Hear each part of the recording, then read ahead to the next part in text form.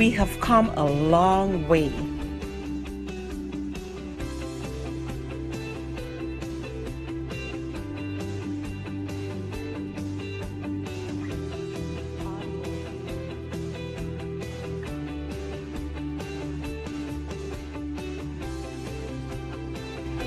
But still have much work to do.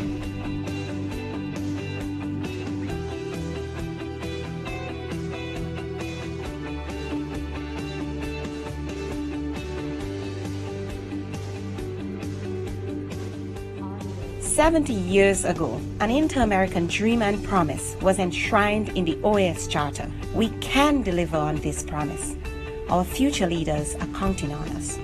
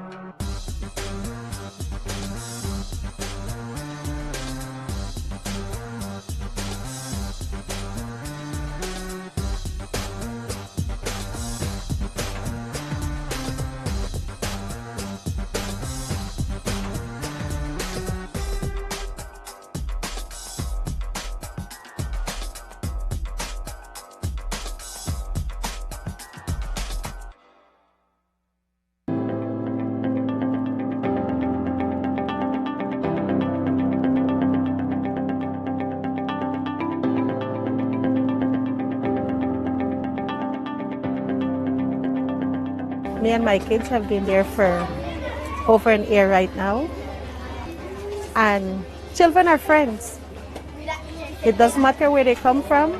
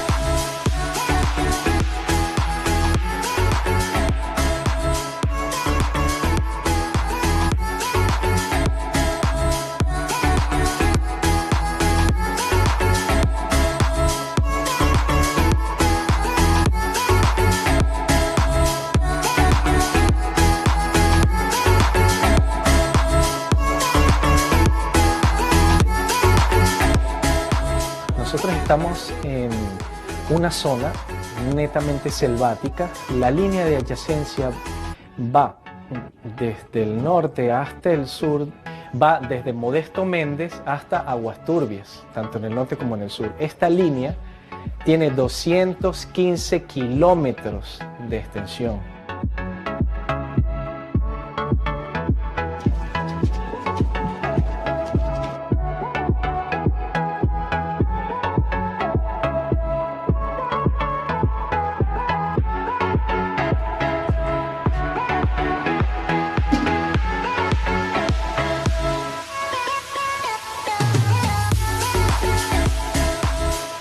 De allí vino él, se buscó creo con los de la OEA y de allí vino el proyecto para acá, para Judá. Y fue que lo dieron el terreno, y lo dieron todo lo que era mano de obra y el material para hacer las casas que están ahorita.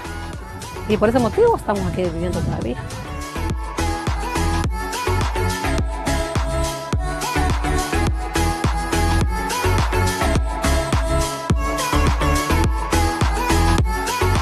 La misión continúa trabajando en la implementación de medidas de fomento de la confianza mientras aguarda el resultado del reclamo que está atendiendo la Corte Internacional de Justicia por la disputa marítima, territorial e insular. Nuestra oficina en la zona de adyacencia realiza verificaciones a solicitud de ambos gobiernos, facilita reuniones y patrullajes conjuntos entre las Fuerzas Armadas y promueve una cultura de paz y cooperación entre las comunidades locales. Children will be children and they have harmony. They don't see each other as a different country, but they see each other that they're growing together.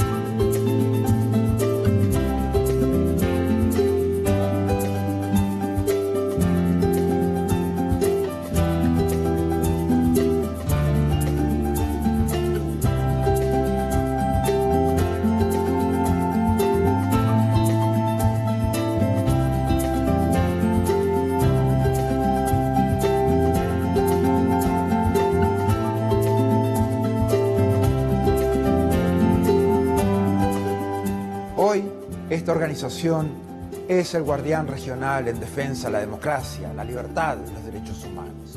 Los países se han comprometido con estos valores a través de instrumentos legales como la Carta Democrática Interamericana, la Convención Americana de Derechos Humanos y todas las demás convenciones interamericanas.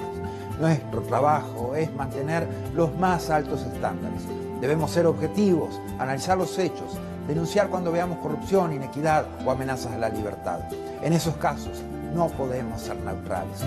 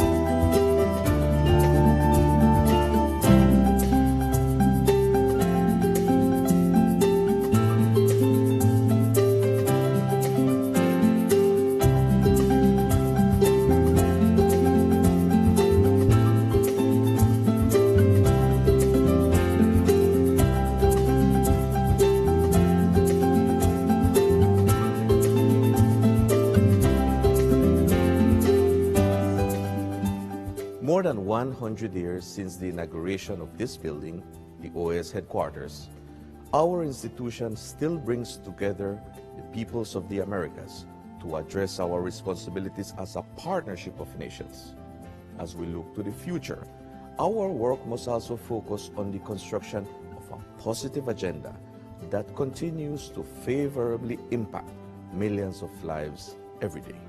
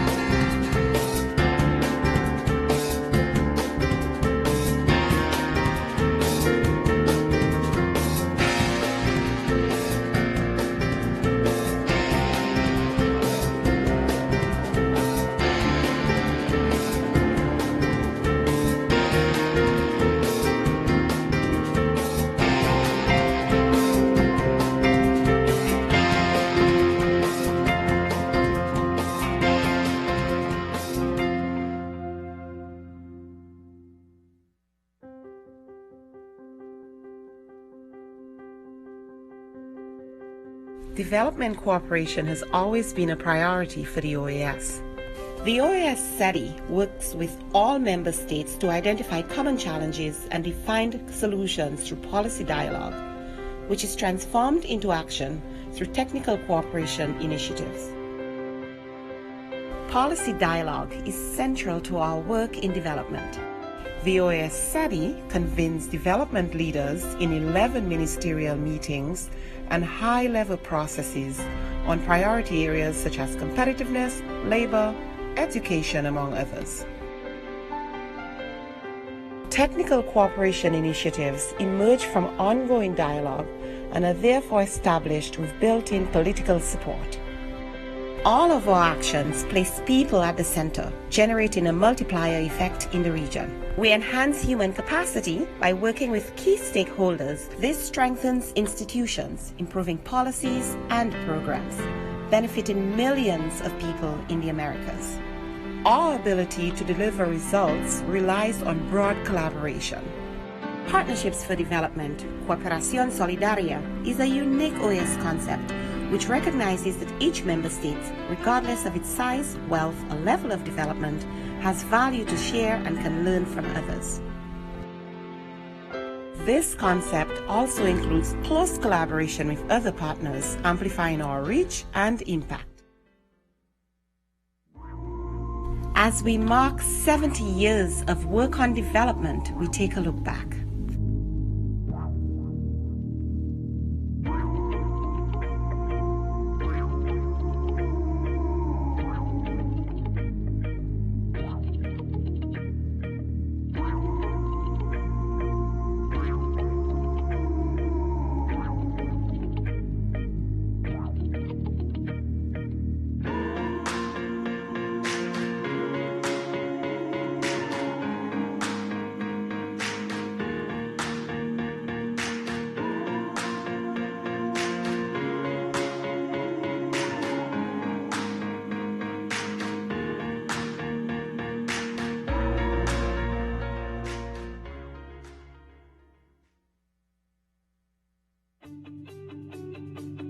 This long evolution, driven by member states, has fine-tuned our unique model to support inter-American development.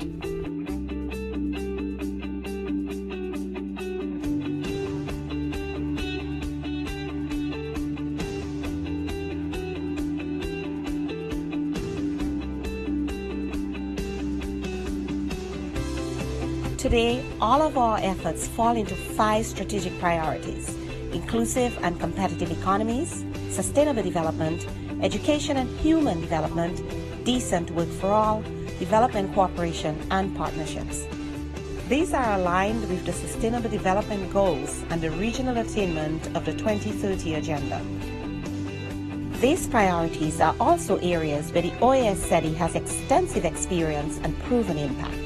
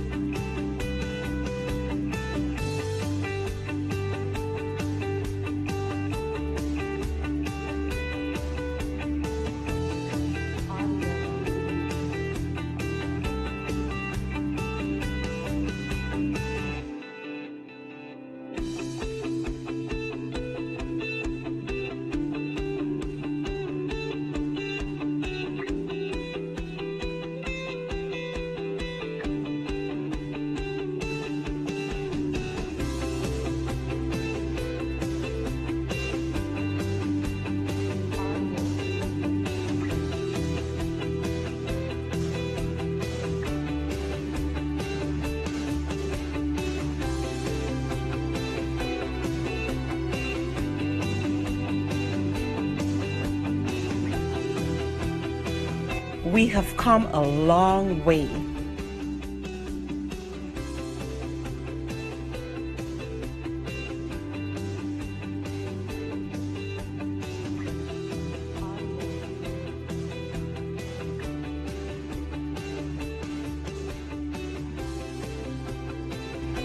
but still have much work to do.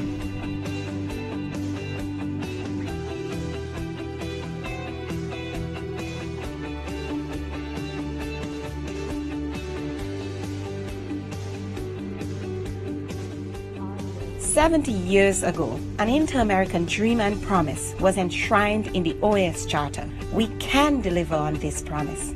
Our future leaders are counting on us."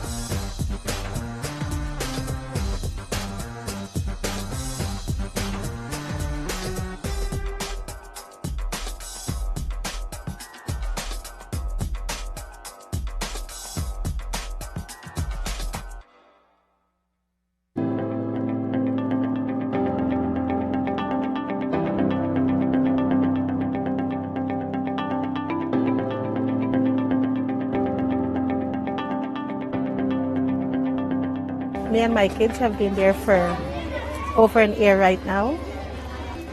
And children are friends. It doesn't matter where they come from.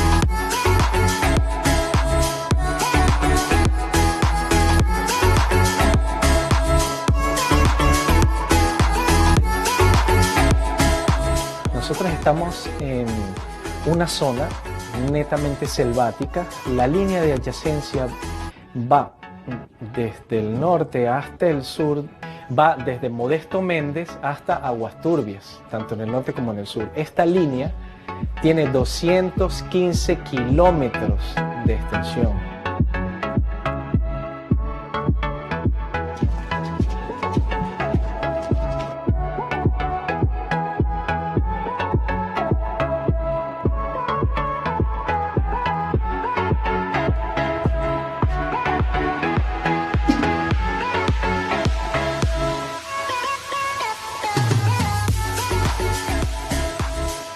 De allí vino él, se buscó creo con los de la OEA y de allí vino el proyecto para acá, para Judá. Y fue que lo dieron el terreno y lo dieron todo que era mano de obra y el material para hacer las casas que están ahorita. Y por ese motivo estamos aquí viviendo todavía.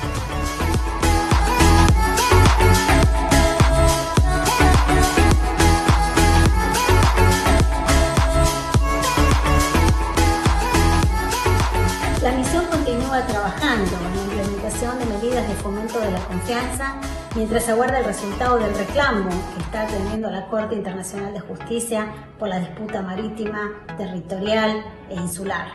Nuestra oficina en la zona de adyacencia realiza verificaciones a solicitud de ambos gobiernos, facilita reuniones y patrullajes conjuntos entre las Fuerzas Armadas y promueve una cultura de paz y cooperación entre las comunidades locales. Children will be children. And they have harmony. They don't see each other as a different country, but they see each other that they're growing together.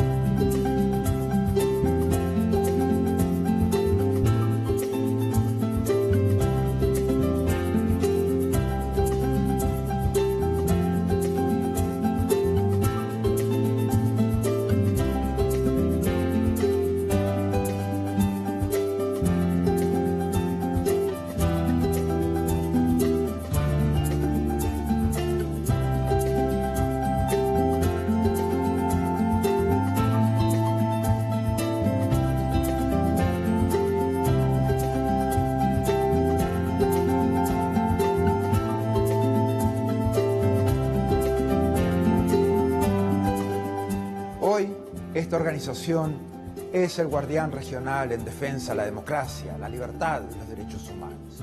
Los países se han comprometido con estos valores a través de instrumentos legales como la Carta Democrática Interamericana, la Convención Americana de Derechos Humanos y todas las demás convenciones interamericanas. Nuestro trabajo es mantener los más altos estándares. Debemos ser objetivos, analizar los hechos, denunciar cuando veamos corrupción, inequidad o amenazas a la libertad. En esos casos no podemos ser neutrales.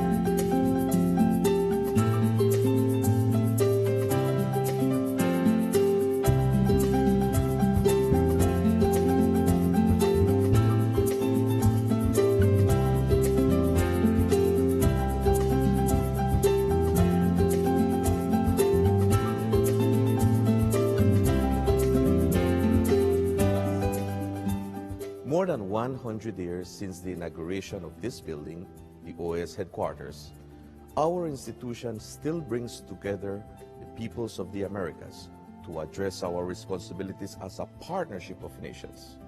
As we look to the future, our work must also focus on the construction of a positive agenda that continues to favorably impact millions of lives every day.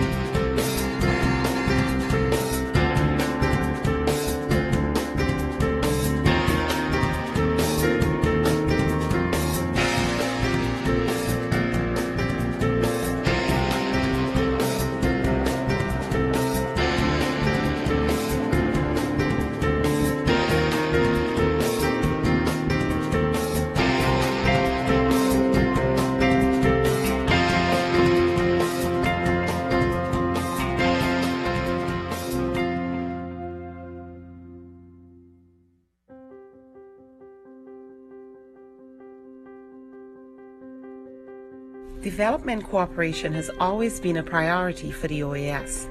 The OAS SETI works with all member states to identify common challenges and define solutions through policy dialogue, which is transformed into action through technical cooperation initiatives. Policy dialogue is central to our work in development. The OAS SETI convenes development leaders in 11 ministerial meetings and high-level processes on priority areas such as competitiveness, labor, education, among others. Technical cooperation initiatives emerge from ongoing dialogue and are therefore established with built-in political support. All of our actions place people at the center, generating a multiplier effect in the region. We enhance human capacity by working with key stakeholders. This strengthens institutions, improving policies and programs. benefiting millions of people in the Americas. Our ability to deliver results relies on broad collaboration. Partnerships for Development, Cooperación Solidaria, is a unique OAS concept which recognizes that each member state, regardless of its size, wealth, or level of development, has value to share and can learn from others.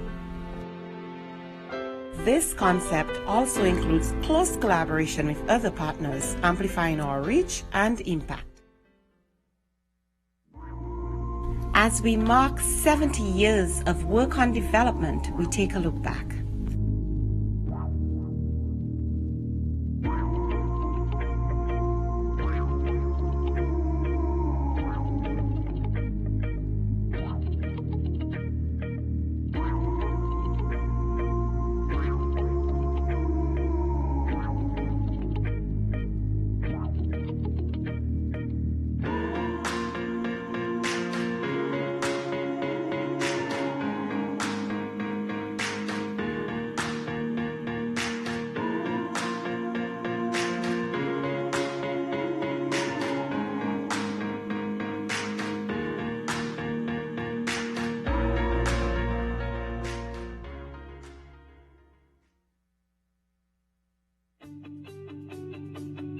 This long evolution, driven by member states, has fine-tuned our unique model to support inter-American development.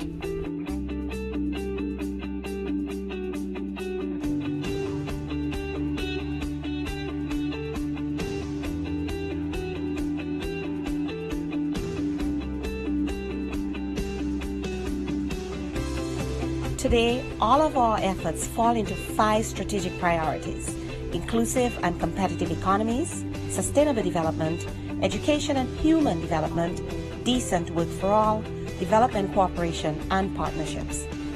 These are aligned with the Sustainable Development Goals and the regional attainment of the 2030 Agenda. These priorities are also areas where the OAS SETI has extensive experience and proven impact.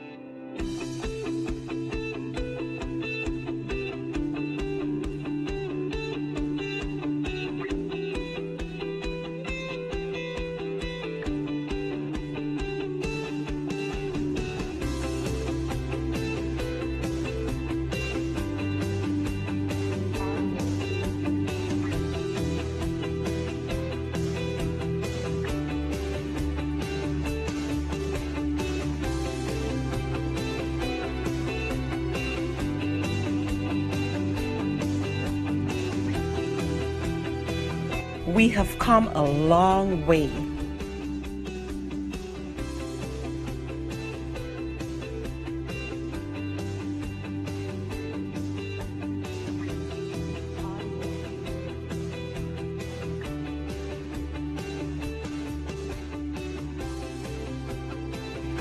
But still have much work to do.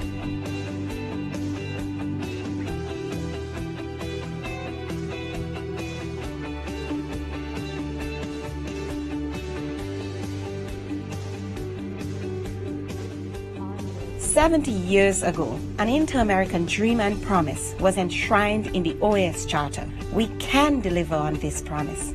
Our future leaders are counting on us."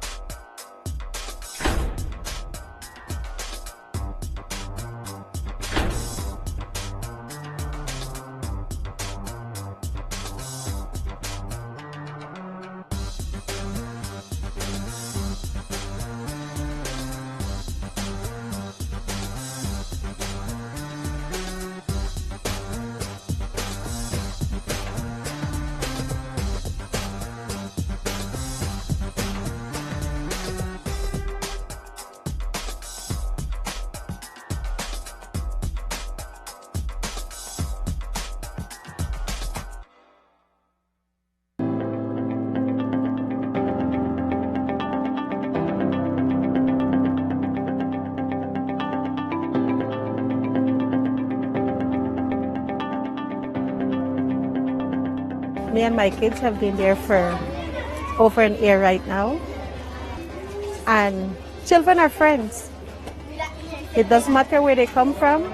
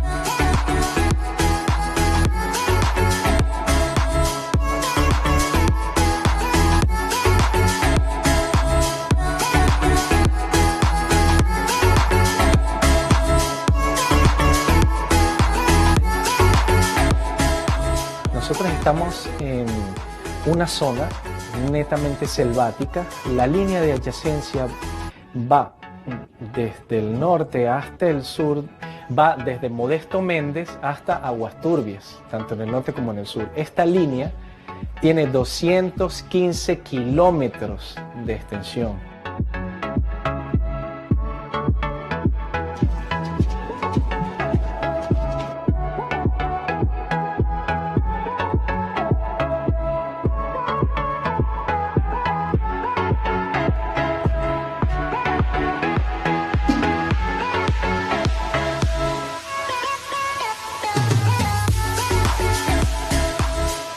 De allí vino él, se buscó creo con los de la OAS y de allí vino el proyecto para acá, para Judá.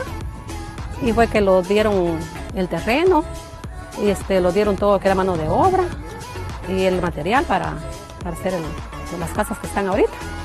Y por ese motivo estamos aquí viviendo todavía.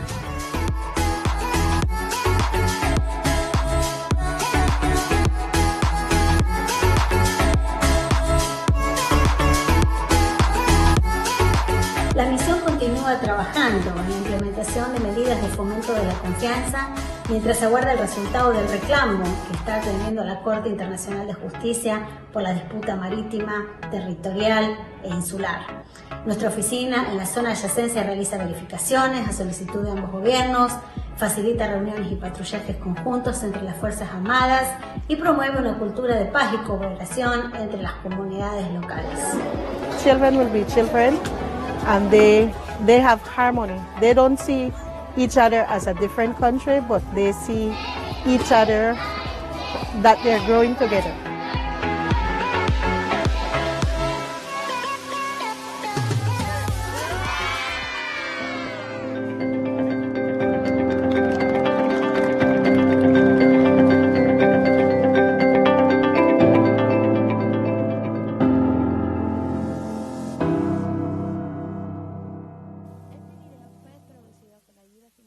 De la Unión Europea.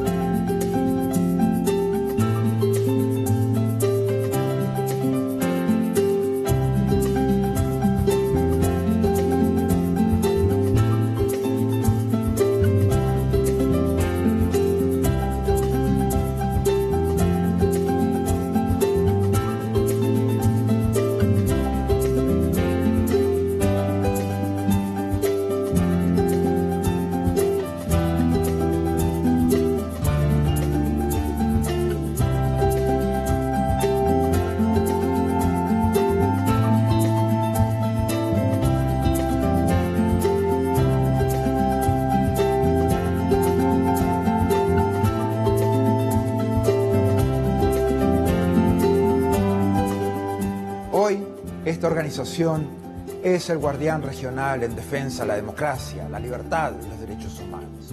Los países se han comprometido con estos valores a través de instrumentos legales como la Carta Democrática Interamericana, la Convención Americana de Derechos Humanos y todas las demás convenciones interamericanas. Nuestro trabajo es mantener los más altos estándares. Debemos ser objetivos, analizar los hechos, denunciar cuando veamos corrupción, inequidad o amenazas a la libertad. En esos casos no podemos ser neutrales.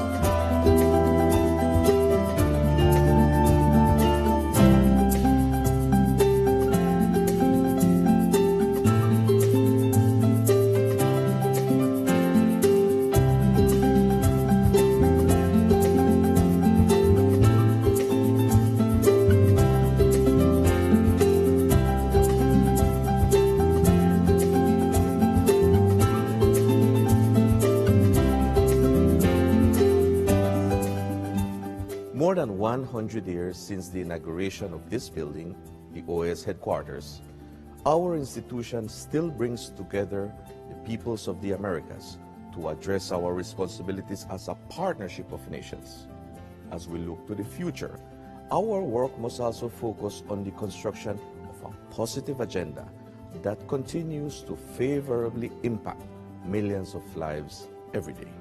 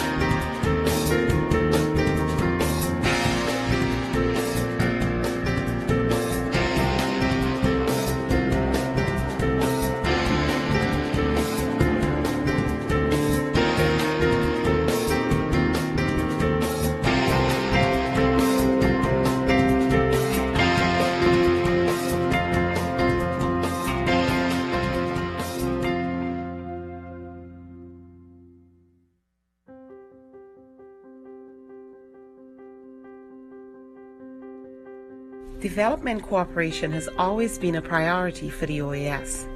The OAS SETI works with all member states to identify common challenges and define solutions through policy dialogue, which is transformed into action through technical cooperation initiatives.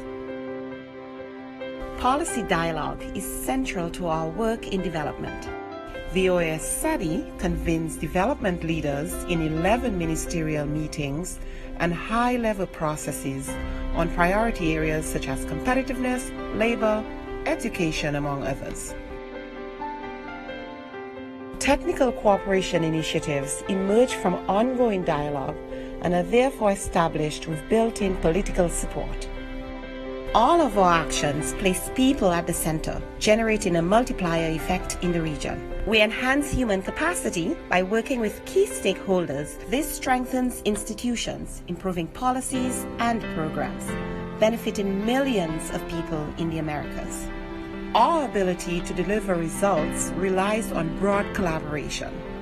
Partnerships for Development, Cooperación Solidaria, is a unique OAS concept which recognizes that each member state, regardless of its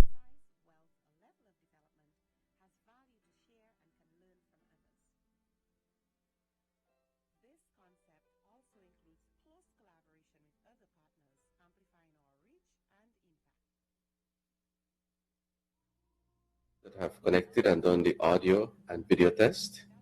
Thank you, Yes. Antigua and Barbuda, Argentina, Belize, Bolivia, Brazil, Canada, Chile, Costa Rica, Dominica, El Salvador, United States, Guatemala, Guyana, Honduras, Mexico, Nicaragua, Panama, Paraguay, Peru, Dominican Republic, St. Vincent and the Grenadines, St. Lucia, Trinidad and Tobago, and Venezuela. We have quorum, Mr. Chairman. Thank you. Thank you, SG. As we have a quorum, we should continue now with our afternoon session. When we adjourn or took a brief break, we were at item 4, presentation by the chair of the Inter-American Juridical Committee. And so now we will hear a presentation from Dr. Luis Garcia Corrocano. Dr. Corrocano, welcome to this plenary session of the General Assembly. Please, you have the floor.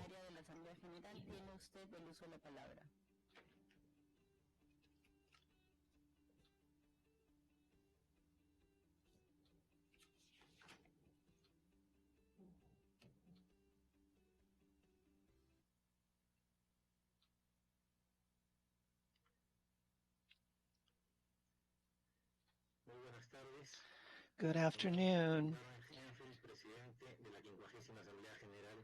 Chair of the 50th General Assembly, representatives, Secretary General of the organization, Assistant Secretary General Mr. Mendez, Excellencies.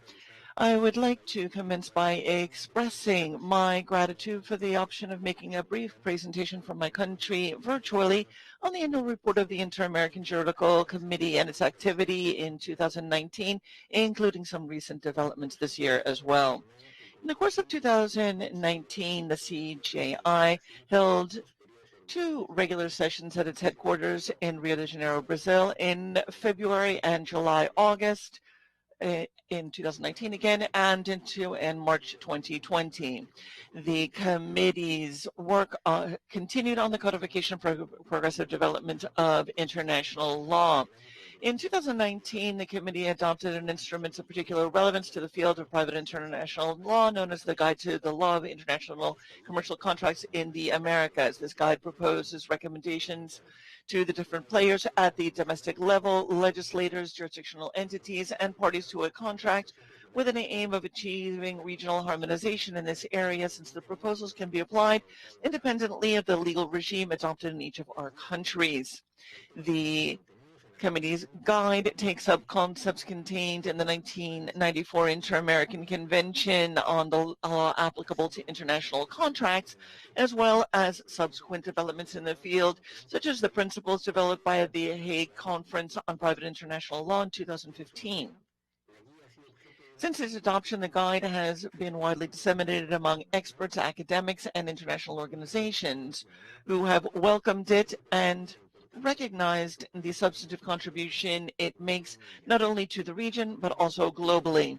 The guide is currently available on our website in English, Portuguese, and Spanish.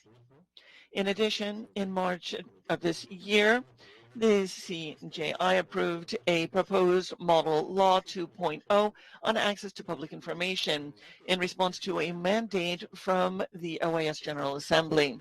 This proposed model law conceives access to public information as a tool to increase the levels of transparency in public management, to combat corruption, to promote open competition, investment, and economic growth.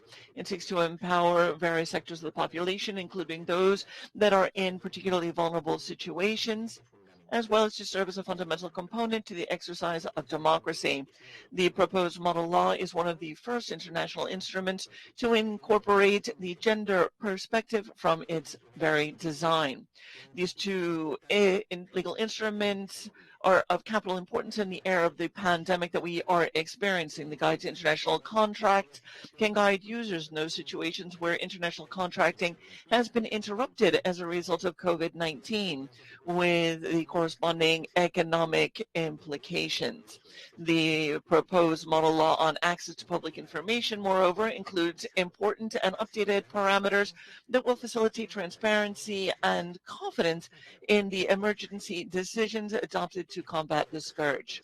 This is a timely opportunity to respectfully call upon the member states to consider disseminating as widely as possible among their authorities and relevant players the instruments mentioned above, and specifically in the case of the proposed Model Law 2.0 on access to public information, to do whatever is necessary to adopt it.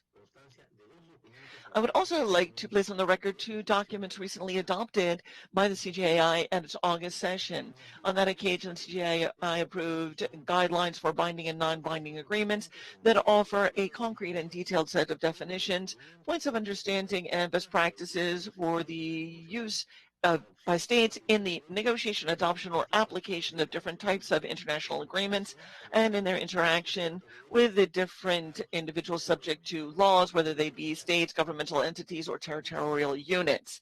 These guidelines promote better understanding in these areas and reduce the risk of future difficulties with other states in the region and around the globe. In the area of cybersecurity, the committee has taken into account the need to provide OAS member states with clear parameters on the application of international law to cyberspace in order to limit the risks of unintended escalation or conflict.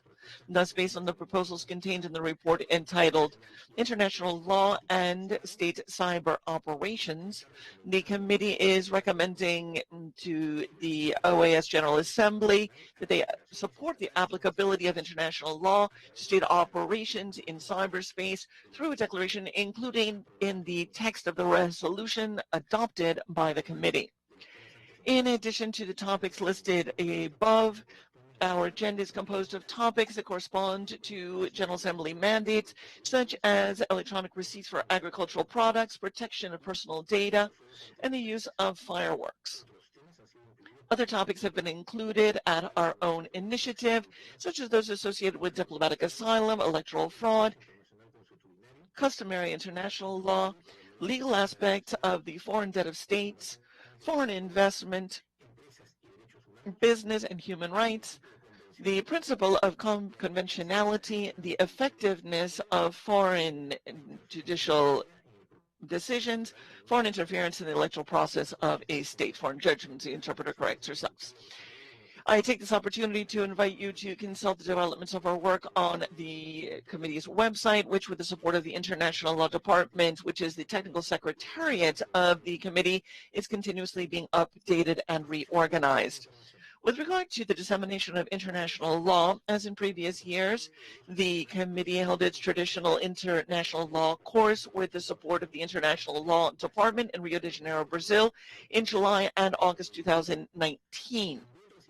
It also received representatives from several institutions, showing the tremendous interest in the work of the committee in such relevant bodies as the Institute for the Unification of Private Law, UNIDROIT, the African Union International Law Commission, among others.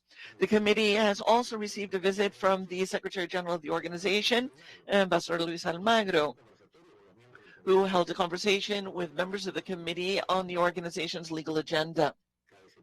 It should be noted, in addition, that the joint meeting between the committee and the legal consultants of the Ministries of Foreign Affairs of the member states that was originally scheduled for August of this year has been postponed until August 2021 at our committee headquarters in Rio de Janeiro, Brazil. This, again, as a result of the COVID-19 pandemic.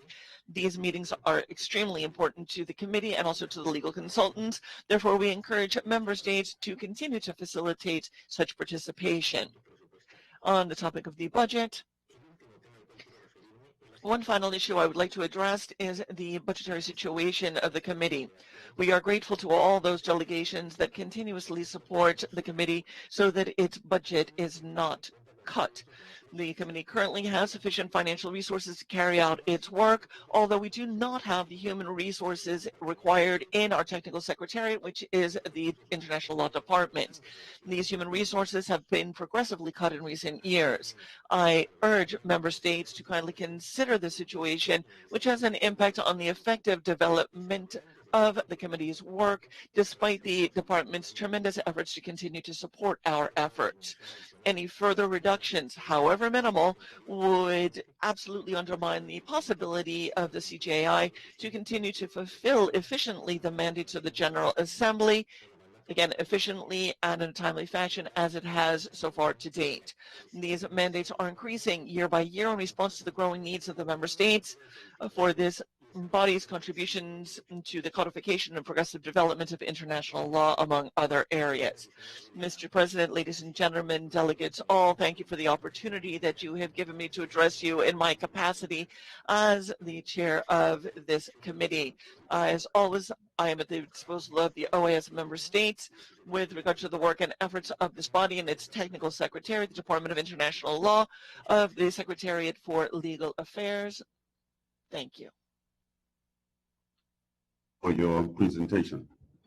The next item on the agenda is the presentation of the President of the Inter-American Commission of Women, CIM.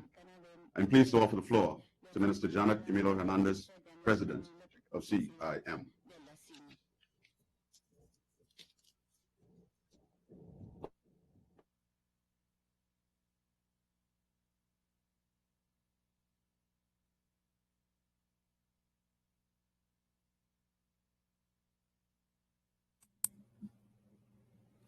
Señora Presidenta, por favor, puede pedir la palabra.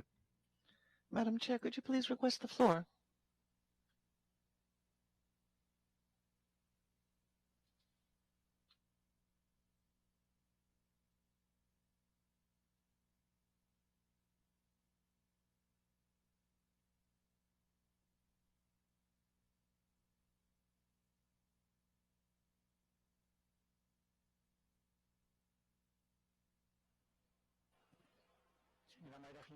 Señora Mayra Jiménez, si puede, por favor, solicitar la palabra.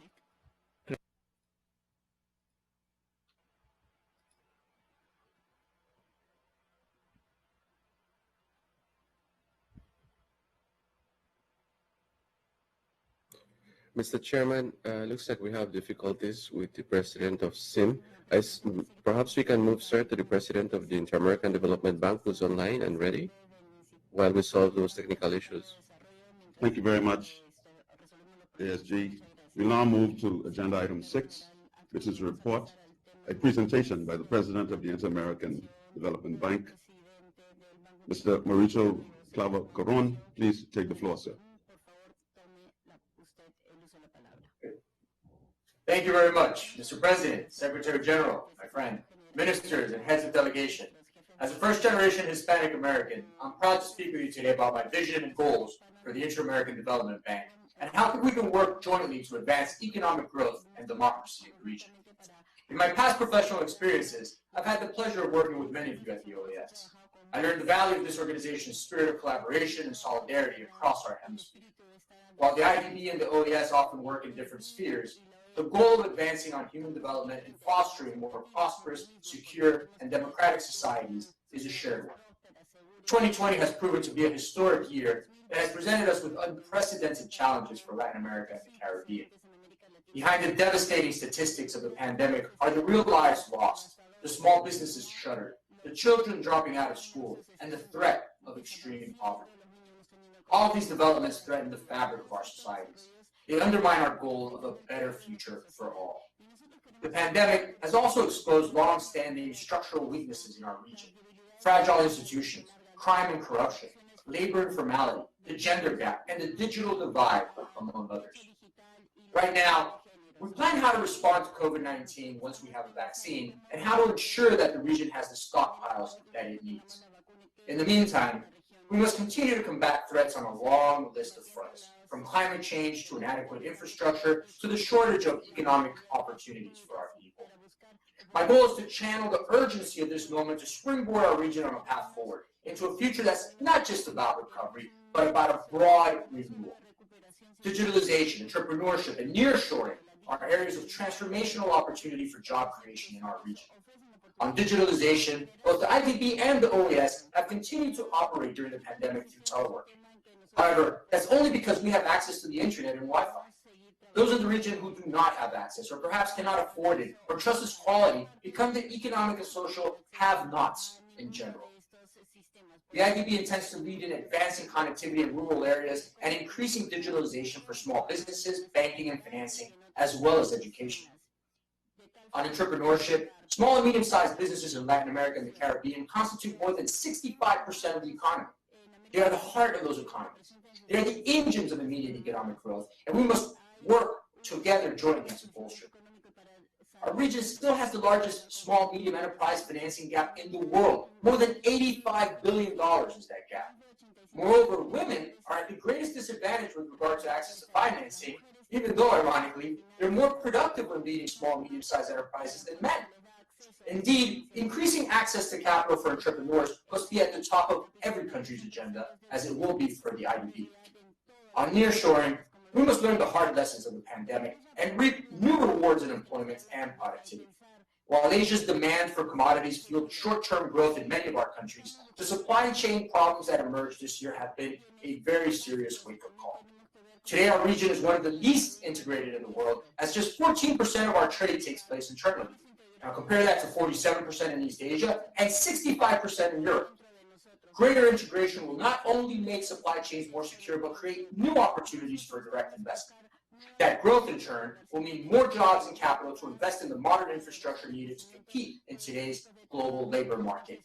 That nearshoring, we will be the flagship of it. That is my commitment from the IDB. The Americas will be the most attractive hemisphere in the world for investment, and we will not rest otherwise. These are the ideals of America Crece, of mutual growth across our hemisphere. As we take this holistic approach, we're constrained by the reality of dwindling government revenues and spiraling debt. In the face of this enormous need, I am convinced the IDB should increase lending from $12 billion a year to nearly $20 billion per year. Our discussions on the process of a capital increase are well underway from, frankly, the day I got elected. And I'll continue to make the case that a better resourced IDB, a more financially relevant IDB, is the most effective way to help secure our region's future.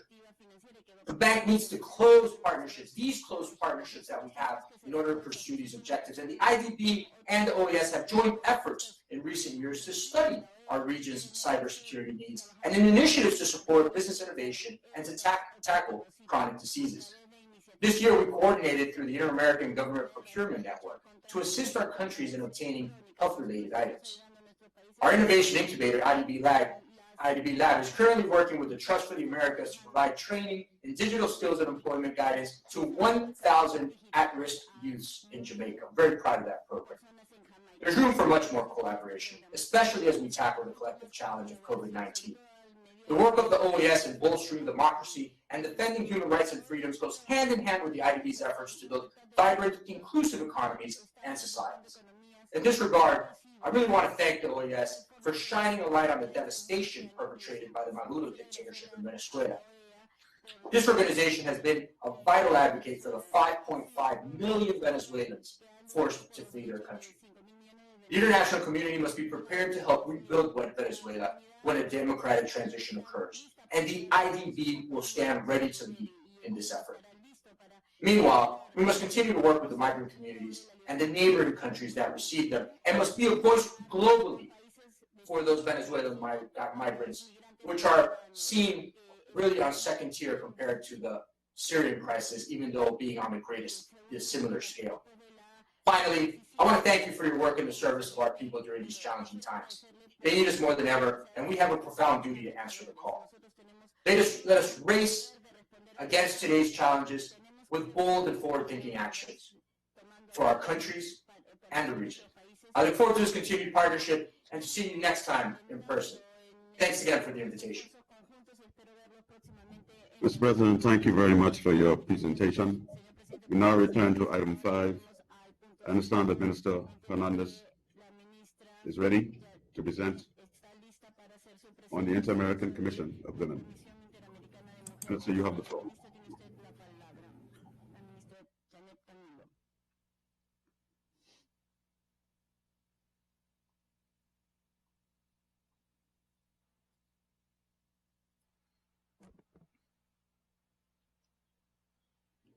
From the interpreter, there is no audio from the speaker. No la estamos escuchando. Buenas tardes. Ahora sí. Adelante. Good afternoon. Can you hear me now? There is some interference, the interpreter notes.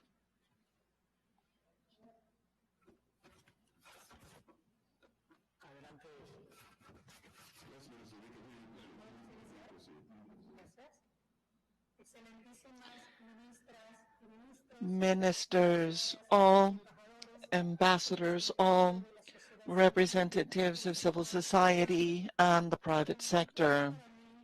It is an honor for me to address you today in my position as the chair of the Inter-American Commission of Women, SIM, to present our report and discuss the follow-up mechanism of the Belén do Pará agreement and our program to promote women's rights and equity and gender equality 20 years out, and consider that for your approval. The report of the SIM that is available to you, you can see some of the results on political rights of women to strengthen democracy, where we have developed classes for candidates to electoral office, as well as on electoral governance, the crafting of the law and the model protocol to eliminate political violence against women, as well as the economic rights of women for their integral development. SIM has also worked to strengthen the legal framework and to place value on the uncompensated work performed by women. We have noted the fundamental aspects of an accelerator and the care that is needed to ensure gender equality. Diversity, a gender approach, and the rights of women are additional priorities for the Commission and the Inter-American Agreement to prevent, address, and violence against women was drafted during the follow-up to the third round of multilateral evaluation, in which a number of states across the region have addressed this mechanism through progressive indicators on the implementation of the recommendations put forward in the third hemisphere-wide report and the national reports that have been published in 2017. This year, we are celebrating the 20th anniversary of the Inter-American Program on the promotion of women's rights, equity, and gender equality. The report that is available to you not only evidences the progress and the challenges over the past 20 years, but also acknowledges that conditions have changed substantively and permanently. The mechanism allows for a powerful mandate to make gender cross-cutting again throughout the work of the OAS and its member states. Through the permanent work done by the Executive Secretariat and the technical personnel led by Alejandra Mora, SIM has worked on a robust and ambitious agenda to put the topic of women at the highest level in political discussions across the region. In the context of the COVID-19 pandemic, we have worked tirelessly to provide visibility to the differentiated impact of this pandemic on the lives of women. COVID-19 has led to specific impacts and differentiated effects on the life of women that is expanding existing gender inequalities and that has put in imminent risk of backsliding with regard to the rights that had already been attained. Given this challenge, we have drafted a series of documents with regard to COVID-19 and its impact on the lives of women. These include violence against women and the new patterns and reasons for recognizing these differentiated impacts, the emergence and importance of caregiving, as well as specific points with regard to rural women and women in the context of trade unions. SIM has launched a campaign on leadership in the COVID era.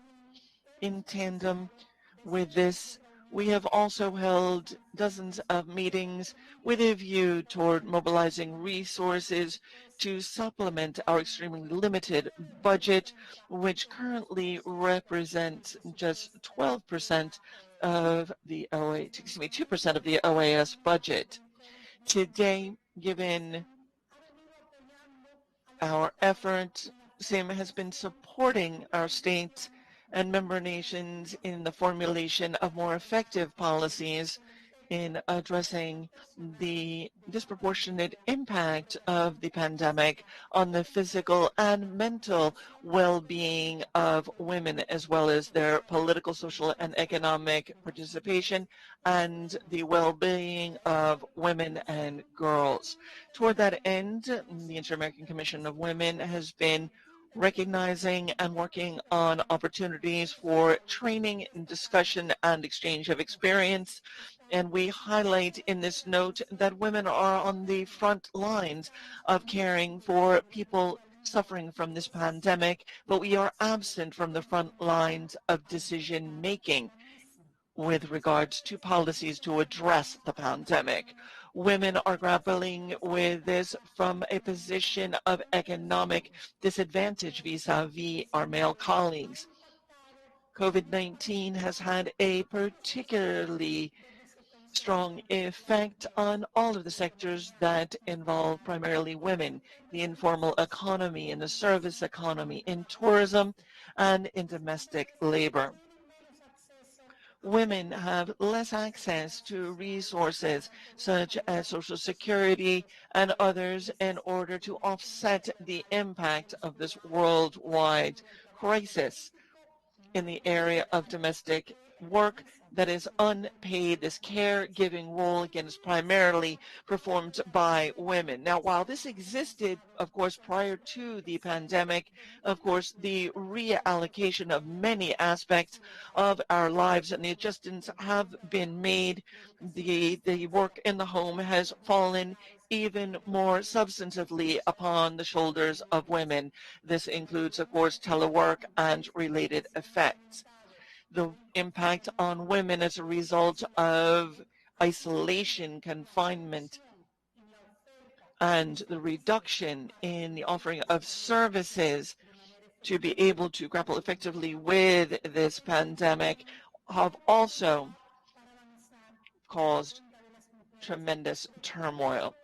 We've also seen the importance of building back better, but also equally considering the roles and functions of women, which means that this crisis also gives us an opportunity to, for example, raise particularly our daughters in ways that will enable them to ensure that the breadth and scope of their capabilities are recognized. We will not tire in stressing that a gender approach must be institutionally mainstreamed, and it is core to ensuring sustainable, effective policies. Lastly, I am confident that the Inter-American Commission of Women will receive the support of each and every one of you, male and female, to ensure that we are able to bring to fruition our Inter-American commitment to promoting women's equality and gender equality overall. Thank you very much. Thank you, Madam President, for your. It's now my pleasure to open the floor to those delegations that would seek to refer to the reports as presented. The United States of America has requested the floor. Please take the floor.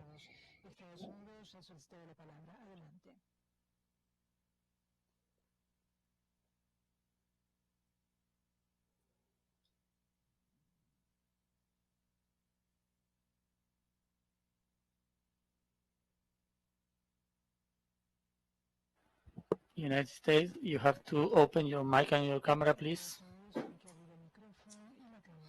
Thank you. Thank you, Mr. Chairman.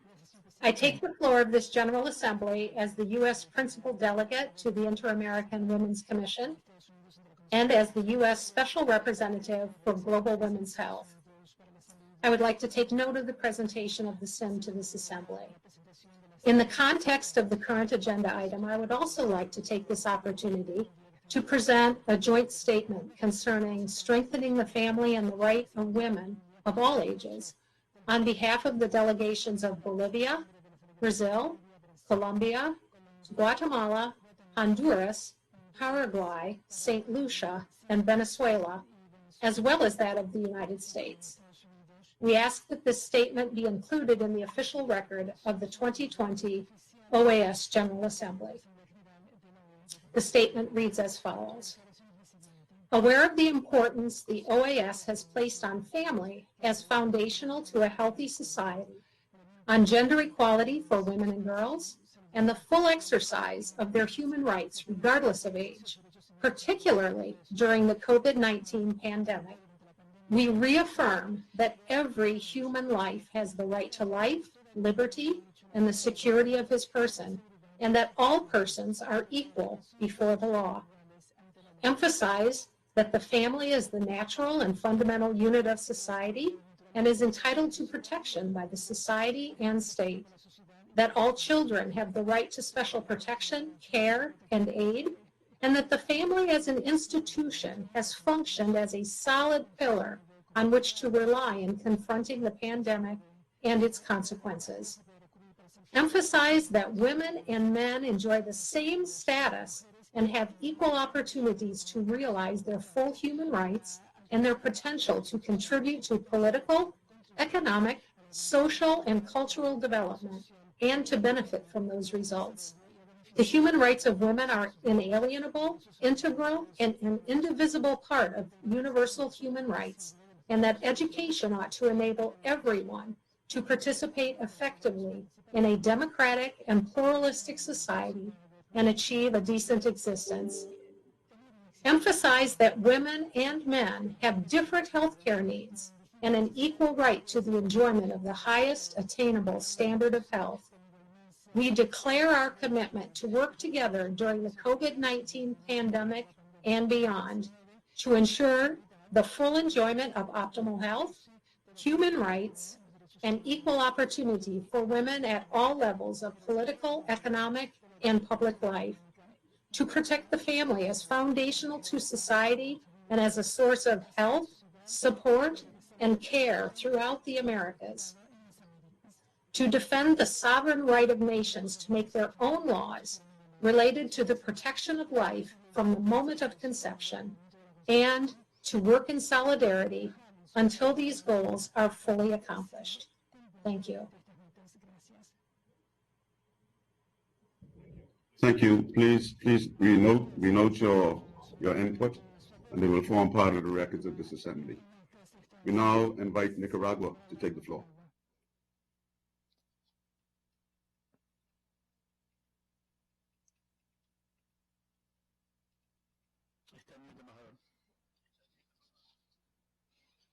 The ambassador's microphone is muted.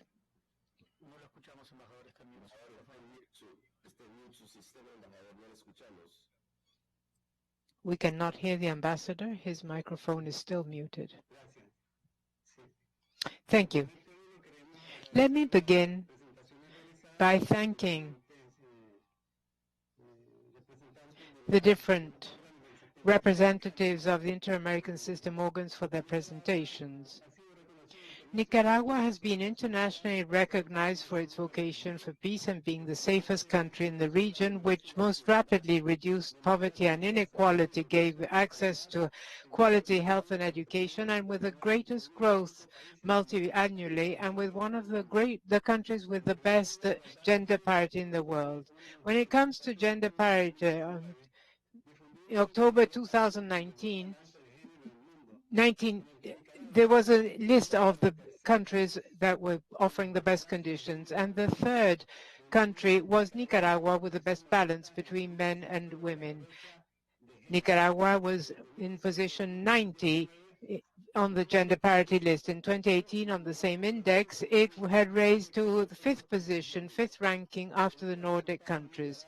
With these kinds of results, Nicaragua leads all the European, Caribbean, and Latin American countries with the exception of Nordic countries. Nicaragua is a country that loves peace and security, respects the principles of international law and the right of each nation to determine its internal affairs without any external interference.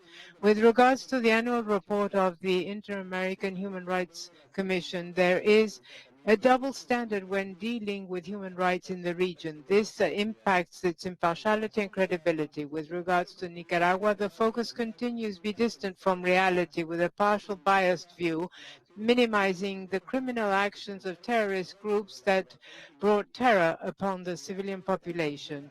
The actions sought to break the constitutional order, and this was qualified as supposedly and allegedly peaceful demonstration. There have been false information about Nicaragua, irresponsibly and lightly bringing blame without evidence, despite the objective statements provided by the state to the IACHR. In the context and report, there is a deliberate omission of acts of terrorism, murders, torture, kidnapping, rapes, theft, fire, extortion, and other organized crimes, including all kinds of weapons, supposedly carried out by the peaceful protesters, and there were so many deaths. These paralyzed the country and hindered the free movement of people and vehicles, and all to harm the Nicaraguan people, in particular the most vulnerable, like children and women. Public officials and sympathizers of the Sandinista party were involved. The state of Nicaragua has provided proof demonstrating that they used crime to generate violence. Nicaragua expresses concern about the consultations and the observations made by the IACHR in its report, a document that has been called Chapter 4B, Annual Report of the Inter-American Commission on Human Rights. This is merely a requirement to comply with the formality without any impartial intention of reflecting the reality of our country from a comprehensive viewpoint. It doesn't take into account any objective information provided by Nicaragua. We therefore reject the recommendations, and furthermore, it is the responsibility of our state and will to state it in each of the international instruments ratified by us. The report, its recommendations, aim to continue a campaign to reduce the prestige of the government and to impose measures against the people of Nicaragua. We condemn these practices which are inadmissible to our government. The criteria used by IAHCR in its Chapter 4B are political and discriminatory and do not match up with the principal duty of promotion and protection of human rights assigned by states to this body, and they run counter to the provisions of the Inter-American Convention on Human Rights. For these reasons, the state of Nicaragua categorically rejects what has been said in Chapter 4B of the annual report of the IACHR. Thank you very much, Mr. President. Thank you, Ambassador. Your intervention is duly noted and will form part of the records of this assembly. I now invite the Dominican Republic to take the floor.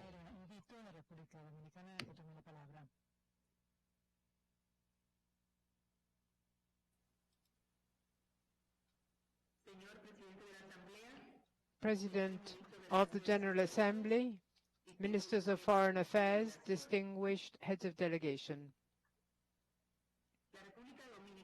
The Dominican Republic recognizes and commends the task performed by the Inter-American Commission of Women, SIM, and thanks the President of the committee, Ms. Mayra Jimenez, the Executive Secretary, Alejandra Mora Mora, and the other accredited representatives in this celebration of the 50th regular session of the General Assembly of the Organization of American States. We have probably heard or read more than once that the world will not be the same after the pandemic, which not only has brought to light vulnerabilities that we were not recognizing as such previously, but has required of nations and institutions in general to look into new alternatives and approaches to address all the challenges brought upon us by the scourge. Ahead of us, there is a lot to be done. We must begin by organizing actions so that our societies will better understand the role the women are to play as an agent of change, not only because it is their right, but also it is a social need that is called upon by the new circumstances. We would like to underscore the work carried out by the Ministry of Women in the Dominican Republic, which is a catalyst of actions that have truly gained space and made strides when it comes to gender equity. For instance, right now, our women have greater participation and representation on the political, social, and economic spheres of our nation. There is still much to be done to guarantee that the Dominican woman can reach her integration and inclusion according to their potential in all contexts of society. Thus, the importance of organizations such as OAS and SIM, which make it possible to organize and channel joint efforts and share experiences for the benefit of our nations. We know that the challenges are accompanied not only by opportunities, but also by major challenges. That is why we must embrace the best of attitudes, only possible if we identify and follow the best possible principles. The rest will be an additional benefit. Let me point out that one of the great virtues of such efforts is that they help us identify and map out the best guidelines to be followed, defending what women represent and should represent for the world and for our countries, while also looking at overcoming those barriers that are impeding our passage. Obstacles are those terrible things that you see when you take your eyes off the goal. It is therefore up to all of us, women and men, together to focus on purposes and forget the barriers. That way we will overcome not only what all the women deserve, but furthermore what today's world requires. Thank you very much. I thank you. I now offer the floor to Costa Rica. Costa Rica, please take the floor.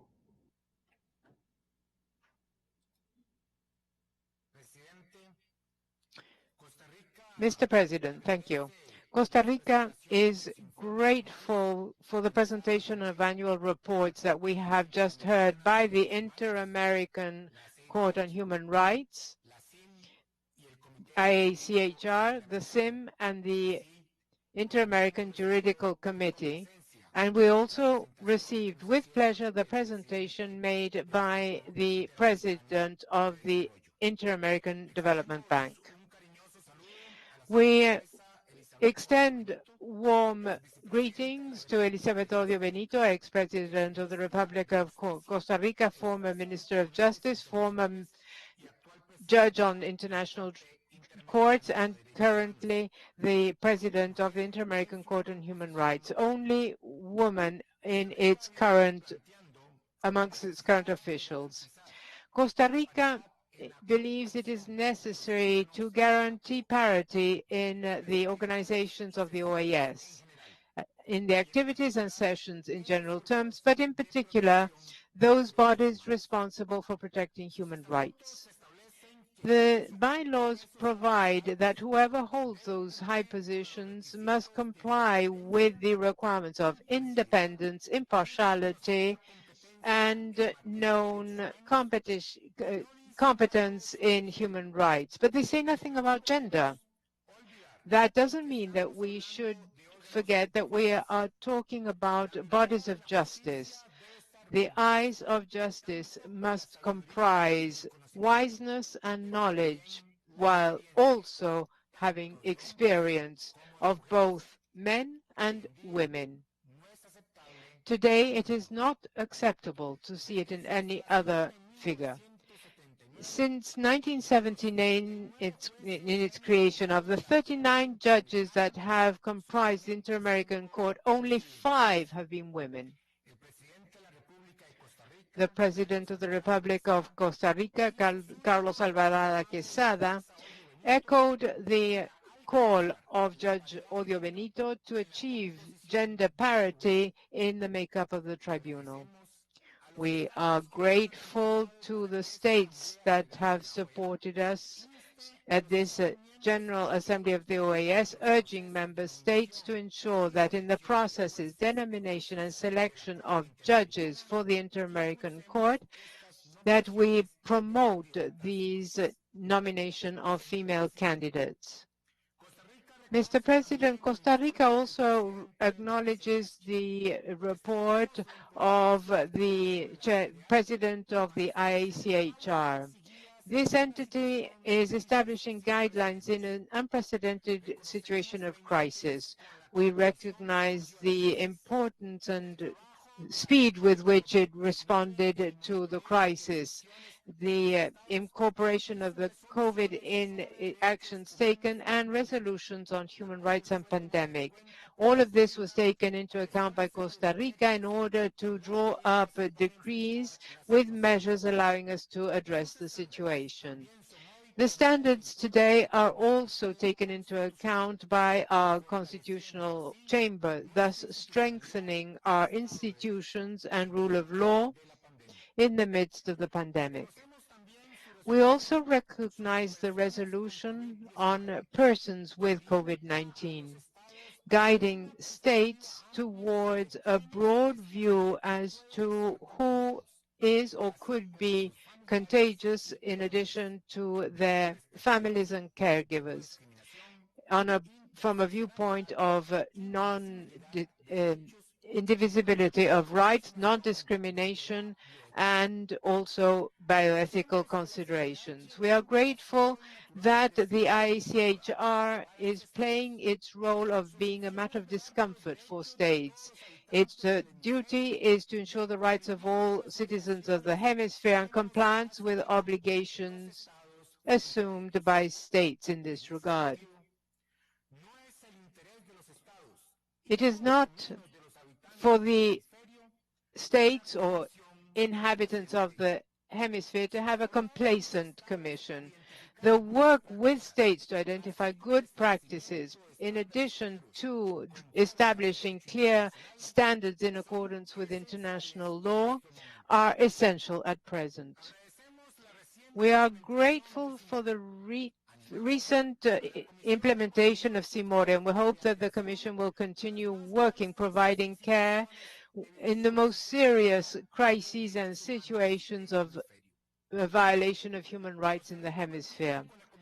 Costa Rica has a proactive relationship with the Commission, with transparency, respecting its autonomy and independence.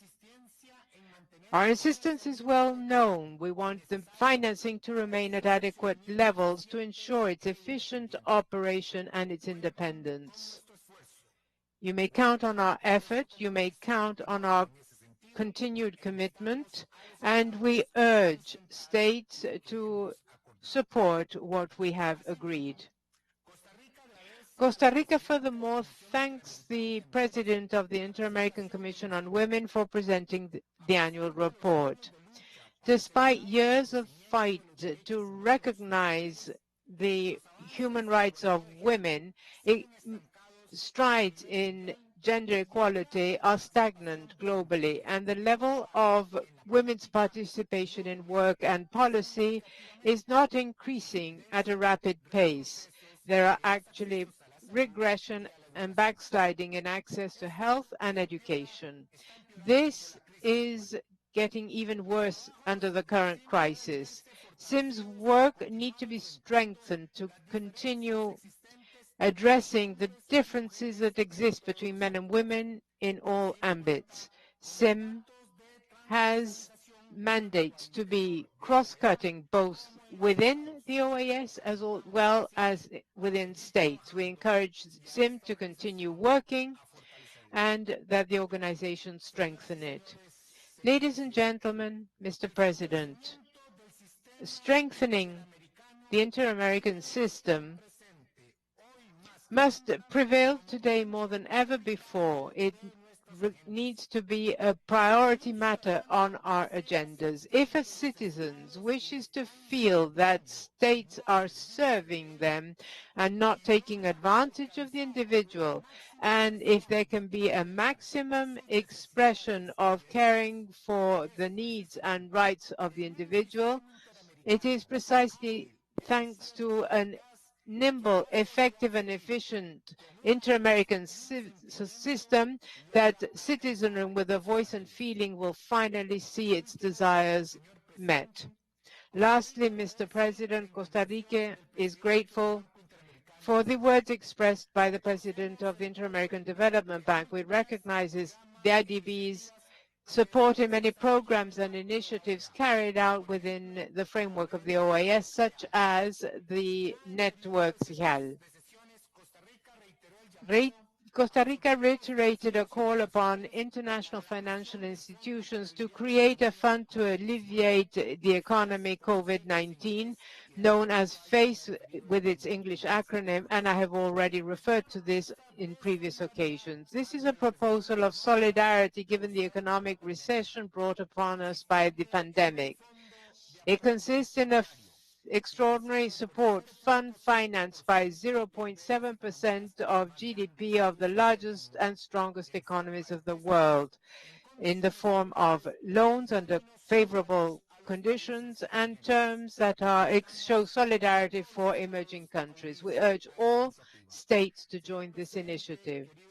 Mr. President, dear friends all, let us work hard to strengthen the inter-American system. It is not only a mandate, it is a historical commitment, and none of us here present can nor may neglect. Thank you very much. This is Costa Rica. I remind colleagues that we still have a long way to go, and so we should be a little bit more considerate in the length of our presentations. I now give Bolivia the floor.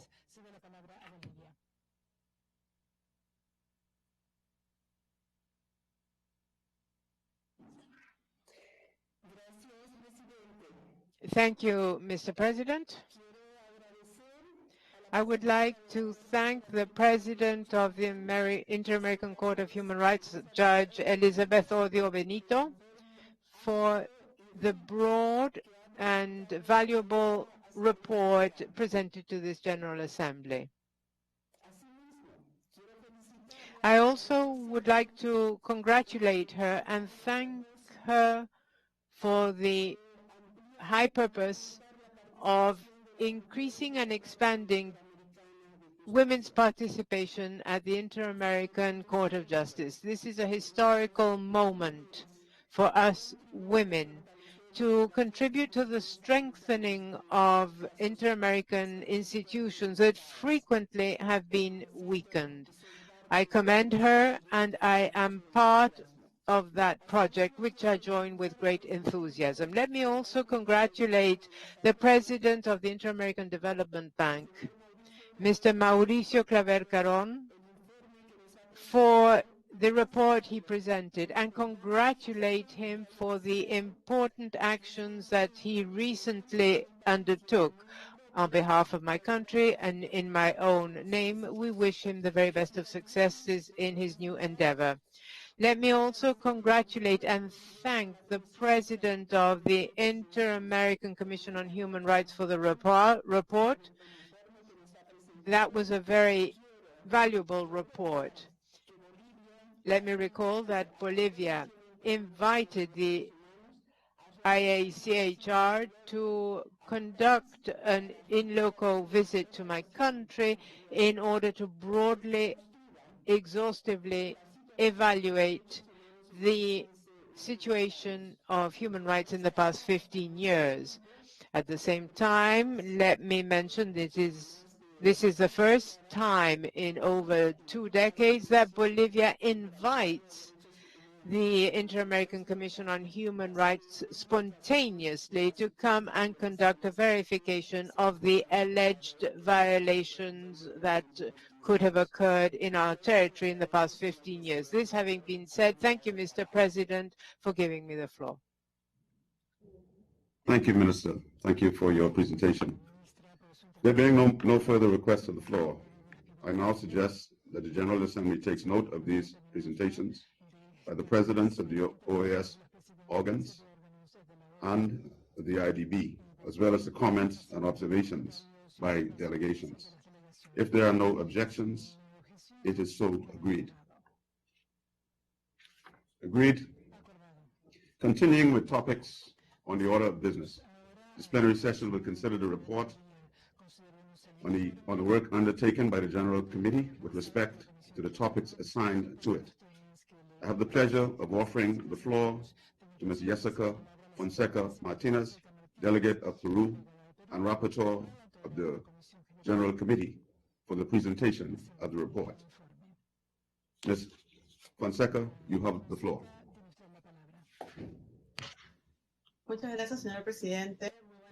Thank you very much, Chair. Thank you, Secretary General, Assistant Secretary General, heads of delegation, ladies and gentlemen. In my capacity as the Rapporteur of the General Committee, I am honored to present to distinguished ministers and heads of delegation at this 50th regular session of the OAS General Assembly the report on the work of the General Committee, pursuant to Rule 25 of the Rules of Procedure of the General Assembly.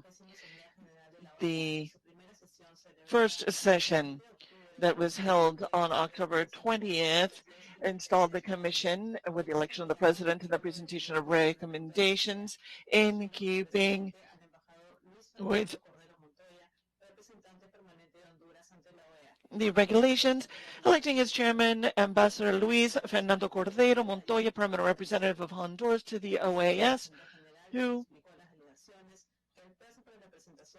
was proposed by the delegation of Ecuador, supported by the delegation of Antigua and Barbuda, and elected by acclamation. The President of the General Assembly explained to the delegations the presentation of the new draft resolutions and declarations have been set forth for 9 a.m. on the same day. He also invited the General Committee to present its report to work at the fourth session of the plenary on October 21st at 3 p.m. The General Commissioner was also requested to take all necessary steps to ensure that the proceedings were recorded and saved should they be required. Allocation of items. The plenary assigned a total of 6 drafts to the General Committee for its consideration, which are listed in the committee's agenda document AJCGD OD 1/20 of October 20th, 2020. Of these, 3 were submitted within the time frame for the submission of new drafts and documents AG Doc /5709/20 Rev 1, AG /Doc 5710/20 Corridendum 1, and AG Stock 5712/20. And let me now address the topic of methodology. The chair suggested a methodology at the outset of our deliberations to facilitate the completion of the work within the time frame requested by the plenary of the General Assembly, considering only the the texts that were pending. We held 3 working sessions to consider the issues assigned to it on the order of business. The first was held the morning of October 20th, the second yesterday afternoon, and the third was held today. Under the wise leadership of its chair, Ambassador Luis Fernando Cordero Montoya, the permanent representative of Honduras, the OAS, the General Committee approved the consensus of 4 of the 6 draft resolutions assigned to it, and 2 drafts were submitted to the plenary of the General Assembly without having reached an agreement. These are draft resolution on the restoration of democratic institutions and respect for human rights in Nicaragua through free and fair elections, document listed under AG/Doc 5710/20, Corridendum 1. Also, draft resolution, the lack of minimum democratic conditions to guarantee free, fair, and transparent elections in the Bolivarian Republic of Venezuela. Document AG, Doc 5712/20. In addition, the General Committee recommended the adoption by the plenary of the General Assembly of the following 4 draft resolutions: in strengthening of democracy, promotion and protection of human rights, international law, strengthening the participation of permanent observers in the activities of the Organization of American States. The draft resolution strengthening democracy was agreed upon with the inclusion in Section 10 of certain principles that should guide the actions of electoral missions regarding the rationality, transparency, austerity, and accountability. With regard to draft resolution protection and promotion of human rights agreements were reached both in the pending sections and referendum. The details of how these agreements were reached are recorded in this rapporteur's report. I will now provide a summarized version. In Section 6, rather, on the rights of the child and adolescent, where a delegation lifted its report. The draft resolution on permanent observers and their role in the Organization of American States was approved in the first reading. And paragraph 3, we added the word strengthening. In addition, we added additional components in section 4. We also made changes to preambular paragraph number 7, which limited action to OAS activities, excluding organs, agencies, and entities. The rapporteur wishes to place on the record that the footnotes announced by the delegations will appear in the respective text of the resolutions and will be reflected in the rapporteur's final report. At the end of the third virtual working session, the delegation of Brazil expressed its appreciation for the chair of the General Committee's conduct of the sessions on such sensitive and important issues. The chair of the General Committee also thanked the delegations for their participation in the conclusion of the work, as well as for the support received in chairing these sessions. He acknowledged the efforts and collaboration of all delegations that made up the General Committee and declared the session closed at 12:44 p.m. on Wednesday, October 21st. Let me, on behalf of all the delegations, express our appreciation and gratitude to the chair, Ambassador Luis Fernando Cordero Montoya, permanent representative of Honduras to the OAS, for his leadership in conducting the negotiations of the draft resolutions and declarations assigned to the General Committee. I would also like to place on the record my appreciation to the members of the General Committee for entrusting me with the responsibility of serving as rapporteur of this committee. Accordingly, I submit this report for the consideration of the ministers and heads of delegations at the 50th regular session of the General Assembly. Foreign ministers, heads of delegation, I would request your kind indulgence to give a well-deserved recognition to those of you who carried out the valuable work of creating consensus in the General Committee of this 50th General Assembly, to those who participated in search for an agreement on the documents this Assembly has viewed with a fair balance to serve the national interests of their states without forgetting the noble objectives of our hemispheric organization. I would also ask all delegations to join me in expressing our gratitude to the staff members of the General Secretariat of the organization, and including the interpreters, without whom our meeting would not have been possible. They have demonstrated day after day their commitment to this organization, especially in the current context, and they definitely deserve our gratitude.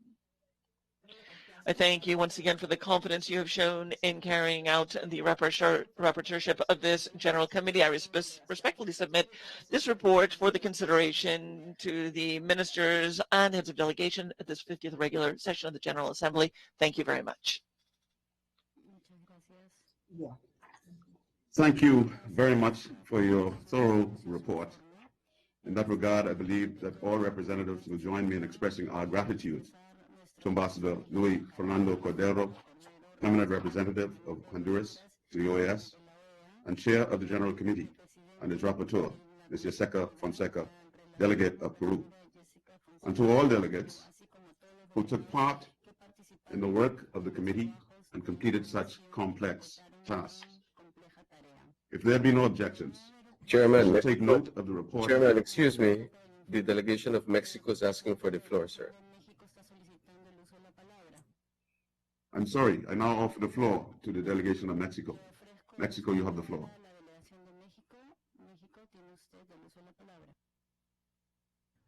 Muchas gracias, señor presidente. En aras del Thank you very much. I'm going to speak very briefly.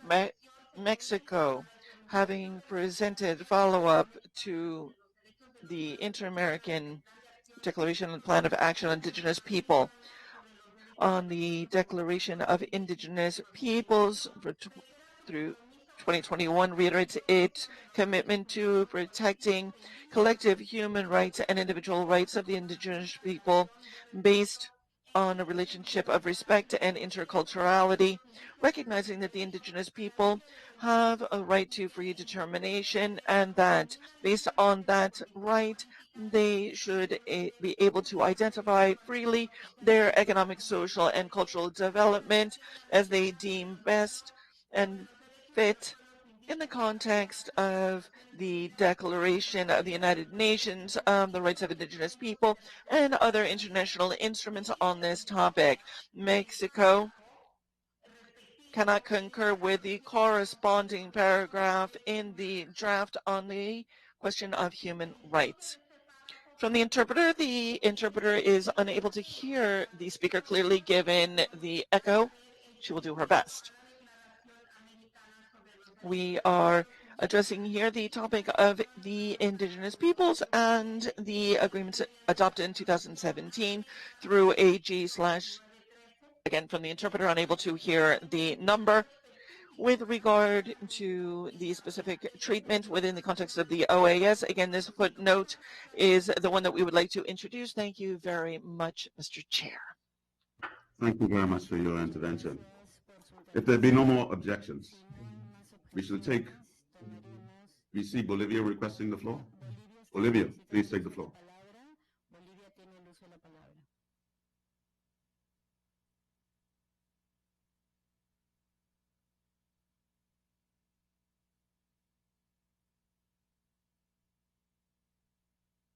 Está en mute, embajador. No se le escucha. Ambassador, you are muted.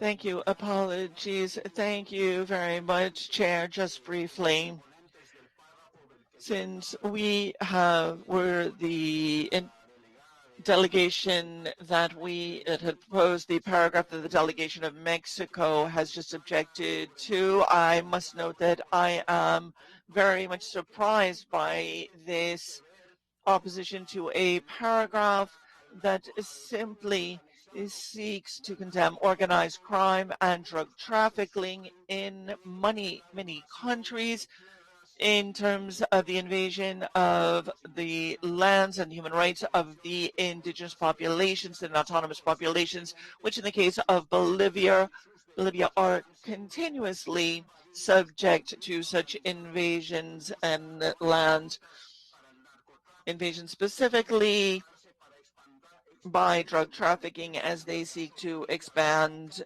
the growing fields for, specifically in the case of Bolivia, the coca leaf, as well as efforts to install organized crime in these areas and to establish new routes. And this is with the context for this particular paragraph. Thank you very much, Mr. Chair.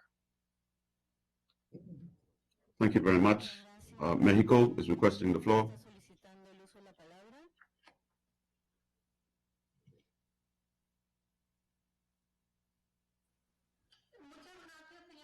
Thank you very much, Mr. President.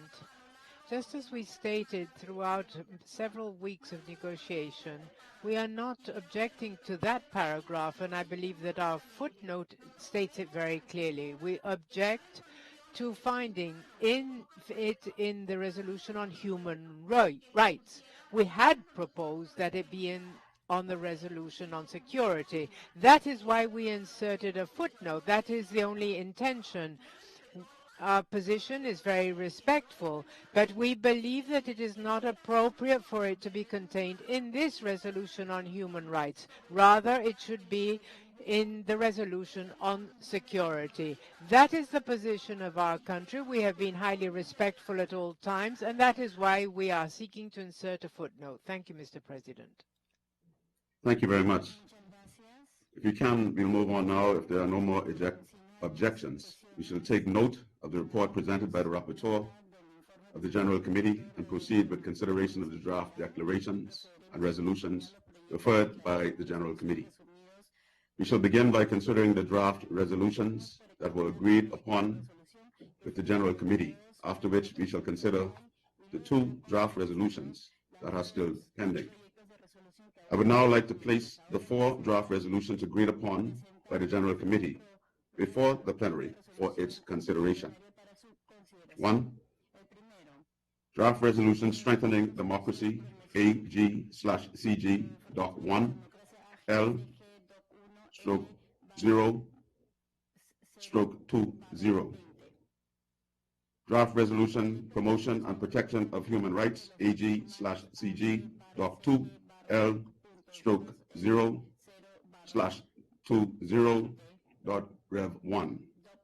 Draft Resolution International Law, AG/CG, Doc 3, L/0/20. And finally, Draft Resolution Strengthening the Participation of the Permanent Observers in the Activities of the Organization of American States, AG/CG, Doc 4, L/0/20. If there are no objections, we shall proceed to approve the 4 draft resolutions I have just identified. Approved. Chairman, Brazil is asking for the floor. I see I see Brazil asking the floor. Brazil, take the floor. Brazil will be followed by St. Lucia.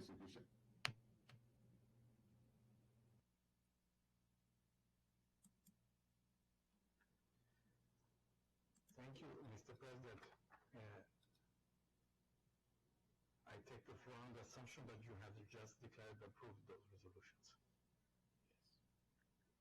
You hear me? Tomo la palabra partiendo del supuesto de que ha declarado que las 4 resoluciones han sido aprobadas y tiene una explicación que hacer. No.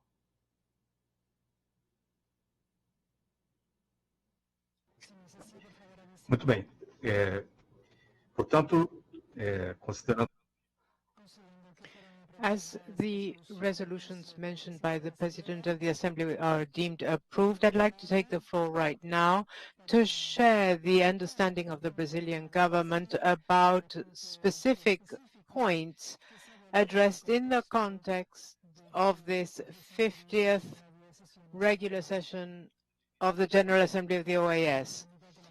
Equality of human beings, equality without considering institutions, equality of rights, and inviolability to the right of life. These are principles and guarantees in the Brazilian Constitution. The Charter protects and obliges all and institutes in its preamble the supreme values of a good pluralistic society.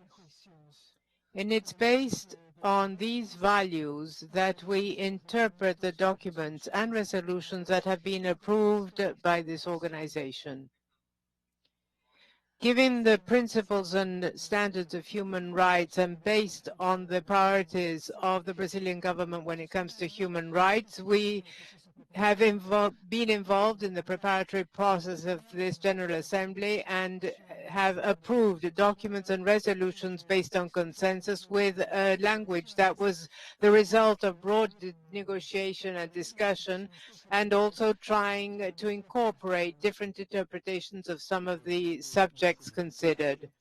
As part of this diversity, there are references to gender in some of the documents that have been approved and are the understanding of delegations as to the scope and use of the term, and in particular with regards to women. We reaffirm the point of view of the Brazilian government to respect the use of the term gender as referring to the feminine sex. We express our willingness to support the consensus, reaffirming our position in this regard. With the same spirit of flexibility, as delegation that coordinated the core group LGBTI, we agreed during the negotiations paragraphs having to do with human rights and prevention of discrimination and violence against LGBT people. There were different points of view as to the language proposed, and we stated our recognition to all delegations that, with a desire to reach conciliation, were committed and united round the text approved by the Assembly. With regards to economic and social rights, as well as the cultural ones, we shared the view of the Brazilian delegation when talking about environmental rights. Brazil supports the consensus based on the understanding that this term, environmental rights, not being present in the Protocol of San Salvador, refers to states' obligations having to do to the environment, a healthy environment with regards to Article 11 of that treaty. There could be differences in points of view that occurred during the negotiation during the Assembly, but with satisfaction, we endorse topics that are part of the priority of the Brazilian government in the area of human rights, such as strengthening family bonds, confronting discrimination and violence against women, protecting the right of people with disabilities and children, protection of life from conception, as well as promotion and protection of religious freedom, in particular when we see violent, indiscriminate attacks at religious institutions. We are against the violence based on belief, origin, sex, age, disability, or any other condition. This runs counter to the international system of protection of human rights. They must be eradicated from our society. We are grateful to the delegations that joined forces around these statements, noting the important contributions made by representatives of civil society and other entities. Mr. President, we would like this intervention to be added to the report of this General Assembly, and I thank you for your attention. Thank you for your intervention. Consider it so done. We now invite St. Lucia to take the floor.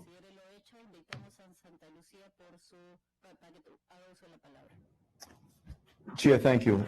Chair, I must apologize, but I take the floor because in as much as there were fruitful discussions coming out of the committee, my delegation has not received or has not had sight of the documents agreed to, notably as it relates to the promotion and protection of human rights. So we would very much like to see the final agreed upon document. We think we had a consensus, but as you can well appreciate, we would like to have sight of the documents before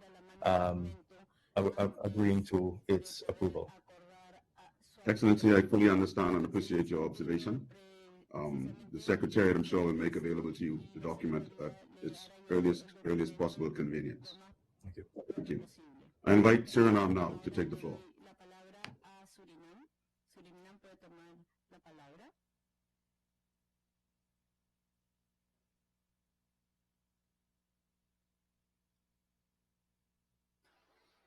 Suriname, could you please request the floor again?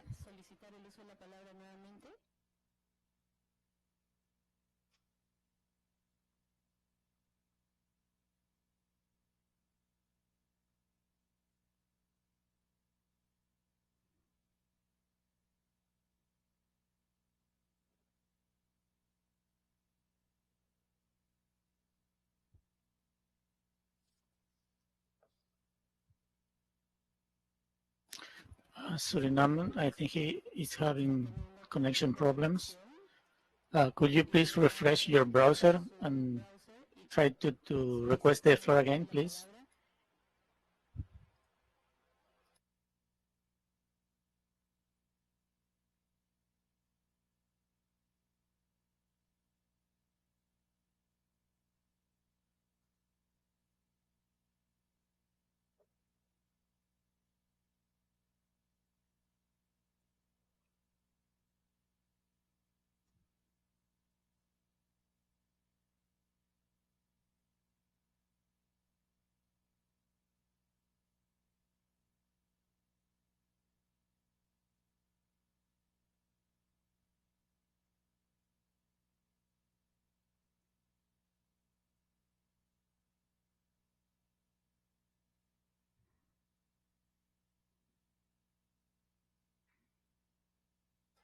Now you can activate your camera and your microphone.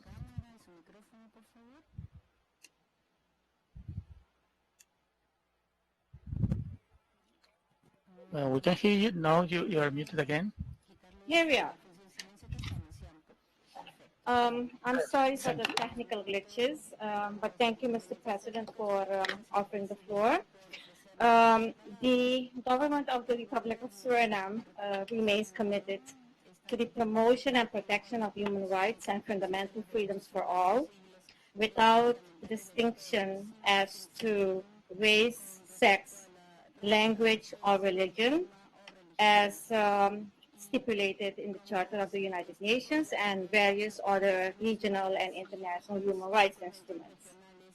Mr. President, the Constitution of the Republic of Suriname and the Criminal Code of Suriname are inclusive of relevant stipulations that prohibit discrimination on the basis of sexual orientation. Hence, Suriname has been undertaking necessary efforts to ensure that the human rights and fundamental freedoms of all citizens in our country are promoted, respected, and upheld. On the prevention of discrimination and violence against LGBTI persons, consultative as well as collaborative endeavors with relevant stakeholders, including the civil society, has been an ongoing process since the adoption of the first resolution on this matter in 2014. To this end, technical and interministerial consultations have taken place in order to gradually making our national legislation compatible with international law and existing legislation. This has resulted in amendments to laws that explicitly prohibit discrimination in all its forms and manifestations. With regard to ensuring the rights of LGBTI employees, the National Labor Advisory Board has two specific labor laws under consideration. Mr. President, to date, notable progress has been made regarding the promotion and protection, as well as the prevention of discrimination and violence against LGBTI persons. Suriname is appreciative of the recognition of the Inter-American Commission on Human Rights of our endeavors to eventually recognizing the rights of LGBTI persons. The government of Suriname is of the view that the measures that have been taken so far are a clear reflection of its commitment to eliminate discrimination on the basis of sexual orientation, gender identity, or expressions, and the right to protection against violence and discrimination in its many manifestations. Mr. President, while my country has recorded progressive development in our strive to promote and protect the human rights of LGBTI persons, we are still cognizant of the responsibilities of the government to ensure broad-based consensus of the relevant actors on some pertinent aspects pertaining to human rights of LGBTI persons. Mr. President, while evidently Suriname has made substantial progress on this matter, multicultural characteristics of our society, where various ethnic groups with different multicultural backgrounds and religious traditions have been living in peaceful coexistence, we are obliged to continue with our ongoing process of engagement with different stakeholders from the government, judiciary, parliament, public and the private sector, as well as civil society at large, to ascertain that needed consensus is being reached on some relevant aspects. On the basis of the aforementioned, the government of Suriname is not yet in the position to adopt Section 19 on human rights and the prevention of discrimination and violence against LGBTI persons as presented, and wishes to include the following footnote related to the paragraphs in this resolution dealing with LGBTI rights. Quote, the government of Suriname remains committed to promote and defend the human rights and fundamental freedoms for all, and based on the principle of equality in which all who are within the territory have an equal claim to protection of person and property, does not discriminate on the grounds of birth, sex, race, language, religious origin, political beliefs, economic position, or any other status. In light of the characteristics of our multicultural society, and to ensure our exemplary social cohesion, some aspects pertaining to sexual orientation and gender identity are one that require further consultation at the national level involving all sectors of the society, including the civil society. While significant progress has been recorded, and since a broad-based consensus has not been reached on the many principles expressed in Section 19 of this resolution, the national process of consultations is still an ongoing one at the national level. The Republic of Suriname would be willing to join in the adoption of this resolution, but places on record that it can only be in a position to acknowledge some of the elements and principles addressed in this resolution once its national consultation process is concluded and consensus is reached on these matters. The government of Suriname remains committed to the intergovernmentally agreed human rights and fundamental freedoms as enshrined in the various international and regional human rights instruments.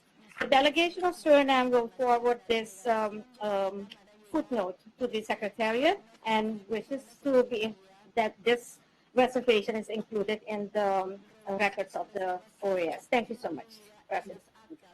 Mr. Ambassador, consider your intervention so included in the records of the meeting of this assembly. Thank you very much. We shall now consider the draft resolutions that are still pending. These are the following documents. Draft resolution restoring democratic institutions and respect for human rights in Nicaragua through free and fair elections, AG/CG Doc 5 L/0/20, and draft resolution, the lack of minimum democratic conditions to guarantee free, fair, and transparent elections in the Bolivian Republic of Venezuela, AG/CG Doc 6 L/0/20.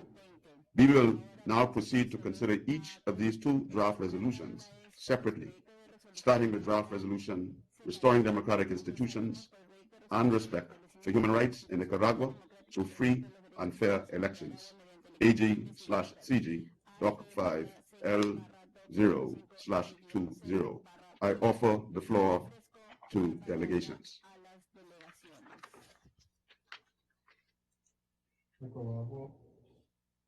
Nicaragua, please take the floor.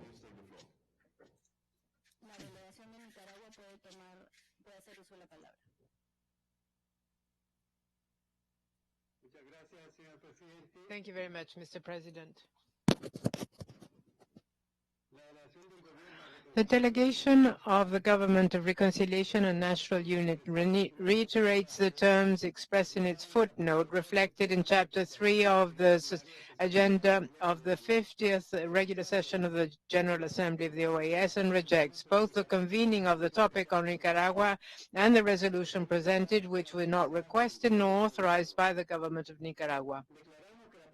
We declare that this resolution is interference by the organ without approval by the sovereign government of Nicaragua. It is unacceptable, inadmissible, and therefore we reject it.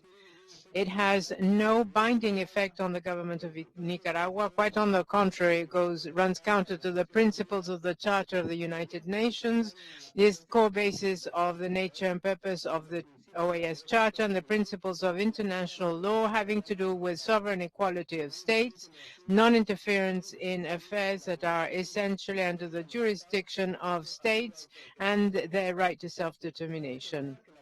Let us recall that the Inter-American Democratic Charter is an instrument of a lower rank that is under the OAS Charter. It does not derogate or waive the basic principles of the organization. Neither is it a white letter to promote interference in internal and external affairs of states, nor is it allowing it to trample sovereignty and going against inter-American legal status, attempting against regional peace and security. Any exercise in this direction is totally illegal, and Nicaragua rejects it as being inadmissible. The very OAS Charter is under the UN Charter, which is the constitutional charter of the global legal basis, and the UN Charter is based on irrestricted right to sovereignty, independence, and independence of states and non-intervention. The OAS, based on its regional charter and the UN Charter and the core principles of international law, must reject the ominous proposed draft resolution that Nicaragua in no case will accept, because if adopted would be an international illicit act, and the states voted in favor would incur in that international illegal action and therefore international irresponsibility. As contemplated in the OAS Charter, no state or group of states has the right to directly or indirectly interfere, whatever reason may be, in the internal or external affairs of any other state. This state excludes only armed forces, but does not only exclude armed force, but any other attempt to interfere on matters of states, whether it is politically, economically, or culturally. Mr. President, Nicaragua is not anyone's colony and therefore cannot accept the positions imposed by imperialistic governments nor entities that are subject to them on domestic matters that are the jurisdiction of Nicaraguan people and the political parties that have legal standing and representation at our General Assembly. This new aggression is attempting against national sovereignty. It's an attempt against the Constitution of the Republic, its institutions, the democratic governance, peace, security, and stability of Nicaragua. Nicaragua is a sovereign republic with a representative participatory representation that goes well beyond the traditional standards of a democracy. We affirm the principle that no state can apply or stimulate coercive measures of an economic or political nature to force the sovereign will of another state and obtain thus advantages of whatever nature. Nicaragua demands respect of its sovereignty from the interfering states of subordinate to the U.S. government. The actions aim to destabilize and aggress Nicaragua with fallacious arguments promoting meetings within the OAS with the purpose of generating the national and international public opinion, the discredit of the government of Nicaragua, its institutions, authorities, and social projects. The people of Nicaragua know who these countries are. They know who are the Judas and Cains that attempt to gain peace and security in our country, and what interests they are subject to, who finance them, and what are their goals. The people of Nicaragua, the international community knows this truth and cannot be hoodwinked by these individuals. We declare inadmissible and condemn the unfriendly attitude by some states, members of this organization, that are adopting the guidelines from the Department of State and are joining the blackmail carried out by the U.S. administration against the peoples of Nicaragua, Venezuela, and Bolivia. The loss of institutionality and autonomy of the OAS is more than obvious and will further deepen the virus of division promoted by the North American power amongst the Latin American and Caribbean neighborly countries. There will be a continuous friction within the organization, atomized by its micromanagement, while the U.S. attacks continue through its allies intervening in internal matters of Nicaragua and Venezuela. The imposal of sanctions that are aggressions, the imposing of measures, the blockade, the sabotage, and the bad treatment because we're not subject to the consensus of Washington. Regional and multilateralism is under attack, facing great challenges and falsehoods to continue subsisting. Dialogue, negotiation, good offices, and peaceful solution to international disputes are trampled and judged by international organizations as well as OAS and have been substituted by the imposition, threats, use of force, blackmail, intransigence, political actions and non-transparent actions, the war of aggression and destabilization against certain states which are victims of a media attack and misdirection and misrepresentation of the reality. Nicaragua expresses solidarity with the member states of CARICOM who are suffering the aggression by an arbitrary strategy that is non-transparent coming from the European Union, as we are blacklisted, seriously affecting the economic prospects of the CARICOM member states. We also express solidarity with the request from CARICOM member states to obtain reparation mechanisms, one of the greatest violations of human rights, which is a less humanity crime, reparations to which the colonizing states are obliged. Mr. President, to use small countries such as Nicaragua to change the focus of pressures because of the health, economic, social, and political crimes and problems in other countries, to try and to put it on the shoulders of Nicaragua is unfair and shows a lack of human sensitivity. We reiterate that the core discussion of the 50th General Assembly of the OAS ought to be oriented to sharing experiences and good practices when it comes to health security, promotion of solidarity among states in the region in order to address this global pandemic, and the concern about food security, employment, limiting the economic deterioration of our countries, fighting poverty, climate change, and the consequence of natural disasters, instead of promoting aggressions and actions attempting against peace, sovereignty, and the right to self-determination of the governments of Nicaragua and Venezuela. The delegation of the Reconciliation and National Unity Government respectfully calls upon the member states of the OAS to abstain from attempting against our national sovereignty and stop interfering in domestic matters of Nicaragua. Do not incite violence nor violation of the Constitution nor the laws, and respect the will of Nicaraguans who wish to live in peace, in a safe world and harmony, so as to continue with renewed energy to work hard for progress, well-being, health, and socioeconomic development of the country. Nicaragua asks that this declaration appear as a footnote to the resolution, and we request it be subject to nominal vote. Thank you very much, Mr. President. I understand Nicaragua is calling for a nominal vote.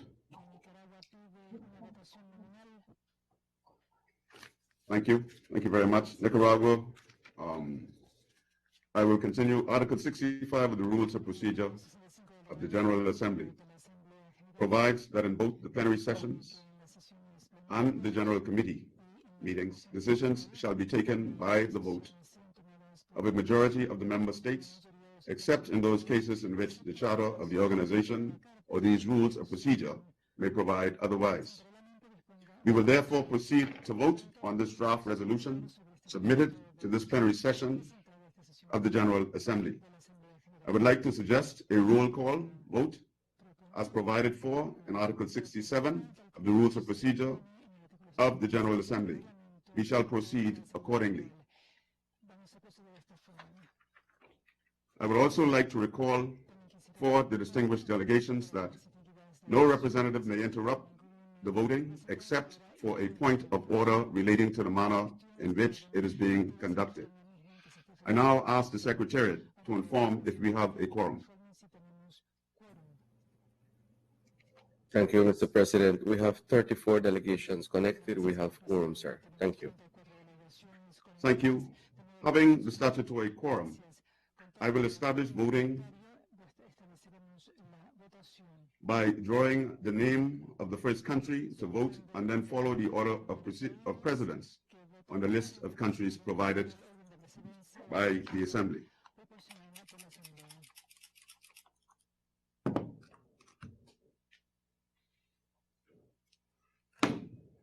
I draw the name Dominica. Dominica will cast its vote.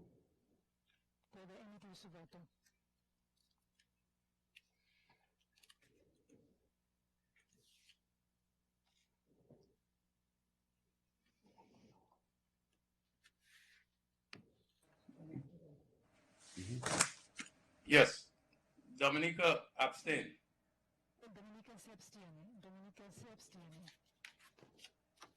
Dominica abstain. Ecuador, please cast your vote.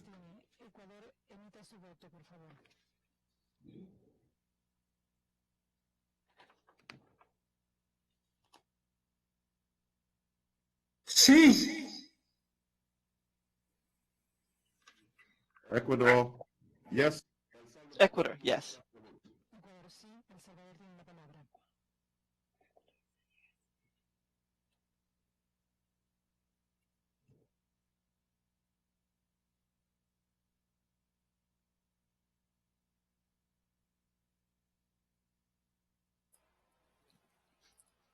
El Salvador, no se escuchó su voto. El Salvador, we could not hear your vote. If you could request that, speak again. In favor, in favor. El Salvador, in favor, yes. Grenada, please cast your vote. Chair, it was the United States. I'm sorry. The United States comes before Grenada. United States, please cast your vote. I'm operating from the wrong list here. Get me the right list. Thank you, Mr. Chair. Yes. Grenada. United States, yes. Grenada, please cast your vote.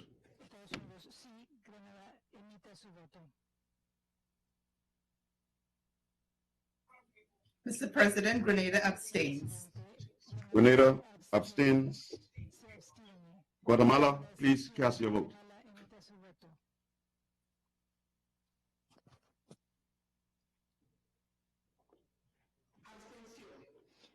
Guatemala abstains. Guyana, please cast your vote.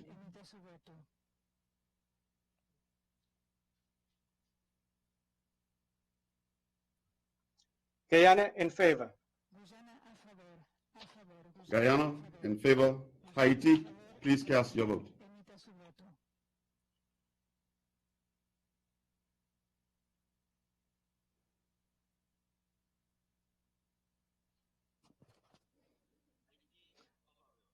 Haiti in favor. Haiti in favor. Honduras, please cast your vote.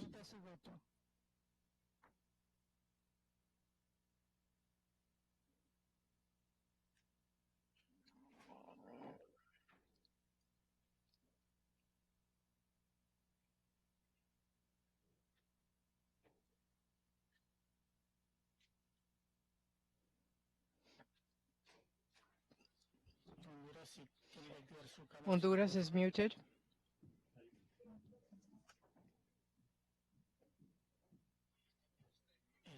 Honduras is still muted. Honduras abstains. Abstains. Jamaica, please cast your vote.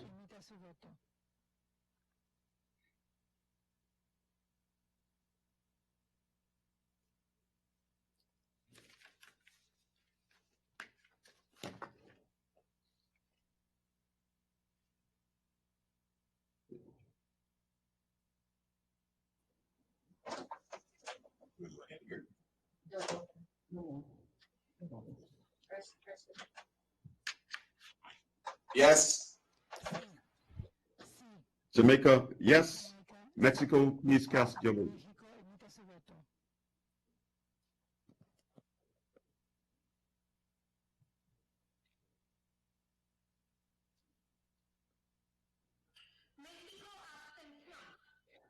Mexico abstains.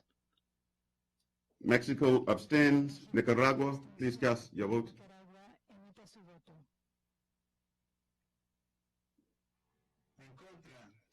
Nicaragua against.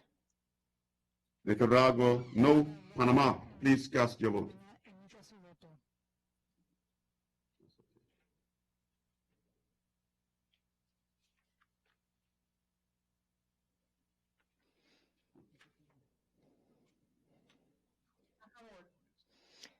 Panama 4. Panamá sí. Paraguay emite su voto.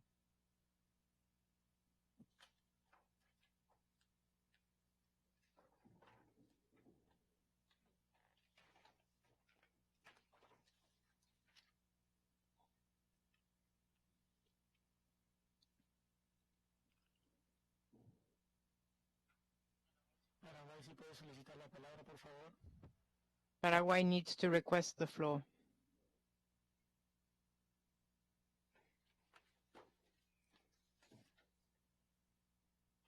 Sí, presidente. Paraguay, yes. Paraguay sí. Paraguay sí. Perú emite su voto.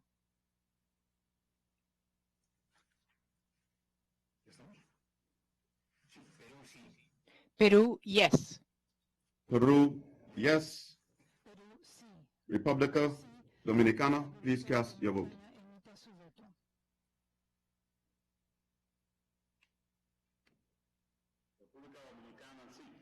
Dominican Republic, yes. Dominican Republic, yes. St. Kitts and Nevis, please cast your vote. Emite su voto.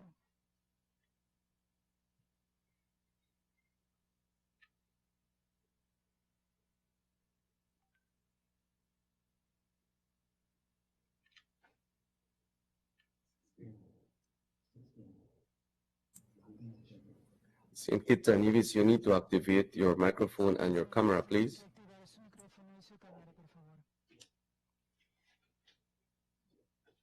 You're on mute, Ambassador.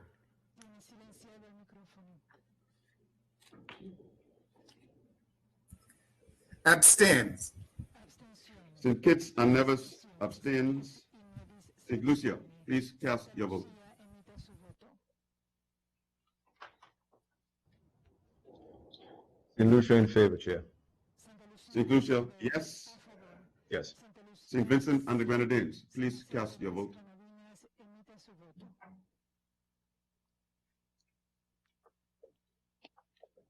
No. St. Vincent and the Grenadines, no. Suriname, please cast your vote. Emite su voto.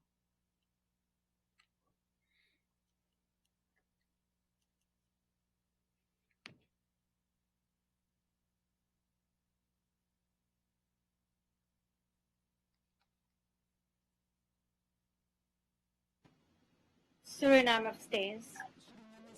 Suriname abstains. Trinidad and Tobago, please cast your vote. Emite su voto.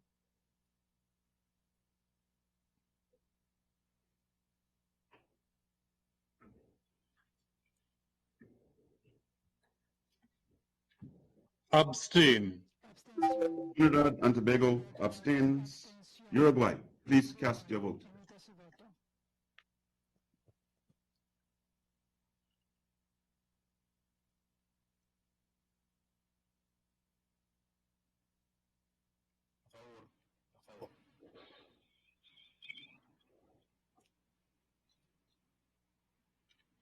I didn't hear Uruguay.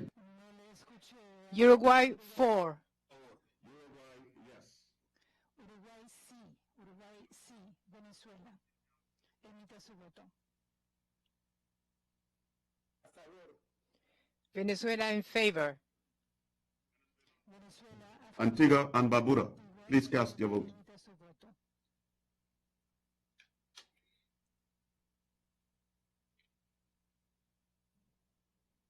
Antigua and Barbuda abstains, Mr. Chairman. Thank you. Antigua and Barbuda abstains. Argentina, please cast your vote.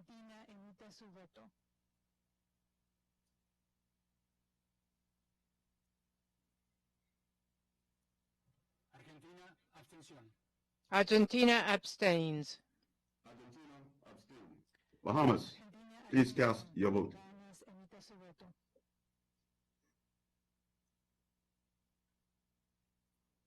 Bahamas in favor. Bahamas, yes. Barbados, please cast your vote. Barbados, por favor, emita su voto.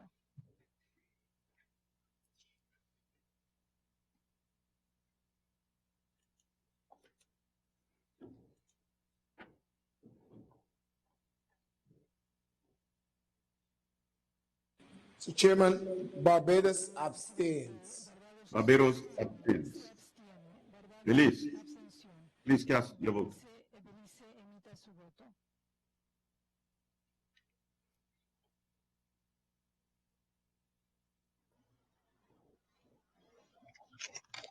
We abstain. Belize abstains. Bolivia, please. Bolivia emita su voto.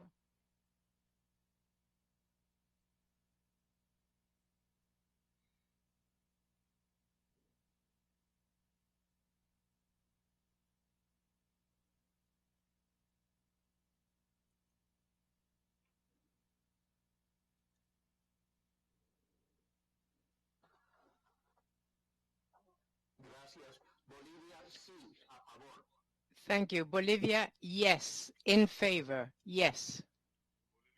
Bolivia a favor, sí. Brasil emita su voto.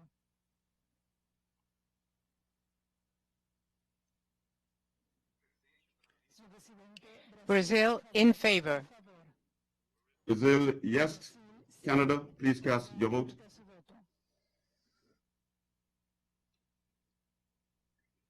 Canada, yes. Canada, yes. Chile, please cast your vote.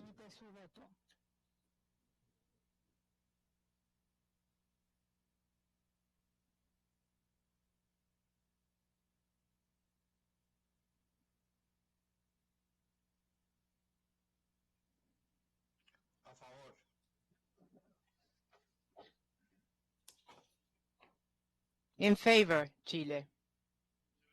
Chile, sí. Colombia emita su voto.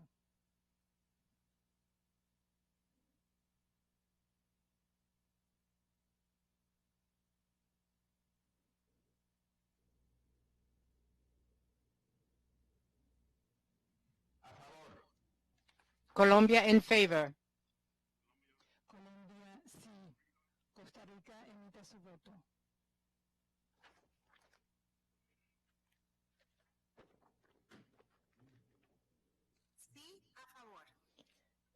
Costa Rica, yes. In favor. Costa Rica, sí. Please register have voted. I now ask the Secretariat to confirm the vote. Secretaría que confirme la votación.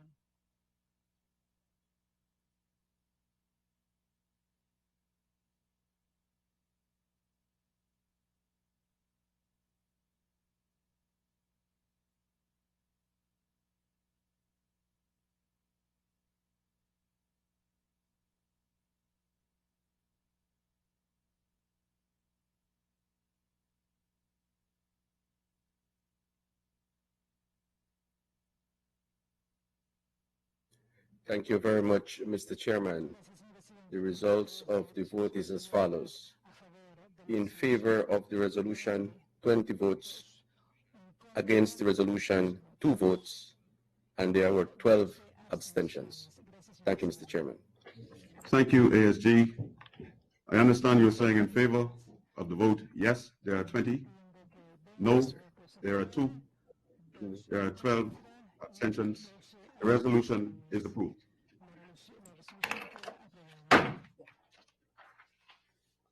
We will now continue to consider the following. Chairman, you have requests for the floor.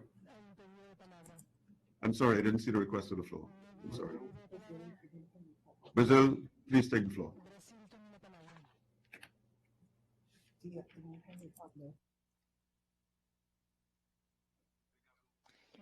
Thank you, Mr. President.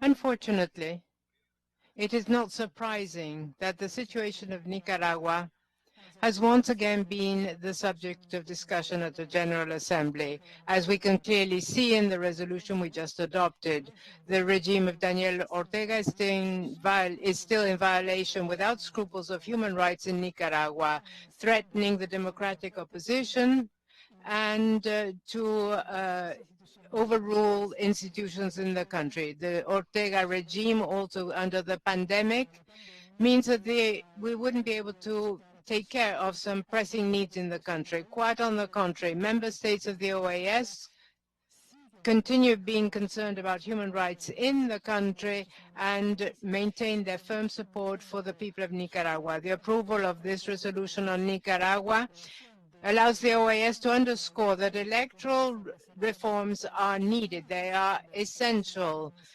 for those elections to be taken in November of next year and to ensure that the outcome of those elections are recognized internationally. With this resolution, we continue supporting political members in Nicaragua and hope that the Ortega regime will work with the democratic opposition and with the Organization of American States to conduct those needed electoral reforms. It would be a shame if the situation in Nicaragua once again became a matter of concern and priority at our next General Assembly, and that then the government would have to be treated even more harshly by this entity. I'd ask the Secretary to include the name of Brazil amongst the countries that sponsored this resolution. Thank you very much. The Dominican Republic, please take the floor.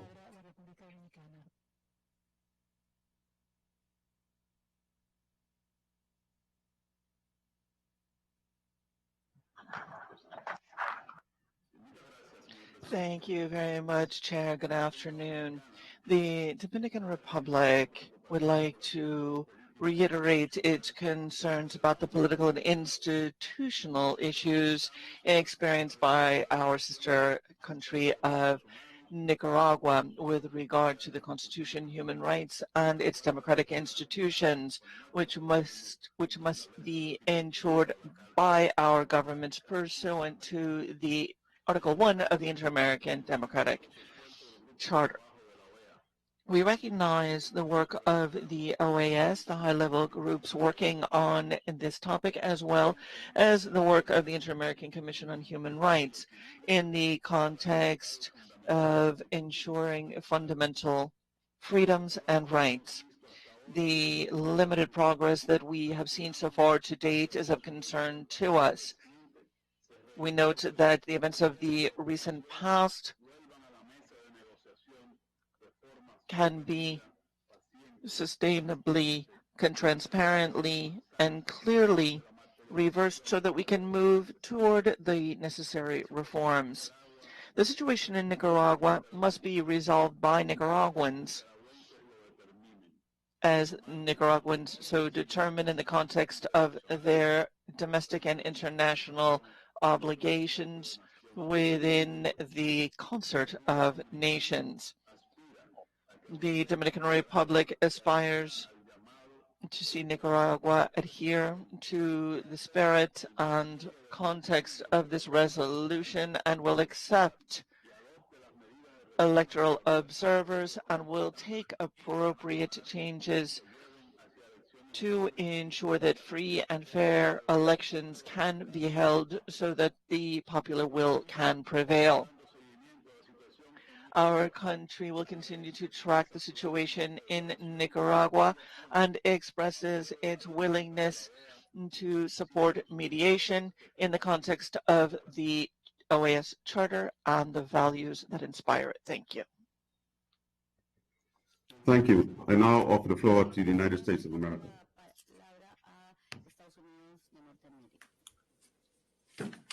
Thank you, Mr. Chair. The United States welcomes the adoption of this resolution, which, in light of recent events in Nicaragua, is so desperately needed. The delegates of this General Assembly, who represent the voices of the people of the Americas, clearly recognize the threats to human rights and democracy in Nicaragua. We would like to thank members of the OAS Working Group on Nicaragua and other member states who co-sponsored this resolution and voted with us in support of the text. The United States also values the advice and counsel we have received from representatives of Nicaragua's diverse civil society, particularly those who have suffered under the heavy hand of this brutal government. Mr. Chair, the resolution we adopted today is a strong message to the government of Nicaragua to restore constitutional order, to respect human rights, and to prepare earnestly and transparently for an inclusive and fairly contested election next year. Recent legislation passed by Nicaragua's National Assembly should give us all reason for concern about the worsening political and human rights crisis in Nicaragua. Such repressive action impels us to be vigilant in monitoring progress towards the election to make sure it is, in fact, conducted fairly and that it reflects the will of the Nicaraguan people. Since the General Assembly addressed Nicaragua last year, the Nicaraguan government has not fulfilled its own commitments to its own people. Rather, Ortega has further curtailed the ability of all Nicaraguans to exercise their right and peacefully petition change. His political rivals remain imprisoned. He has used the power of the state to threaten news outlets and silence journalists. And he and his majority of the National Assembly continue to advocate for and pass laws that make freedom of expression, including for members of the press, a thing of the past for Nicaraguans. We have hoped that, through dialogue supported by the OAS, we could have helped to create a space in which political differences about policy and the way forward in Nicaragua could be resolved. But Ortega has only abandoned dialogue and cracked down further. He has refused any engagement with the OAS's credible and independent monitoring mechanisms. This is why the EU Parliament condemned Ortega's actions, and this is why the United States last week imposed further sanctions on more of Ortega's corrupt inner circle.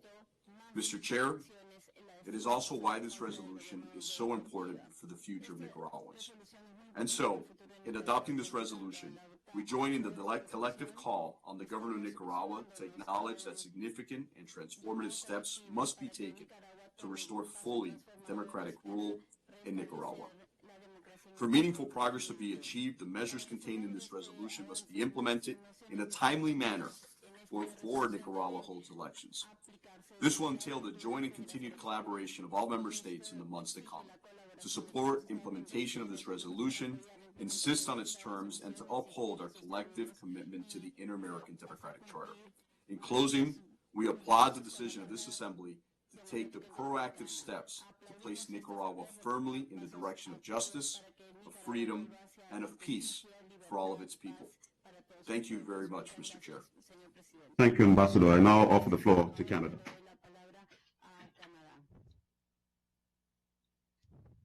Merci, Monsieur le Président.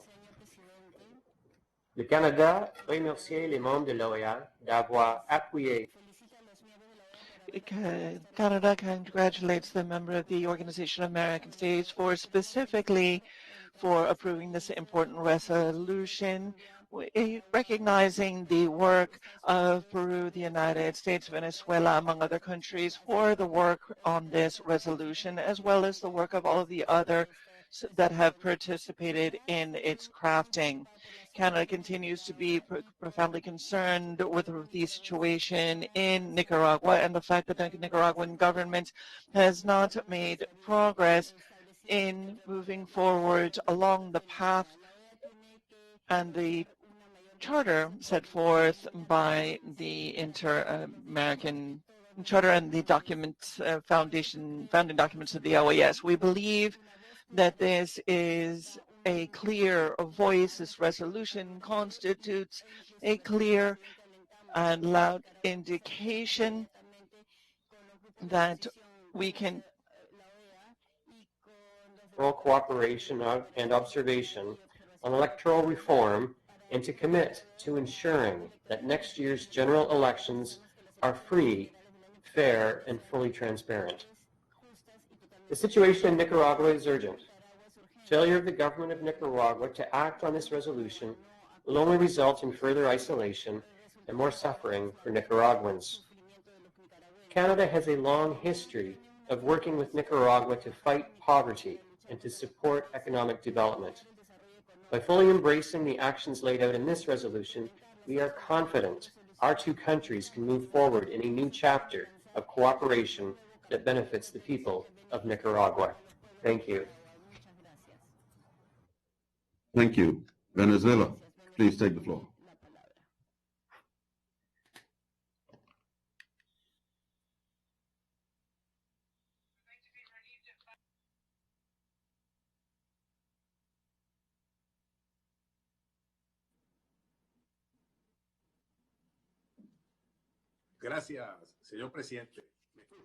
Thank you very much, Chair.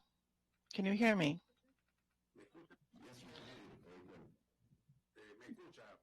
Yes, you can hear. Yes, we can. The support of Venezuela comes in the context of our efforts to recover democracy in Nicaragua. We must recollect that when President Perez made a decisive and extraordinary effort to rescue democracy and freedoms in Nicaragua, and in this context, a group in 2016 of Venezuelan parliamentarians traveled to Nicaragua to seek to ensure support for 21 members of Congress that had been detained. We ourselves were detained for 24 hours and expelled from the country. As members of Parla America, Parla Sur, and the members of the National Assembly, we support this proposed resolution because we are committed to the popular expression and through free, fair, and secret elections. Unfortunately, however, the conditions are not in place in Nicaragua for an election of this type, given the controls by President Ortega, given that so many of the members of the opposition are currently incarcerated. Last year, we created a high-level committee to encourage political change and to restore conditions in the country. They were denied entry into Nicaragua. In the 2018 proposal, an agreement with the Catholic Church has also not been respected, and so forth. We have also seen that the dictatorship of Daniel Ortega is seeking to ensure lifetime sentences for those opposed to the Ortega regime. There have also been opposition efforts to oppose electoral changes. The delegation of Venezuela believes that the international community should further undertake financial and economic and social and political measures that will ensure respect for the Inter-American Democratic Charter, specifically Articles 20 and 21. Lastly, the economic, social, and financial crisis in Nicaragua constitute a threat to the stability of Central America. I am not seeking to be alarmist. It is a matter of alarm. The interpreter has lost audio from the floor.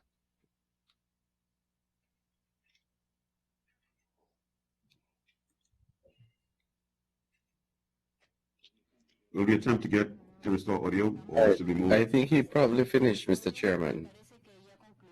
Thank you. I thought so as well. Thank you, SG. I invite Nicaragua now to take the floor.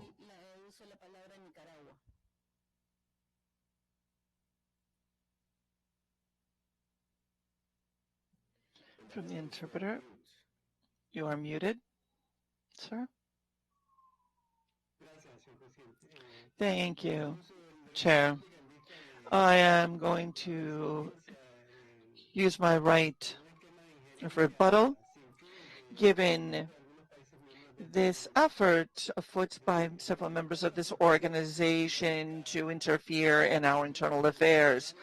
The substantive and reiterated violations of human rights in Brazil, Canada, the United States is urgent and pressing.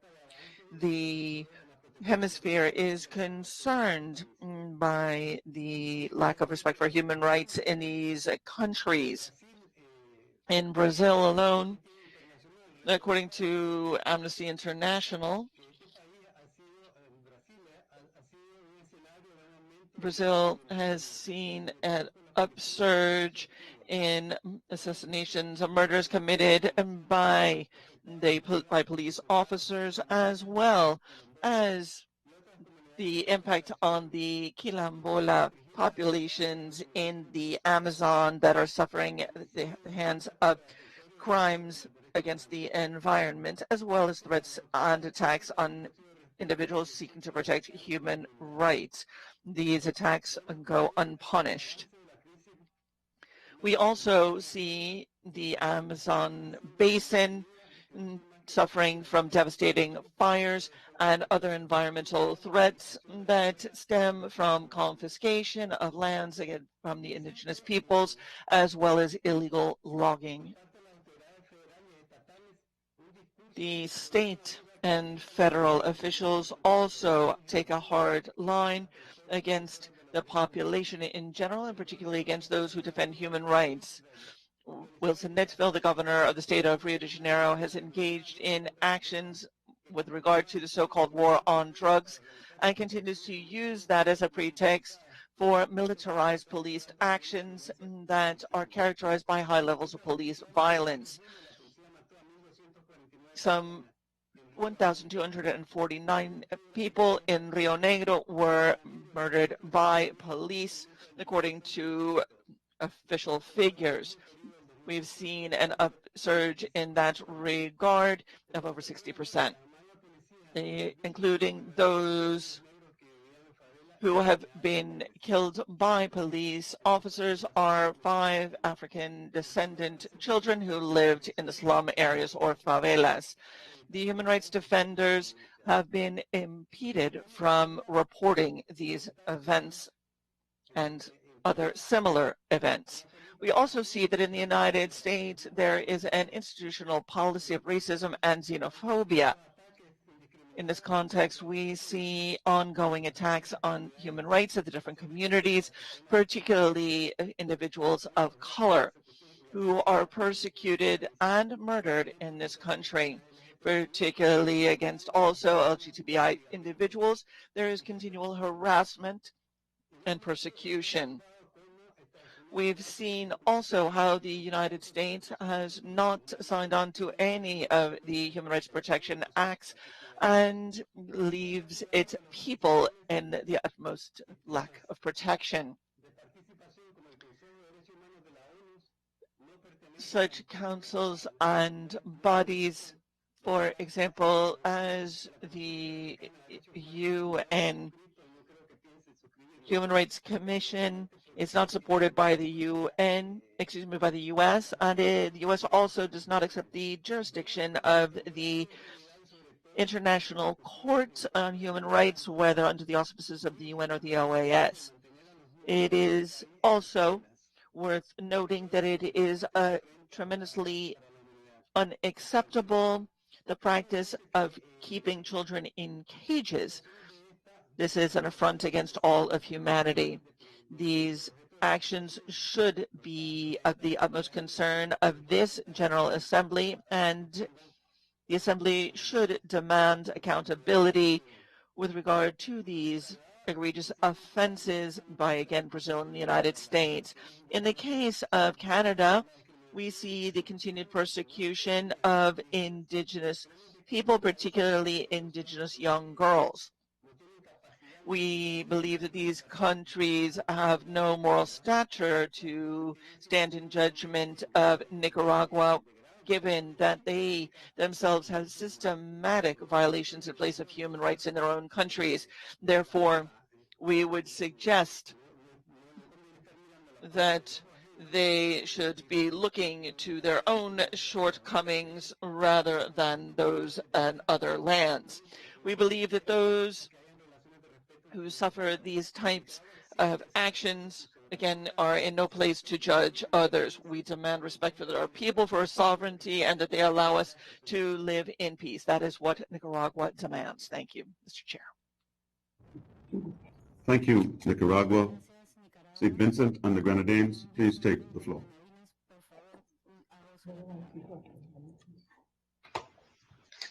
Thank you, Mr. President. Mr. President, St. Vincent and the Grenadines takes the floor simply to state its intention of submitting a footnote to the draft resolution restoring democratic institutions and respect for human rights in Nicaragua through free and fair elections. Thank you, Chair.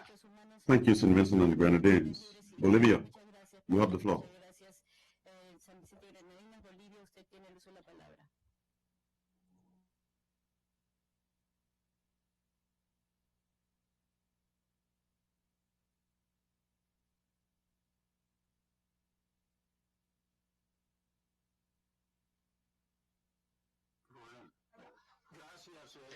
Thank you, Mr. President of the General Assembly. First of all, Bolivia would ask that we be listed as co-sponsor of this resolution and this be noted. We also would like to thank Canada, the United States, Secretary General of the OAS, Colombia, and the other countries, as well as Brazil, fundamentally, who have worked so hard on this resolution to secure something that Bolivia considers to be vital, and that is that the wonderful people of Nicaragua have the opportunity to vote in clear, free, and fair elections that are led by an independent electoral entity. Allow me to say, Mr. President, that I have had an opportunity to spend a year as an electoral observer for Jimmy Carter in Nicaragua, and therefore I am familiar firsthand with the means in which all of the powers of state and government have been consolidated in the hands of one individual. Today we have a person in power who is illegitimate and unconstitutional because the grounds of human rights that he has used, that is, Mr. Ortega has used to be re-elected, has been rejected not only by the Commission of Venice, but also in a recent hearing at the court. It has been rejected, and over 60 organizations in civil society have agreed that perpetual re-election using the alleged authority of the charter has been rejected time and time again by the Inter-American Commission on Human Rights. Therefore, we would like to again co-sponsor this resolution and note that the delegate of Panama has noted the United States, Canada, Brazil, and Colombia have independent powers. These are the countries that have been alluded to, but they all have a balance in their powers and branches of government, which is something that is absent in Nicaragua. Thank you very much, Mr. Chair. Thank you. Argentina, please take the floor.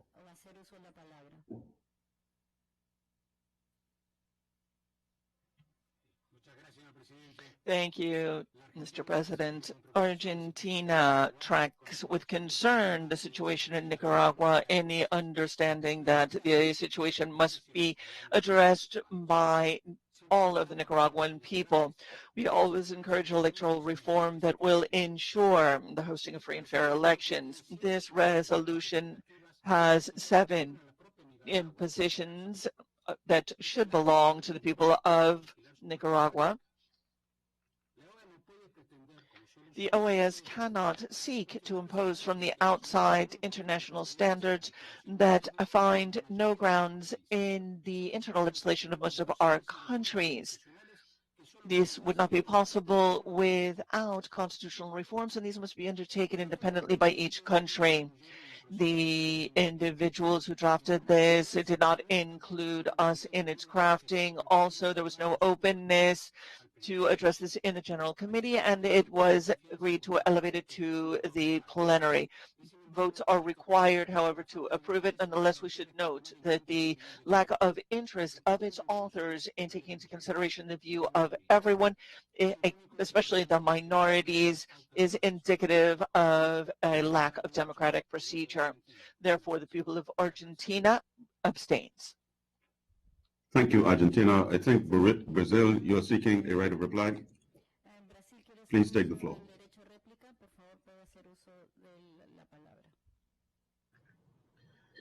That's right, Mr. President. Thank you so much. I'll be very brief. Eu gostaria de notar.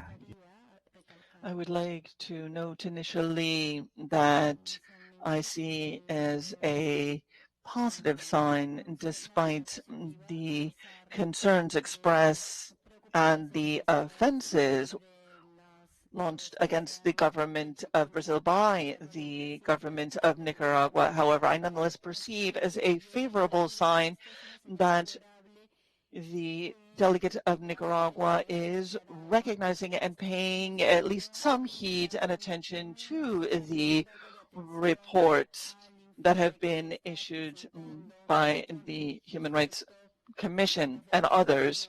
I would like to particularly encourage them to continue to heed and to read these reports. I would like to encourage particularly Nicaragua to allow for the follow-on mission, as well as the return of the high-level committee that was instituted in 2019 by the Assembly. I would also like to suggest that Ambassador Luis Alvarado, of course, again, continues to read the documentation. And let me recall some of the paragraphs that we have just approved in the resolution when we express, for example, our concern about the use by the police and military and paramilitary forces that continue to exist and have not been dismantled as was recommended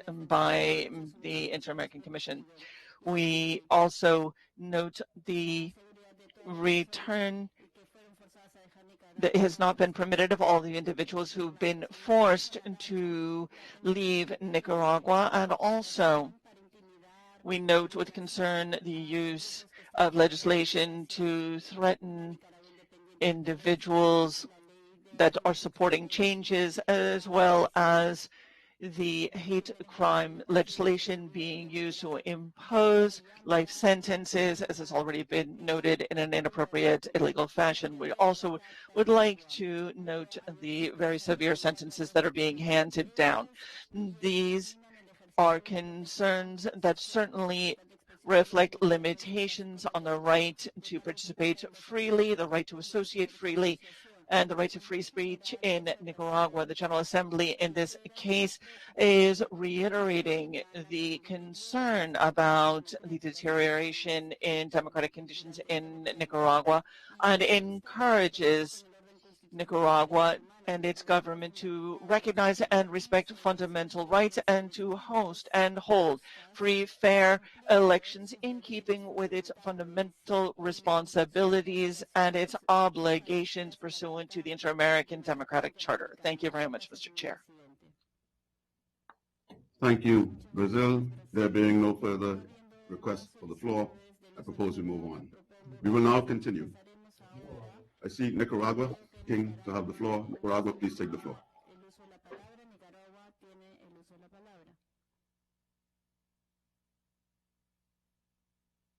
Gracias, señor presidente. No queremos. Thank you very much, Chair. We do not want to engage in a protracted debate.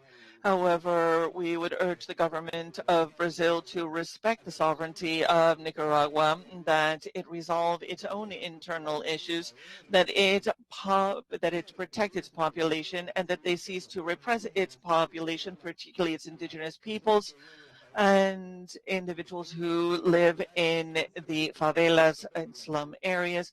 They have a modicum of respect for their own people, and that they do not endeavor to teach the people of Nicaragua lessons. They have no moral stature in this regard, particularly as they continue to wage virtual war against their own people. Thank you. Thank you, Ambassador. We now move to consider the following draft resolution. Draft resolution, the lack of minimum democratic conditions to guarantee free, fair, and transparent elections in the Bolivarian Republic of Venezuela, AG/CG, Doc 6L0/20. The floor is open. I offer the floor to Brazil.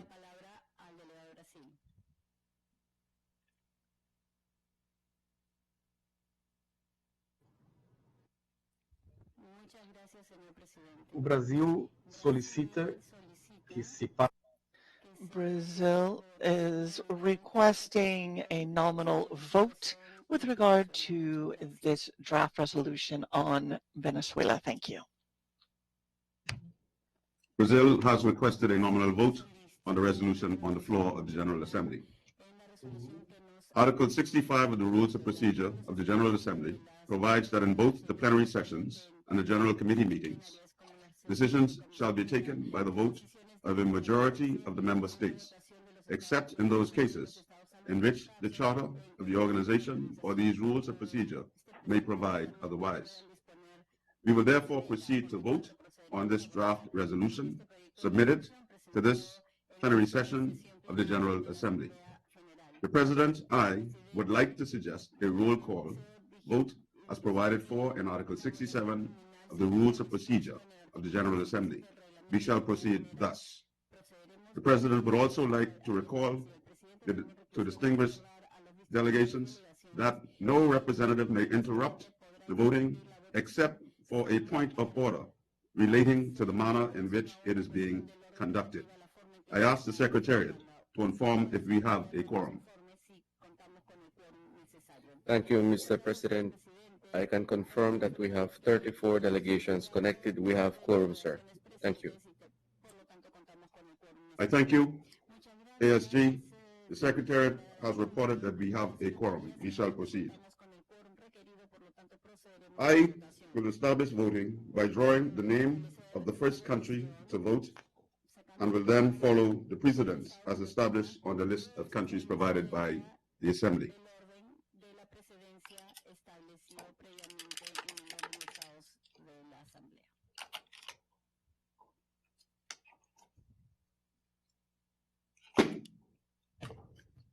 We have drawn from the list, from the box, Bolivia.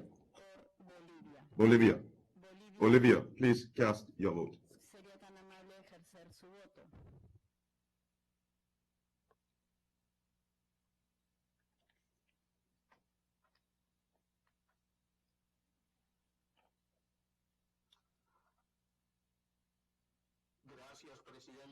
Thank you, Chair. Bolivia votes yes in favor of the resolution. Yes. Bolivia votes yes. Brazil, please cast your vote.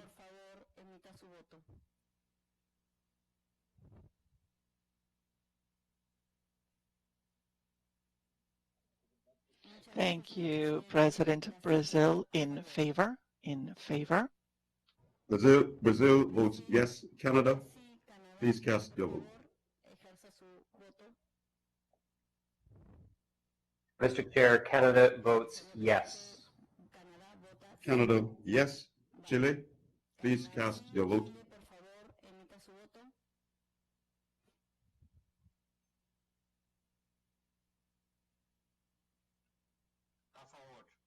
In favor. Chile in favor.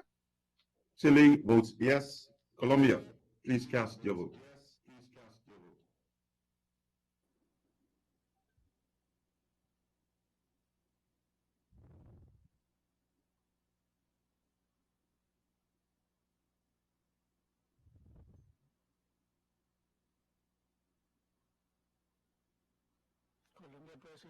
Can Colombia please request the floor?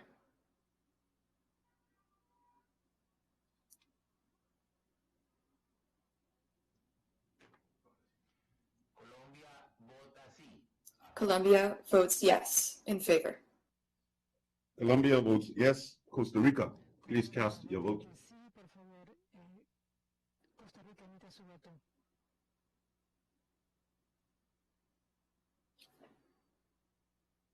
No audio from Costa Rica. Costa Rica, we cannot hear you.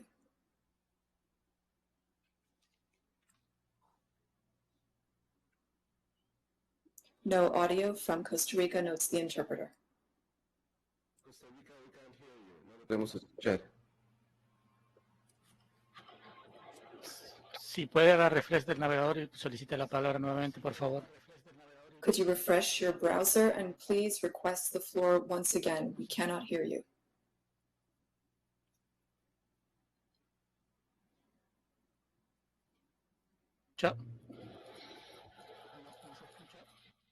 We cannot hear you. Could you please refresh your browser and request the floor once again?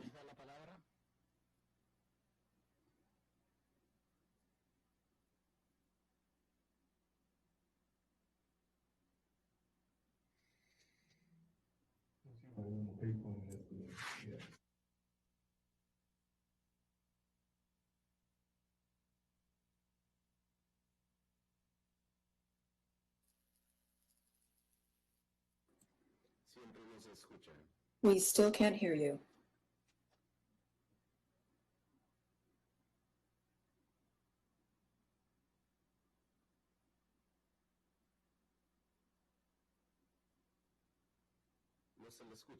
We cannot hear you.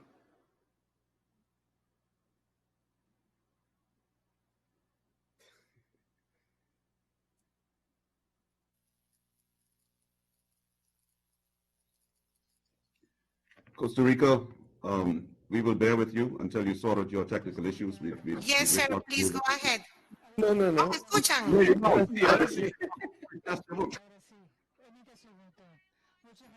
Mis disculpas. I really apologize. Technical issues. Sí, a favor. Yes, in favor. Thank you. You vote yes. Dominica, please cast your vote.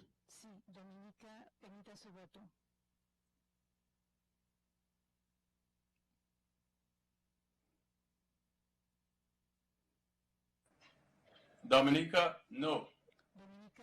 Dominica votes no. Ecuador, please cast your vote.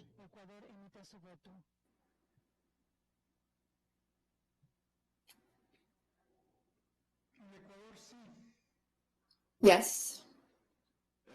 Yes. El Salvador, please cast your vote. El Salvador.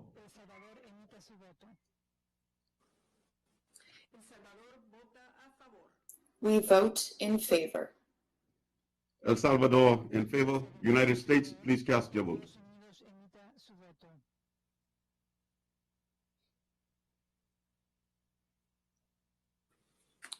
In favor. United States in favor. Grenada, please cast your vote.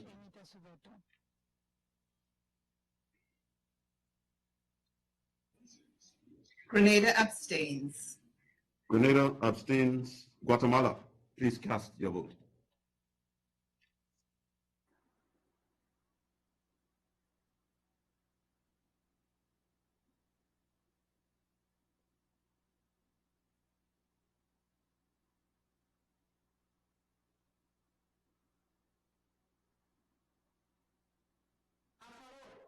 In favor.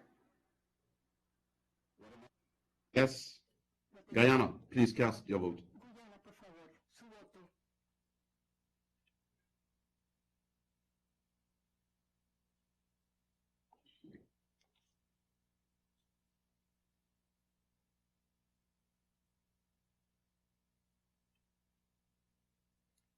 Ambassador, could you please turn on your camera and your microphone?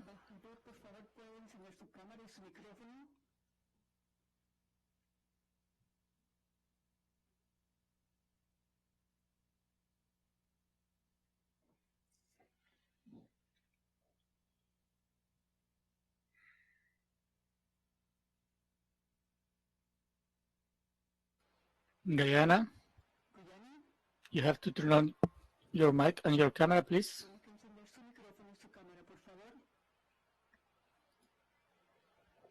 My apologies, I was having some technical connectivity problems. Mr. Chair, Guyana abstains. Guyana abstains. Haiti, please cast your vote.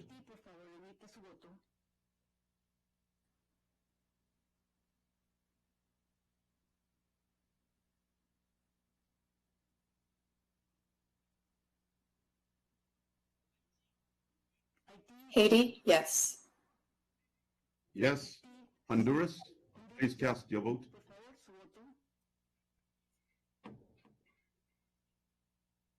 A favor. Sí. In favor, yes. Honduras, yes. Jamaica, please cast your vote.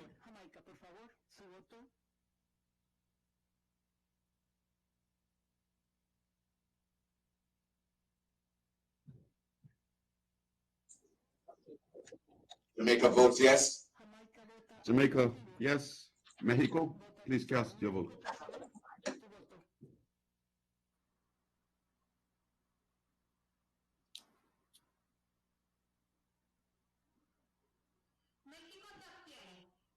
Mexico abstains.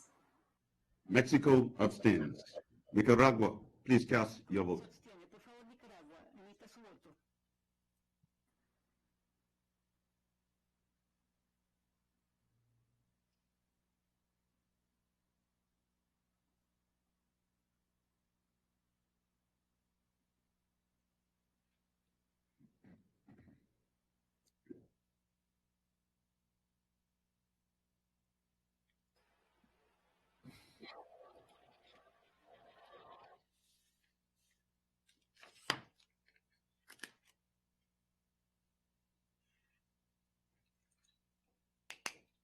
Can we confirm whether Nicaragua is requesting the floor? Yes, he's requesting the floor, sir. Thank you.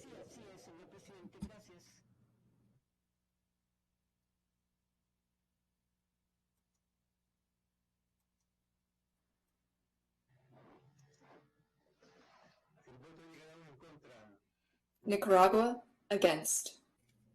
Nicaragua, no. Panama, please cast your vote.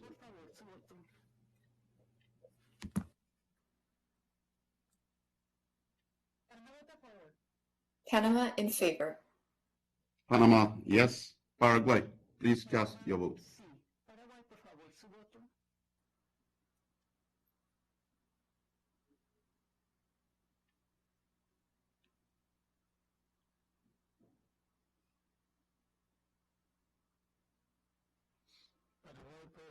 Can Paraguay please request the floor?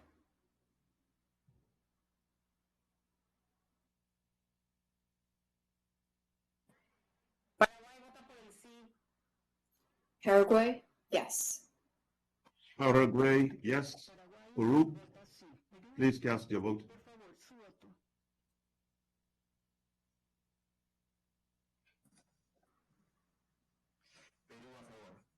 Peru, in favor. Yes. Dominican Republic, please cast your vote.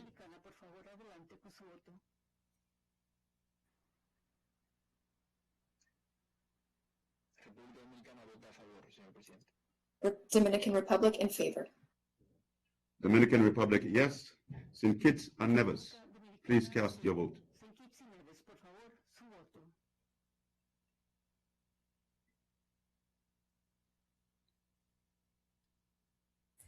Yes, I'm sorry, terribly sorry, abstain. St. Kitts and Nevis abstains. St. Lucia, please cast your vote.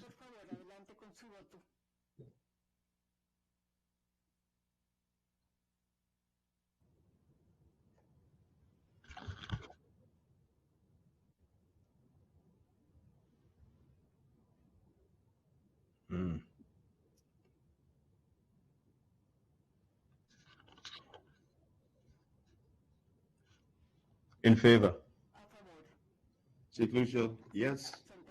St. Vincent and the Grenadines, please cast your vote.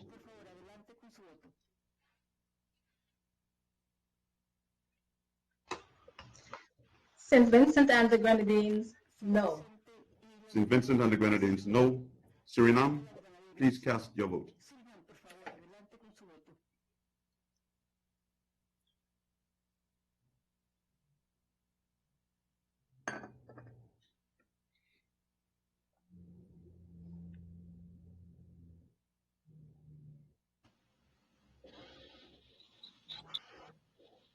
Suriname abstains.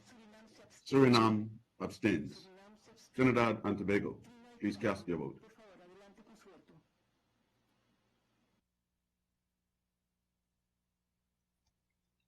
Trinidad and Tobago abstains. Trinidad and Tobago abstains. Uruguay, please cast your vote.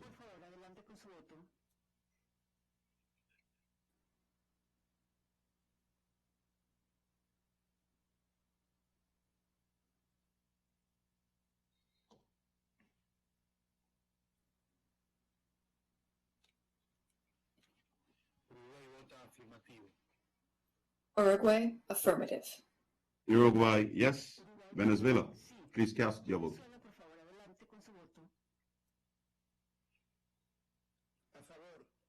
In favor. Venezuela, yes. Antigua and Barbuda, please cast your vote.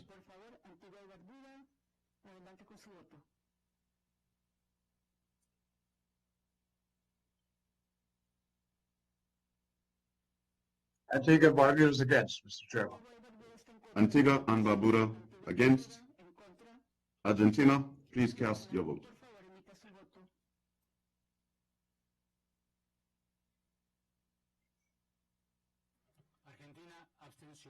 Argentina abstains. Argentina abstains. Bahamas, please cast your vote.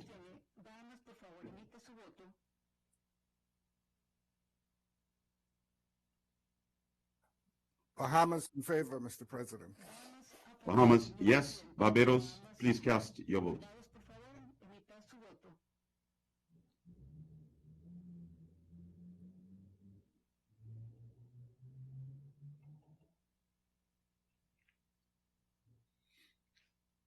Barbados abstains, Mr. President. Barbados abstains.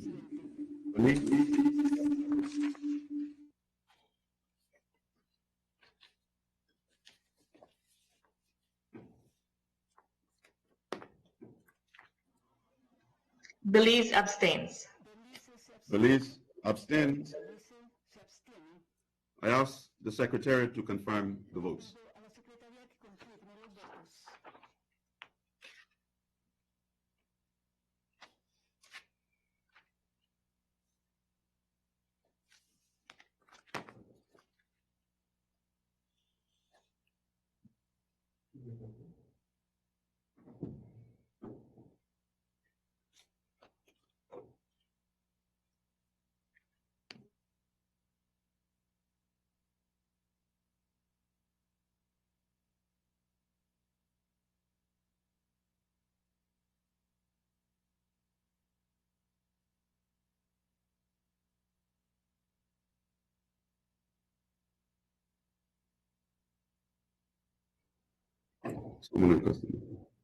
Thank you, Mr. Chairman.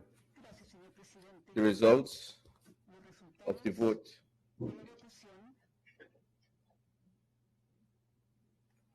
"21 in favor, 4 no, and 9 abstentions. Thank you, Mr. Chairman. Thank you, SJ. I understand you were saying there are 21 votes in favor, 4 votes no, 9 abstentions. Thank you very much. The resolution is approved.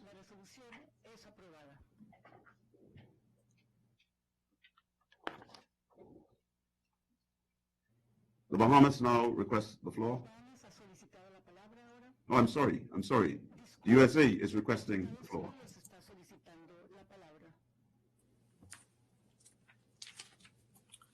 Thank you, Mr. Chair. and the United States is very pleased that the OAS approved a strong resolution on Venezuela. The facts of the ground clearly show that the OAS must take a strong stand for democracy and human rights in Venezuela. When we look at Venezuela, we need to be realistic, and we need to recognize that the situation for what it is, not for what we wish it to be. We know that the illegitimate Maduro regime has conducted fraudulent presidential elections, destroyed democratic institutions by usurping control of the Supreme Court and the National Electoral Council, and unleashed security forces to undermine the freedom of expression.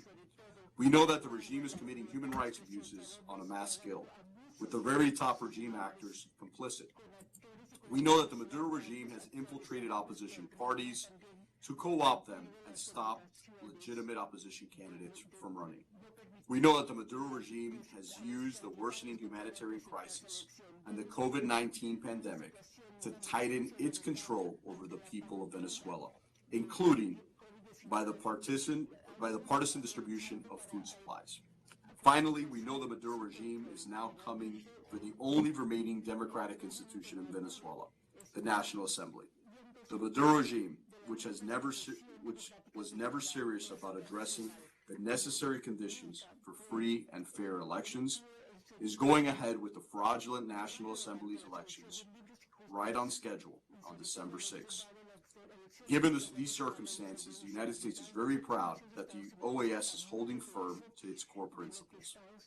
This is a time to demand democracy and human rights in Venezuela, and to accept nothing less.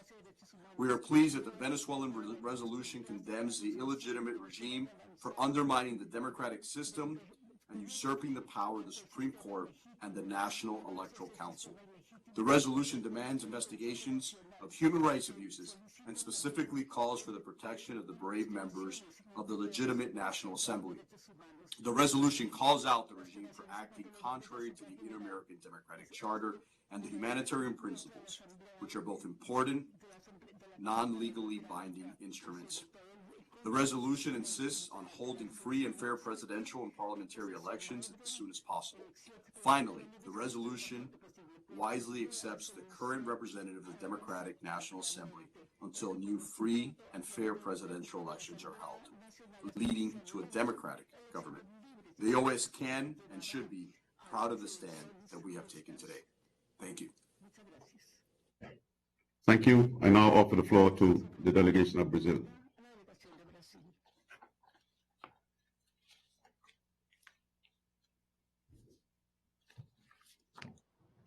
Thank you, Mr. President. Thank you, Chair. Chair, for the third year in a row, this Assembly is approving a resolution on the situation in Venezuela. Unfortunately, every year we have seen an accelerated and continual worsening of the situation in Venezuela. The resolution that we just approved, which was co-sponsored by Brazil and is entitled "The Lack of Minimum Democratic Conditions to Guarantee Free, Fair, and Transparent Elections in the Bolivarian Republic of Venezuela." In reality, this title is a euphemism because what is going to happen in Venezuela in December is a farce. This resolution should be called "Ongoing Fraud in Venezuela."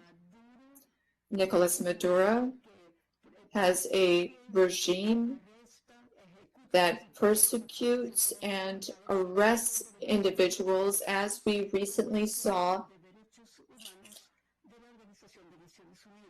thanks to the UN fact-finding mission.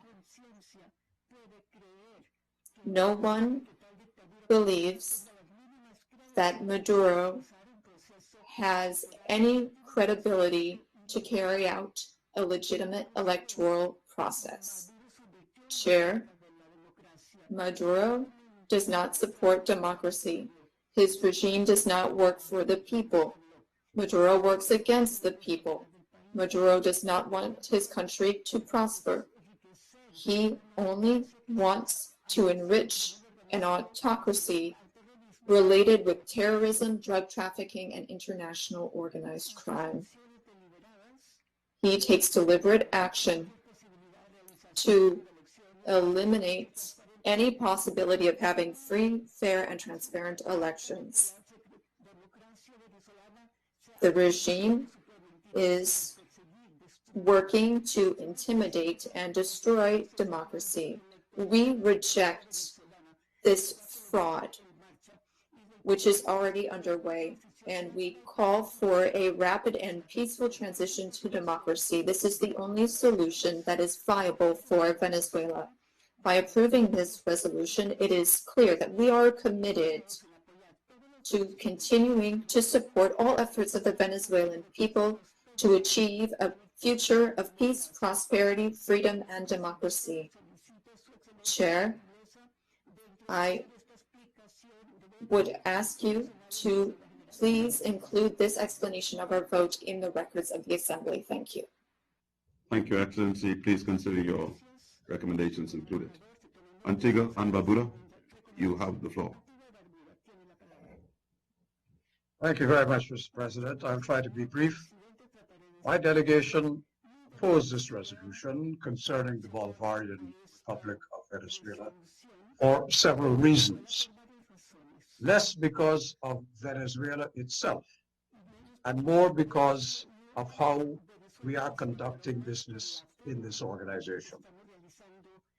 Among the reasons that my delegation opposed the resolution is that it would require my government to accept the persons purporting to represent the government of Venezuela, government which ceased to be a member state of this organization in 2019, having given due notice of its withdrawal in accordance with the charter of the organization. We are on record, Mr. President, at 2 General Assemblies of this organization and in meetings of the Permanent Council, questioning the legitimacy of the representatives who purport to represent Venezuela and who are associated with this resolution. We are also on record as questioning the legality of the artifice by which they are seated. Therefore, Mr. Chairman, even if we consider any of the other merits in this resolution, its requirement to accept that we consider to be legal, what we have already said is illegal, stops my government from any such consideration. The resolution also seeks to impose the political position of some member states on others ex cathedra, without taking account of any other perspective.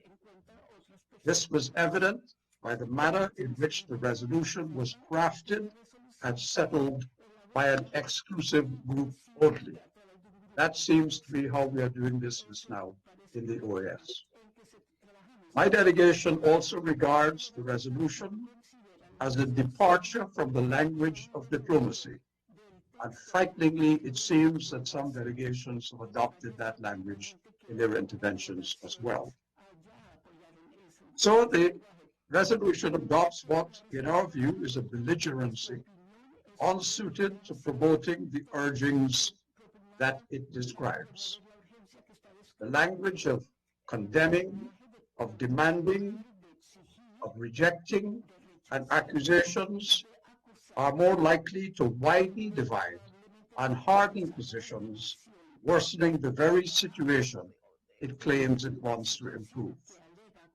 My delegation will ask that these remarks be part of the record, and we will footnote this resolution accordingly. Thank you, Mr. President. Thank you, Excellency. Let me assure you that your remarks will form part of the record of this General Assembly. I now offer the floor to the Dominican Republic.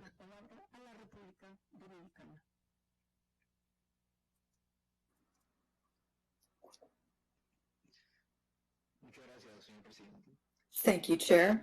The Dominican Republic would like to convey that we will be sending a footnote on OP11. Thank you, Chair. Thank you. We now ask Colombia to take the floor.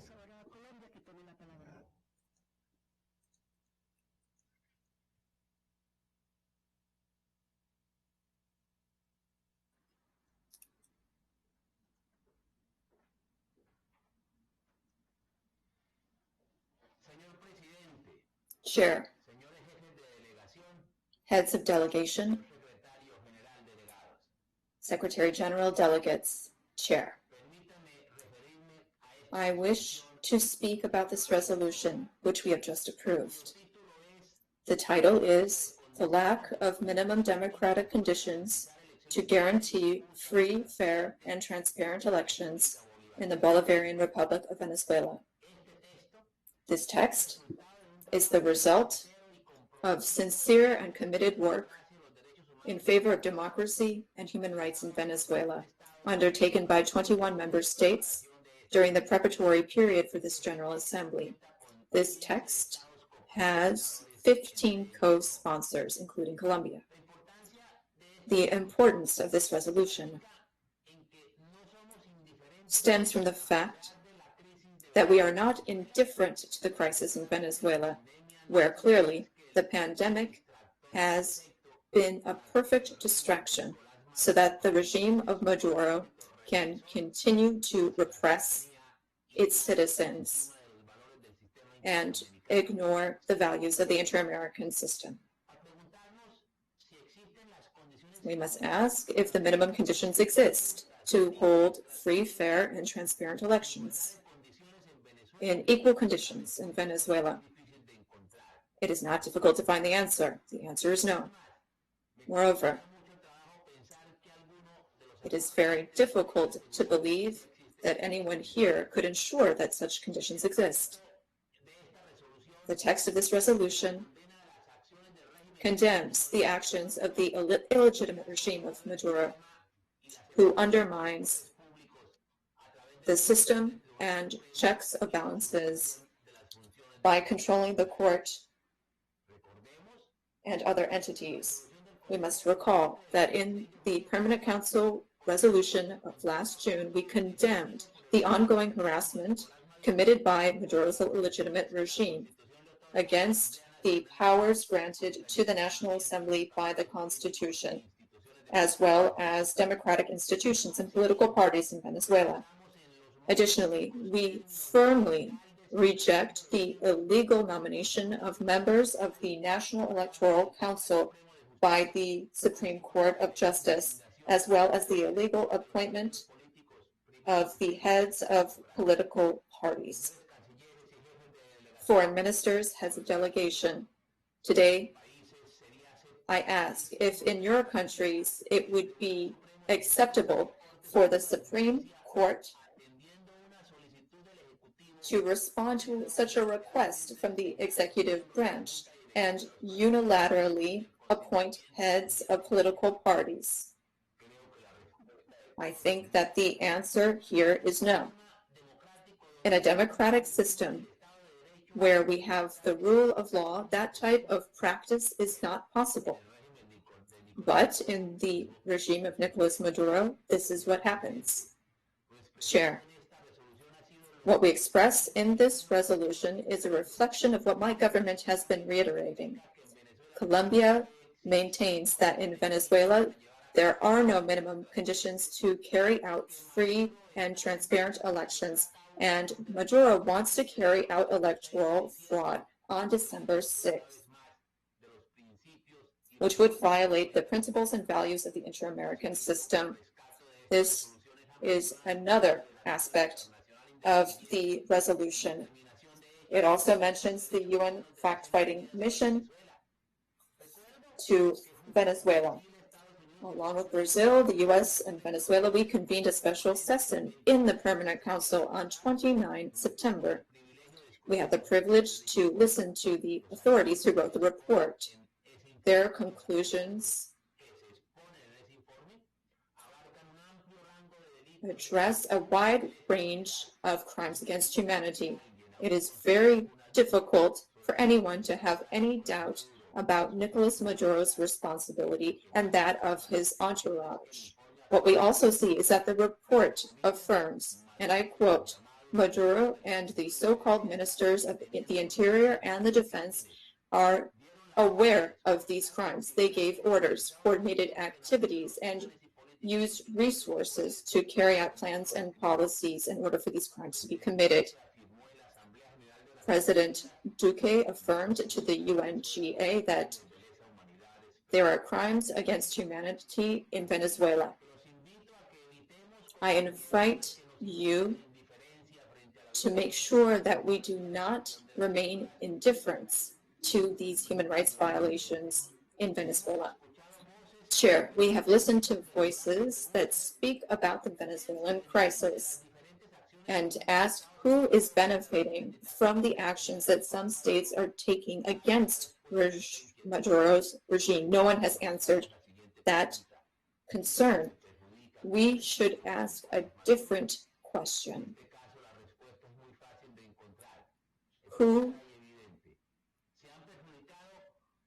is harmed by Nicolas Maduro's regime? The answer is clear. The millions of citizens have suffered, as well as the political prisoners that are in Venezuelan jails, many of which have been there for over 2 years and have not been told what the charges are against them. Also, Venezuelans who have been victims of torture and crimes against humanity, which have been documented. Also, the family members of these victims and populations who live in areas controlled by terrorist organizations and drug traffickers. Harm is also done to all victims of crimes against humanity and family members. Again, this is captured in the UN report and the Secretary General's report, as well as other reports by countries. To conclude, heads of delegation from Colombia, we appeal to all of you so that we join to uphold the principles and values of the inter-American system so that they cannot be ignored by Maduro. It is urgent that we leave aside our indifference and work to defend democracy and human rights in Venezuela. Maduro's regime has been committing transnational crimes and is trying to maintain power. This is the greatest threat to regional stability. We are the ones who are responsible for upholding these values and principles. No one else is responsible. Thank you, Chair. Thank you, Colombia. I now offer the floor to Nicaragua.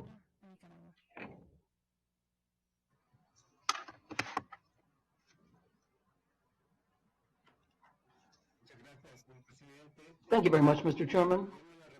The government of the Republic of Nicaragua condemns the inclusion of this topic, the situation, which is the third item, and in the resolution presented by a country which is not a member of this organization, nor has any legal representation in it or any other body in the inter-American system. This is a violation of the charter of the OAS and for which the organization was created, which has led to lack of credibility, the institutional deterioration, perpetual fragmentation, and reach of members of the Latin American Caribbean, given what has happened in the United States and against the sovereignty of Cuba and Venezuela, looking at the inter-American system of the OAS, and without any relevance or importance for the citizens of the Americas. This organization, looking at the principles of the United Nations Charter and the principles of international law, in addition to non-interference in the affairs of member states and the right to self-determination.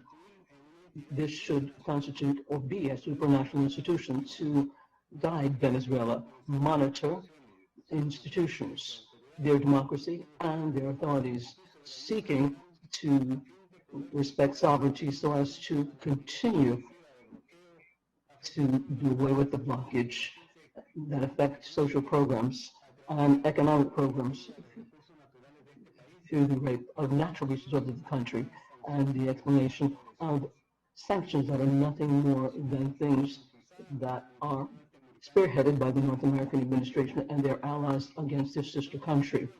All of these motives to punish the Venezuelan people, given their support of the government, and thus affect the constitutional sovereign model of popular democracy that has unfolded in this country. Nicaragua decries this new action, which stabilizes things of a group of countries that are interested in affecting the sovereignty, peace, security, and the electoral process and self-determination of the legitimate government of Venezuela presided by Nicolas Maduro, president, and rejects the resolution presented, which has converted this forum into a center of conspiracy against sovereign democratic nations in Latin America and the Caribbean. The government of reconciliation and national unity ratifies its undeniable solidarity with the people and the legitimately elected government of Venezuela, headed up by the constitutional president Nicolas Maduro Moro, who is an example of national decorum of the noble people, and the Cuban leader, Mr. Fria. The Venezuelan people continue to defend against the aggressors in defense of security, stability, work, economic, social development, and peace for all Venezuelan families. The delegation of Nicaragua asks that these comments be a footnote in this resolution. Thank you very much. Mr. Chairman. I would like to remind delegations that our response should be no more than 6 minutes, as we are running late into the evening. I now invite Canada to take the floor.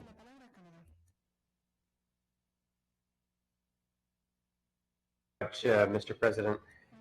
Canada welcomes the adoption by the OAS General Assembly of this resolution, recognizing that minimum democratic conditions for free, fair, and transparent elections do not exist in Venezuela. The United Nations Fact-Finding Mission report released in September confirmed that the Maduro regime has committed crimes against humanity. Canada is deeply concerned about the ongoing suffering of Venezuelans and the systematic human rights violations that are occurring at the hands of the regime.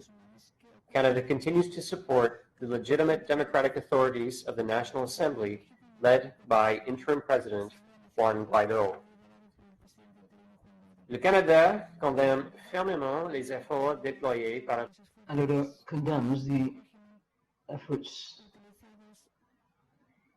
that have been co-opted against the democratic system in Venezuela and the parliament. The Inter-American Democratic Charter, adopted in September, clearly states that democracy should be upheld and defended once it is threatened. We believe to use the Charter to undergird our collective action so as to deal with the crisis and remain faithful to our values. This is more necessary than ever, and we, Canada, are fully committed to continue to support these efforts. Thank you very much. Thank you, Canada. I now offer the floor to Bolivia.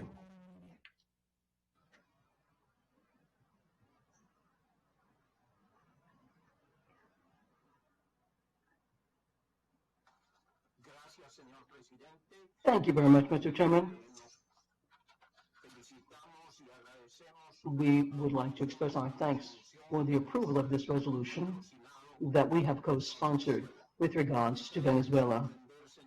It's not a surprise, Mr. Chairman, that there's still those who are opposed, who abstain in the face of a reality which, as was said by my colleague, the representative of Canada, is a striking reality in Venezuela under tyranny.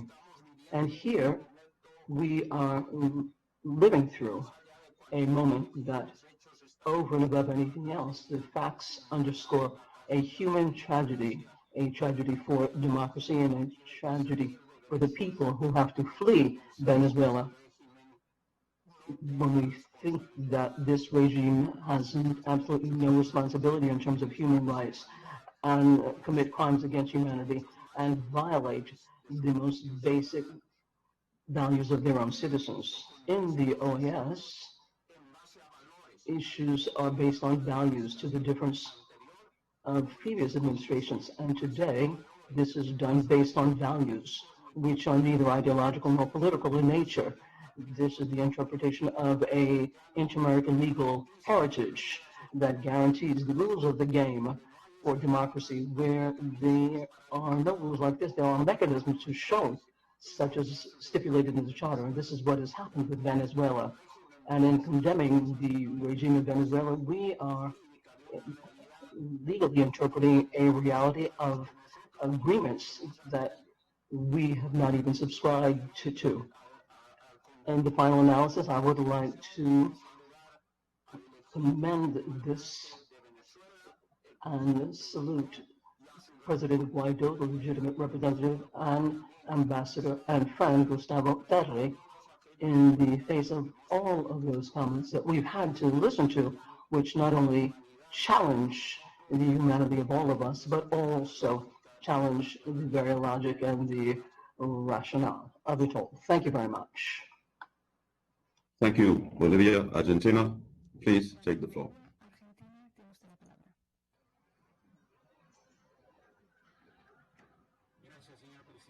Thank you very much, Mr. Chairman. The proponents of this document didn't include all of the members in the negotiating process of it.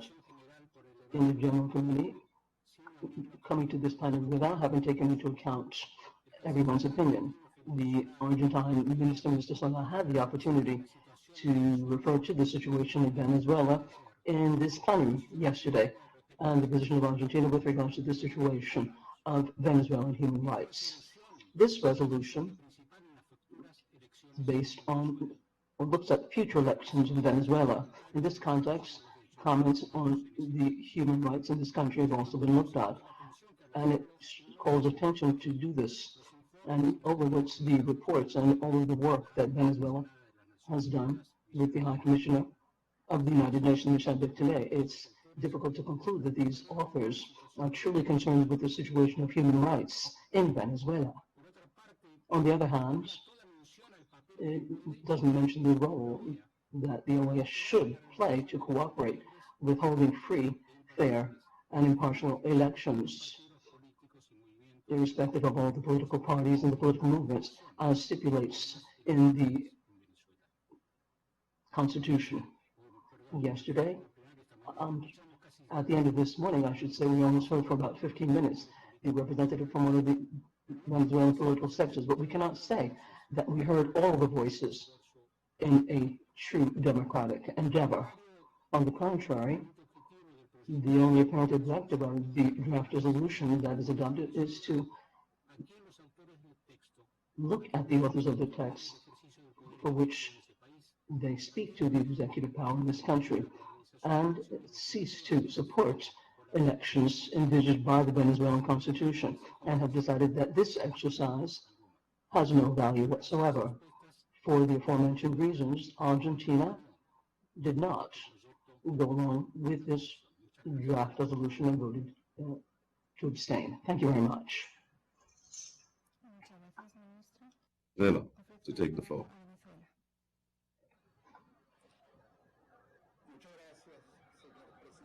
Thank you very much, Mr. Chairman. I would like to begin by thanking the 21 delegations that voted in favor of the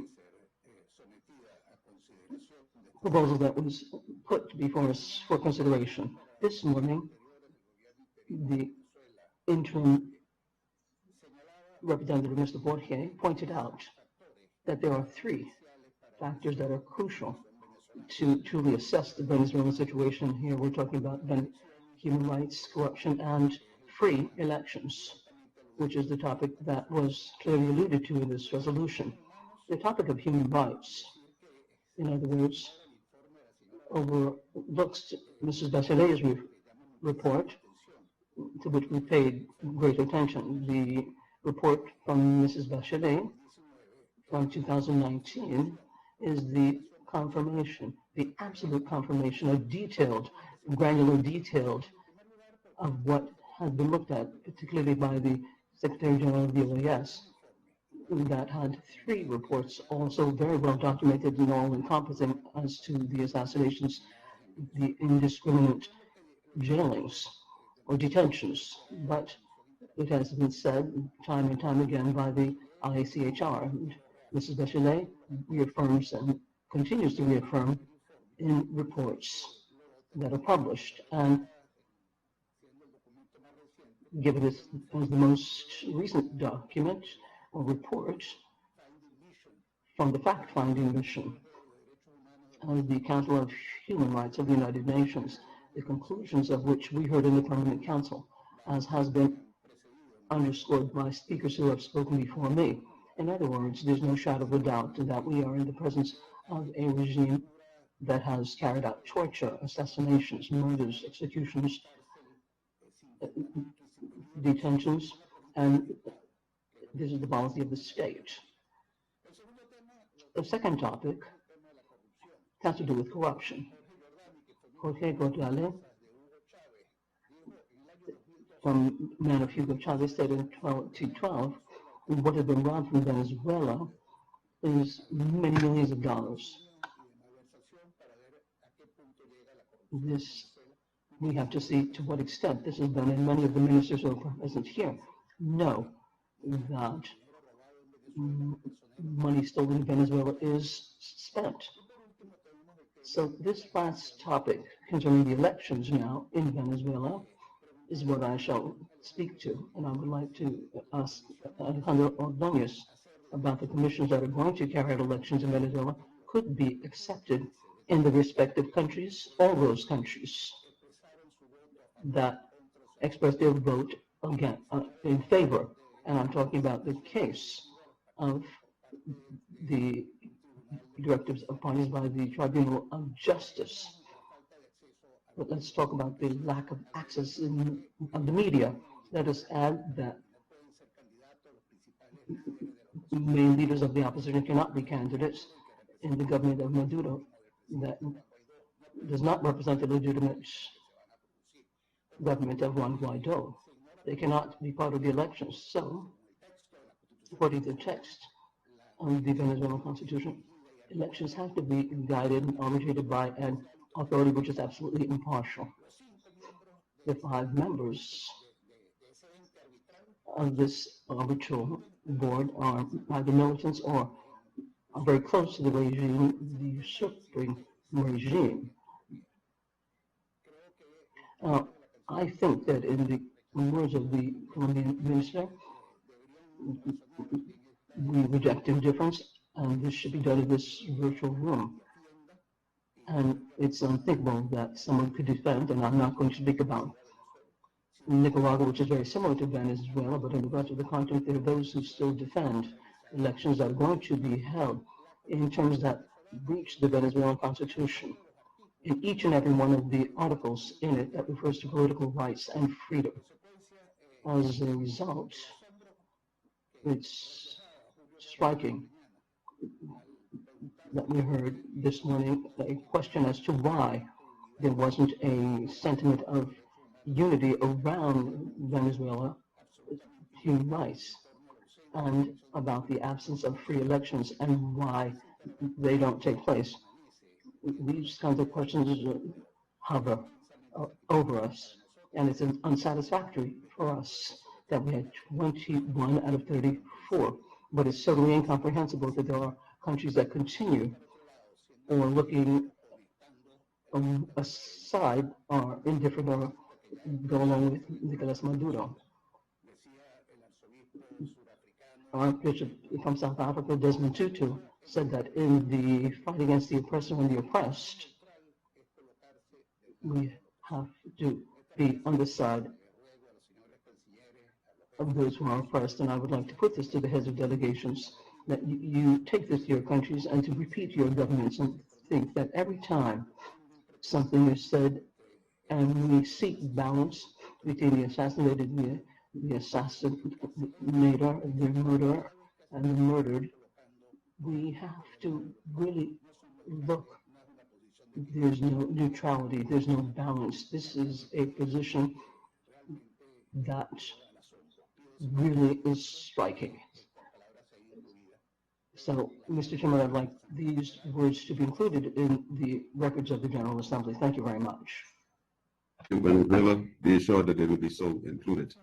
We now invite Uruguay to take the floor.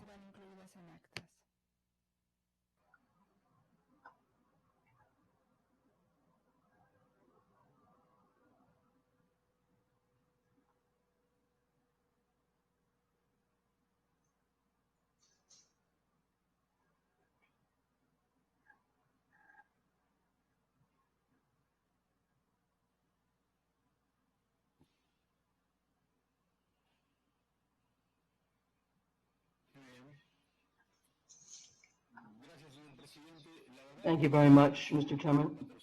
The truth of the matter is that we co-sponsored this very firmly and steadfastly so that we can go back to a position of principle in terms of a reading on the events that take place in Venezuela. It's strange that some people are on one side or on the other, and here there's not a lot of leeway. There's not a lot of leeway. Either you're on the side of defending human rights and recovery of true democracy in Venezuela, or you're on the side of tyranny and darkness. There's nothing in between. There's no midpoint. So, frankly, some rhetorical lines looked at in overall interference in Venezuela, looking at Venezuela and talking about human rights of Venezuelans. This is the only territory that we really have to be wedded to. Now, this kind of exercise often leads to repetition. This is what we have to do. This is precisely to go through this path and insist and not abandon it, because this is what we're here to do. If we have to think in terms of legitimacy, democracy. If we have to think about in terms of illegality, legality moves towards democracy and not Maduro. When we talk about Mrs. Bachelet, and you can read these things, well, I read the same thing, and we look at those who are defenders of human rights.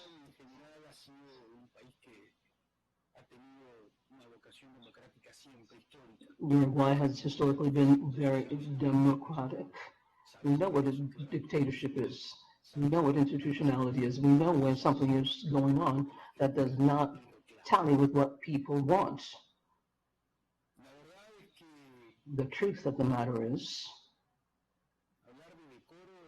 to talk about decorum is imperative. It's absolutely imperative. And to talk about decorum talks about fighting against corruption. On the one hand, number 10 says that there is a state and there is zero transparency or more transparency. And this is what is happening in Venezuela. An oppressive state, a tyranny, and a situation which is absolutely abnormal. And it would be irresponsible if we in this group and Europe and everywhere didn't steadfastly talk about what is going on in Venezuela. The truth is, there is the philosophical, political obligation, but moral one as well, to do a moral reading of what is going on. Let's have a reading of the right path and the incorrect one, the bad side. In some form or fashion, these philosophical positions are valued or not. Well, my country understands that the path Venezuela is on today is what Venezuelans are looking at, that they have the right. So Venezuelans, they wonder about what is happening in Venezuela and the path that they're going on. And this autocratic exercise, is this what they deserve? It begs the question here as well. If one of our countries lived through this criminal scenario that they're living through in Venezuela, what would our reaction be? Well, we would be waving the banner and asking, what are we doing? Well, I think it's high time to step up. It's time to, frankly, be brave and increasingly generate an awareness about all of this, because on the contrary, indifference and to look askance and to leave this aside is going to allow the regime to continue. This is the worst thing that could happen. If we end up by saying or looking at some kind of indifferent position or one which is not well committed, the regime will continue to move ahead, and this can't happen. This is our fight. This is our commitment for true Democrats. Either we are for democracy or on the other side. And that's where we are. Thank you very much, Mr. Chairman. Mexico to take the floor.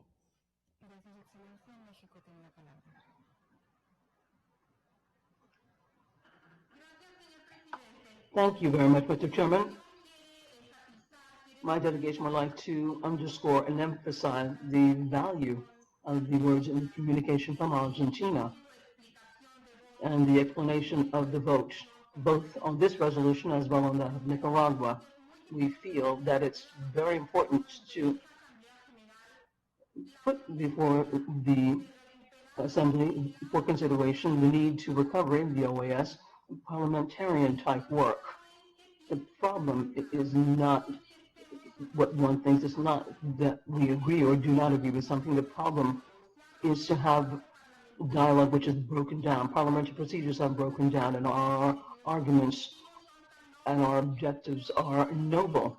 Why do we have to sideline a discussion and an exchange of ideas and dialogue and exchanges for such important resolutions as these?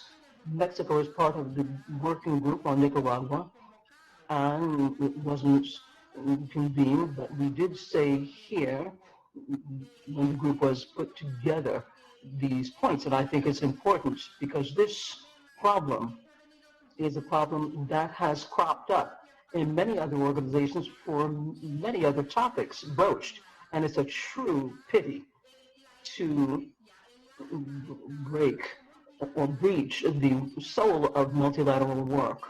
This is parliamentarian work. This is an exchange of ideas. This is a dialogue. These are negotiations. It's tolerance, and that is to accept the consensus and the point of view of the majority. We urge once again that we can recover parliamentary procedures and that kind of work, and to not destroy discussion and negotiations of any stage, because it really would be a shame that the OAS would continue to move along that path, which is actually flies in the face of its very nature. Thank you very much, Mr. Chairman.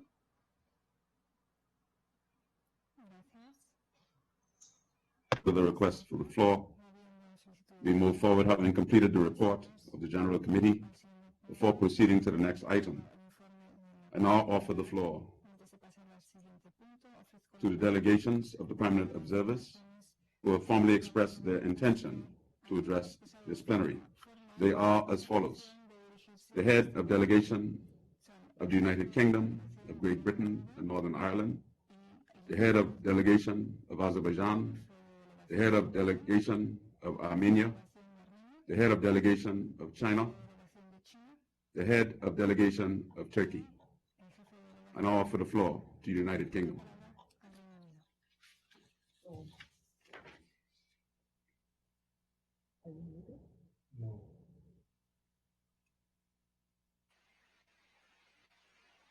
Mr. President, can you hear me? Yes, we can. Thank you. Mr. President, Secretary General, Ministers and Delegates, it is an honour to be here to represent the United Kingdom as an observer state of the OAS, and I thank you for the opportunity to speak. As an active observer participating in OAS electoral missions and peace-building projects, it has been instructive and encouraging to hear delegates' views on the present and future of the OAS. I will now turn to the declaration on the Falkland Islands and the statement delivered by the Foreign Minister of Argentina. The UK continues to build a strong and constructive relationship with Argentina. This is clearly in both our countries' best interests. The UK is pleased that since the OAS General Assembly in June last year, we have continued to cooperate together on a number of areas of mutual benefit. In November last year, we saw the inaugural flight of the second commercial air link between the Falkland Islands and the South American continent. I was pleased to visit Argentina in March and to hold a series of constructive bilateral meetings.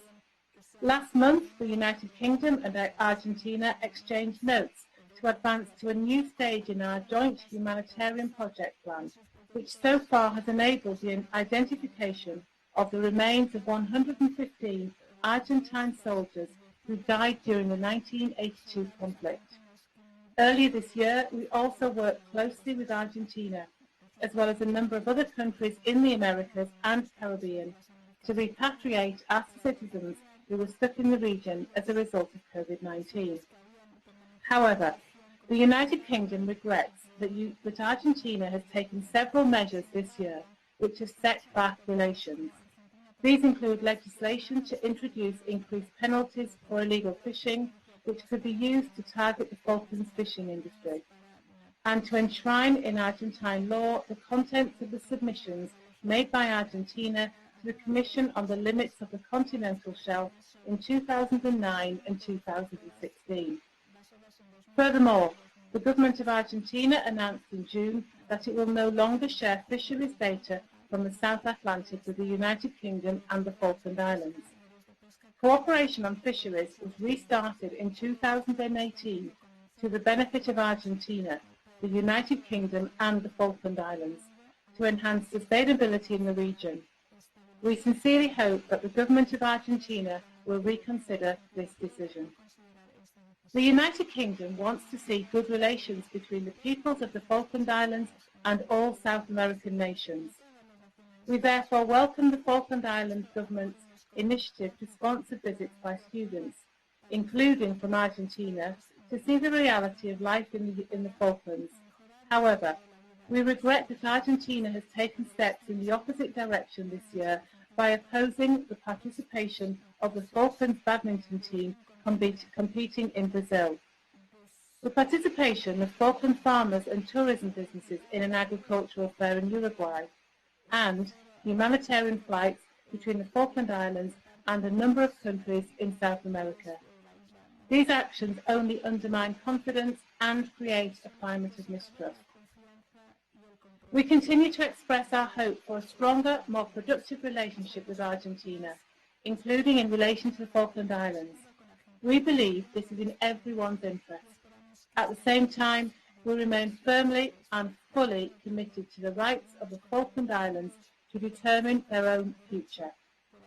The United Kingdom has no doubt about its sovereignty over the Falkland Islands, South Georgia and South Sandwich Islands, and surrounding maritime areas, nor about the principle and the right of self-determination for the Falkland Islands as enshrined in the UN Charter and in Article 1 of the 2 UN Covenants on Human Rights, by virtue of which they freely determine their political status and freely pursue their economic, social and cultural development. Reference has been made to resolutions and to certain regional statements of support for sovereignty negotiations. However, none of these modify or dilute the obligation of nations to respect the legally binding principle of self-determination. This means that while we wish to work constructively with Argentina, there can be no dialogue on sovereignty unless the Falkland Islands so wish. The 2013 referendum, in which 99.8% of those who voted wanted to maintain their current status as an overseas territory of the United Kingdom, sends a clear message that the people of the islands do not want dialogue on sovereignty. It has been alleged that the Falkland Islanders are not entitled to self-determination because they do not constitute a people. That is not the case. Prior to 1833, there was no indigenous or settled population on the islands. No civilian population has ever been forcibly removed from the islands. Since 1833, the population has developed predominantly through migration from Europe, the same as over 90% of Argentines. Several Falkland families have now been living on the islands for 9 generations. It has also been alleged that the UK's relationship with the Falklands is a colonial one. Colonialism exists when one country exercises or proposes domination over an identifiably separate people who do not wish to be part of that country. This is not the situation for the Falkland Islands, where a self-governing people have freely taken the democratic decision to remain a UK overseas territory and live in peace. The UK's military presence in the Falkland Islands has been described as disproportionate. Our forces in the South Atlantic are entirely defensive and are at the appropriate level to ensure the defence of the islands against any potential threat. The United Kingdom's relationship with the Falkland Islands and all of its overseas territories is a modern one, based on partnerships, shared values and the right of the people of each territory to determine their own future. The Republic of Argentina continues to deny that this fundamental human right applies to the people of the Falkland Islands and actively seeks to deny the islanders legitimate rights within international fora and publicly attacks their rights on a frequent basis. This behaviour is wholly incompatible with the principles established in the United Nations Charter. It is on their behalf that the UK asks that the General Assembly takes note of their right of self-determination and that this statement is read into the record of this meeting. Thank you very much for your attention. Muchas gracias. Thank you, Great Britain and Northern Ireland, United Kingdom. We now invite Argentina to take the floor.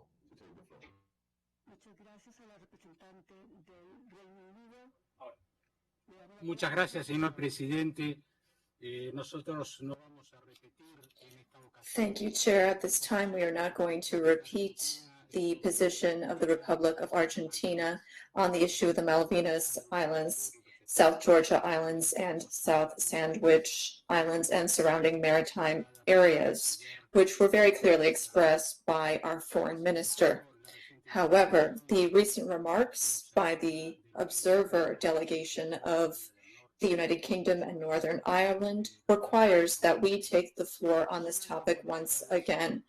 We would like to thank all of the members of the OAS who took the floor previously to support the legitimate rights of Argentina over these spaces.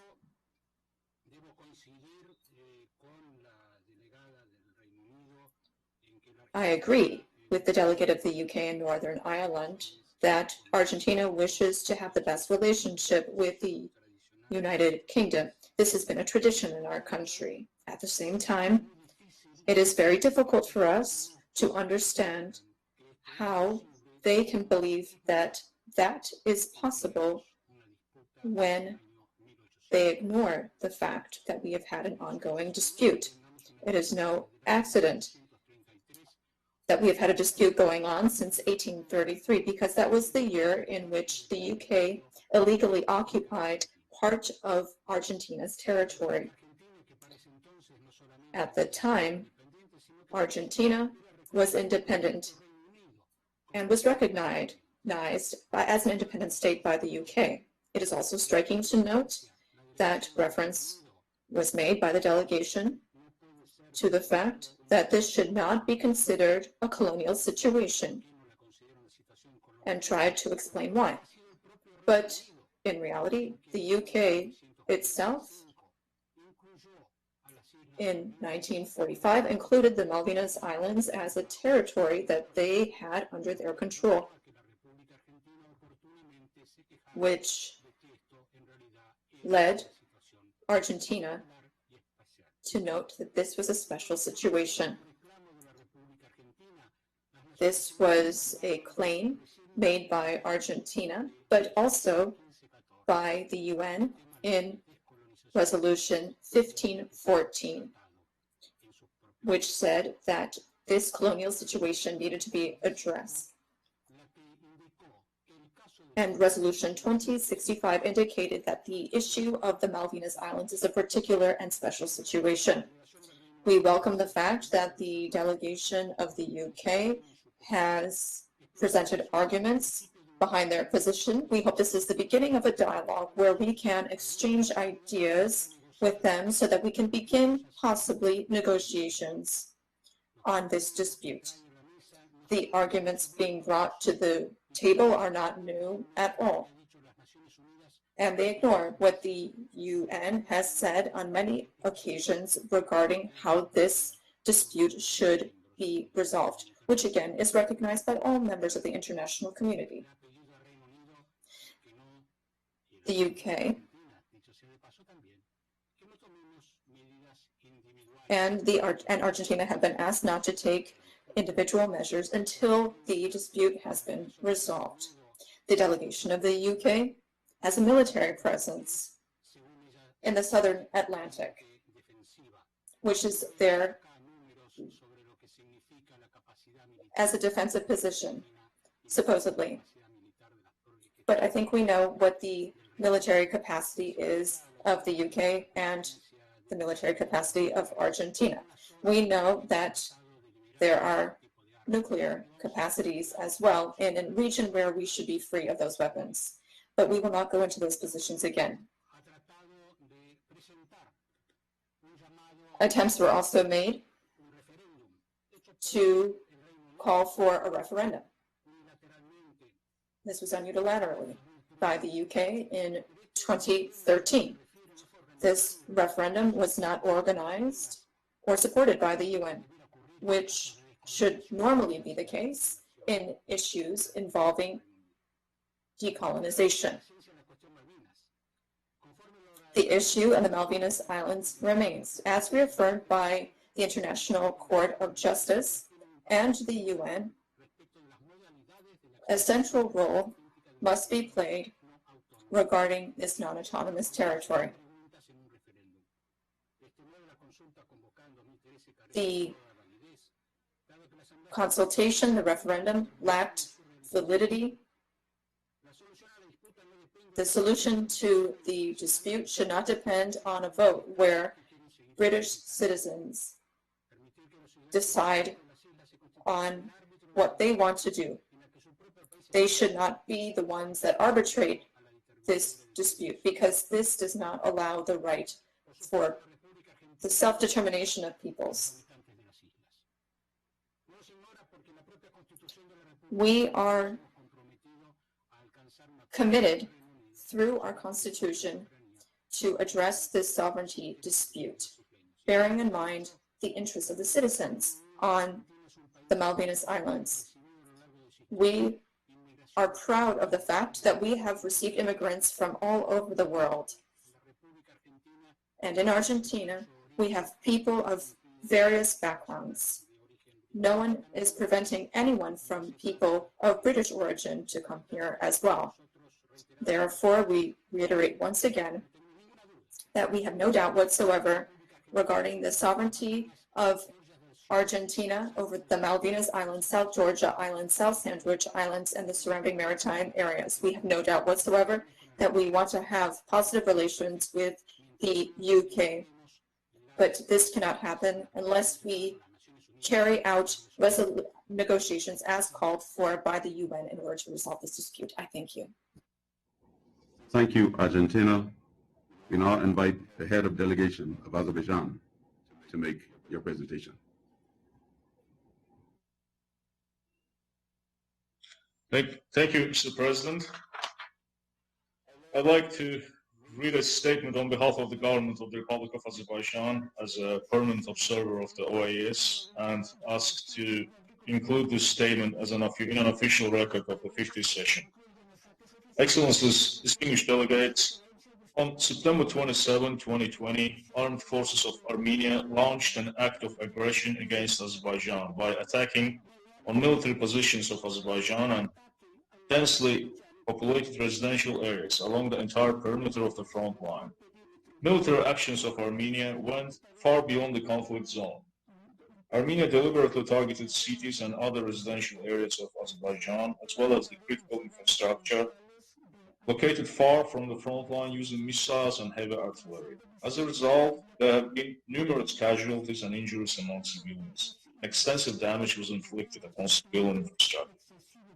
The armed forces of Azerbaijan were compelled to take countermeasures, defend its positions, as well as to ensure safety and security of civilians residing along the front line. The counteroffensive measures continue as of today. On October 9th, with the mediation of the Russian Federation, the parties agreed to cease hostilities for humanitarian purposes.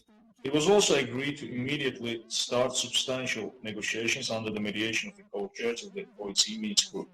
But only 15 minutes after the ceasefire entered into force, Armenian forces continued its attacks and strikes on Azerbaijani position, launching missile attack on the city of Ganja, the second most populated city in Azerbaijan. As a result, 10 civilians were killed, more than 30 were seriously wounded.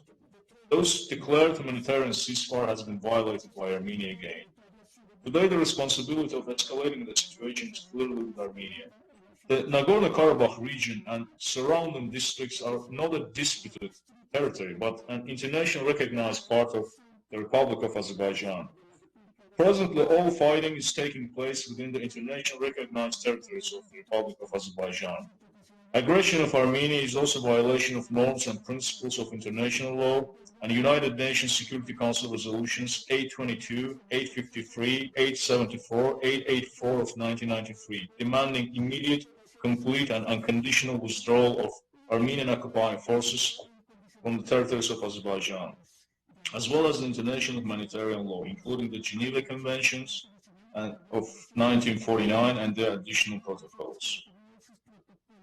Distinguished delegates, in light of the above, I would like to express our deepest concern with the letter from the Secretary General of the OAS dated October 2nd, 2020, as well as the declaration E098/20 of the Secretary General dated September 27 regarding the conflict between Armenia and Azerbaijan. It's clear that position expressed by the Secretary General not only was in clear contradiction with the views of the OAS member states, which support the resolution of the conflict based on international law, territorial integrity, and on the relevant resolutions of the UN Security Council, while violating the most basic principles of OAS, enshrining OAS Charter, including respect for international law. This is Article 3A of Chapter 2, Principles, and respect for sovereignty and independence of states. This letter from the Secretary General is also clearly directed against the Republic of Azerbaijan, non-OAS state and permanent observer of the organization. With this hostile provocation against Azerbaijan, the Secretary General has also grossly violated Chapter 16 of the OAS Charter pertaining to mandate and functions of the General Secretariat. The Azerbaijani side strongly condemns this aggressive interference by the Secretary General against the evolving situation in the Eastern Hemisphere and believes it may set up dangerous precedent for permanent observers in the future.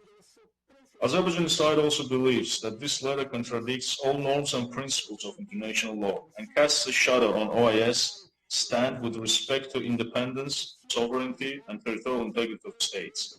Relevant concern of the Azerbaijan have expressed in a letter to the Secretary General, as well as in note verbal AZ/50/20 dated October 5th, addressed to all the embassies of the member states and permanent observer states of the OAS. Azerbaijani delegation calls on all member states and permanent observers to support principles of international law, relevant UN Security Council resolutions, and to condemn this provocative letter of the Secretary General, as well as to disassociate from the OAS statement E098/20, dated September 27. Mr. President, thank you. I would like once again to ask this statement to be included in an official record of the meeting. Thank you. Thank you, Ambassador. It will be so included. I now invite the head of delegation of Armenia to the floor.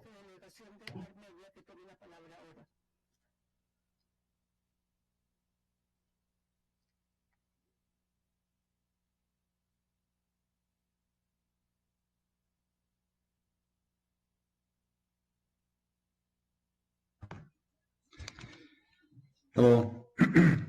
Mr. President, Mr. Secretary General Luis Almagro, distinguished representative of OAS members and observer countries. I would like to firstly welcome the participants of the 50th regular session of the OAS General Assembly, which convened despite the unprecedented situation caused by COVID-19. The global crisis continues to affect every nation's health and livelihood. Armenia, as a member of the global community, having been affected largely by the hardships imposed by this global crisis, shares the concerns of the OAS countries. Armenia attaches great importance to our cooperation within the framework of OAS and its member countries, based on our shared values and common commitment to democracy, human rights, rule of law, and cooperation in good faith. It is noteworthy to mention that in many OAS member countries, there are large Armenian communities who not only contributed to the development of these countries as their dedicated citizens, but also became connecting bridge for the development of intergovernmental relations between our countries since Armenia's independence. In these challenging times for humanity, the COVID-19 pandemic calls for the global imperative of solidarity. The UN Secretary General's appeal for immediate global ceasefire was absolutely appropriate and timely. Armenia unequivocally supported the call by the Secretary General of the United Nations. However, there are countries that not only ignored this call, but grossly violated the international law. Mr. President, in this context, allow me to brief the Assembly about the aggression of Azerbaijan and Turkey against Nagorno-Karabakh. At the outset, I cannot but fully disagree with just the distinguished representative of Azerbaijan tried to present as if the reality about the situation around the Nagorno-Karabakh and about the war waged against the Nagorno-Karabakh. On September 27th, Azerbaijan launched a pre-planned large-scale military offensive along the entire line of contact between Artsakh or Nagorno-Karabakh and Azerbaijan, targeting civilian settlements, including infrastructure, schools, churches, and hospitals. Furthermore, since the outbreak of the war, Azerbaijan indiscriminately bombarded the capital city of Artsakh, Stepanakert, and second city, Shushi, where the Cathedral of St. Ghazanchesos of the Armenian Apostolic Church was targeted and severely damaged. This barbaric act against the religious monument was an attack not only towards this cathedral, but against the civilized world. Azerbaijan, with full military support of Turkey, to this date continues to conduct a large-scale military offensive towards the people of Armenia and Nagorno-Karabakh, thus ignoring the global appeal and clearly demonstrating that it has chosen why it has chosen not to join the UN Secretary General's appeal. Mr. President, Azerbaijan has never made a secret of its strategic goal to resolve the Nagorno-Karabakh conflict by the use of force, and thus has been maintaining the tensions high across the line of contact and the Armenian-Azerbaijani state border. It was not it was not a coincidence that the president of the Azerbaijani Republic, Mr. Aliyev, prior to this war, denounced the activities of the OSCE Minsk Group co-chairs, called their activities as meaningless, thus opening the door for military solution that followed this statement. The preparation to aggression was accompanied by large-scale military exercises jointly by Azerbaijan and Turkey, with Turkish military personnel and equipment remaining stationed in Azerbaijan. Turkish F-16s have been deployed in Azerbaijan and up until now participate in the war against Nagorno-Karabakh. Turkey, along with its policy of destabilizing its neighboring regions, has recruited and transferred to Azerbaijan jihadist terrorists from Syria who now participate in this full-scale war. The governments of Russian Federation and France are on record, and the international mainstream media, who confirmed on multiple occasions the involvement of foreign terrorist fighters and mercenaries in the war on behalf of Azerbaijan. The leadership of Azerbaijan and Turkey bear full responsibility for the consequences of this pre-planned aggression, which represents a serious challenge to regional peace and security. Since the outbreak of the war, on 2 occasions, there were attempts by Russian Federation and other mediators to establish a humanitarian truce.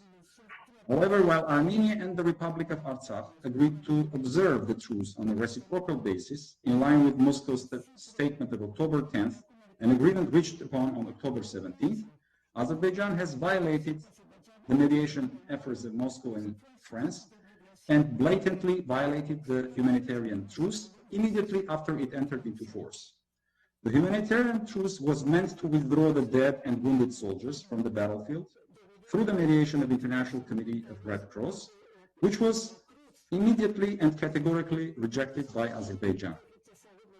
Mr. President, today the lives of the Armenian people and their ancient Christian heritage in Nagorno-Karabakh is under imminent and existential threat as heavy artillery drones and cluster bombs and other prohibited weapons are being used in violation of international law and international humanitarian law.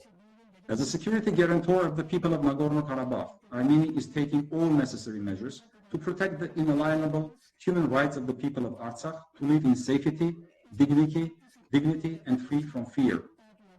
The root cause of this conflict is the issue of the status of Nagorno-Karabakh that has been ignored by Azerbaijan for a long time. In the light of the current aggression against the people of Nagorno-Karabakh, we call on the international community to respect Nagorno-Karabakh's right to self-determination in order to ensure the rights of the citizens of Artsakh to life and peaceful development.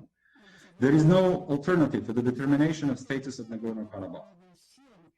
In the current situation, the international recognition of Artsakh is the only effective mechanism to restore peace and security in the region. Let me conclude my statement by extending gratitude to Secretary General of OAS for addressing this conflict and strongly condemning the aggressor sides during this global crisis. Secretary General Almagro, thank you very much for your leadership and your principled stance and your courage to call the things by their own name.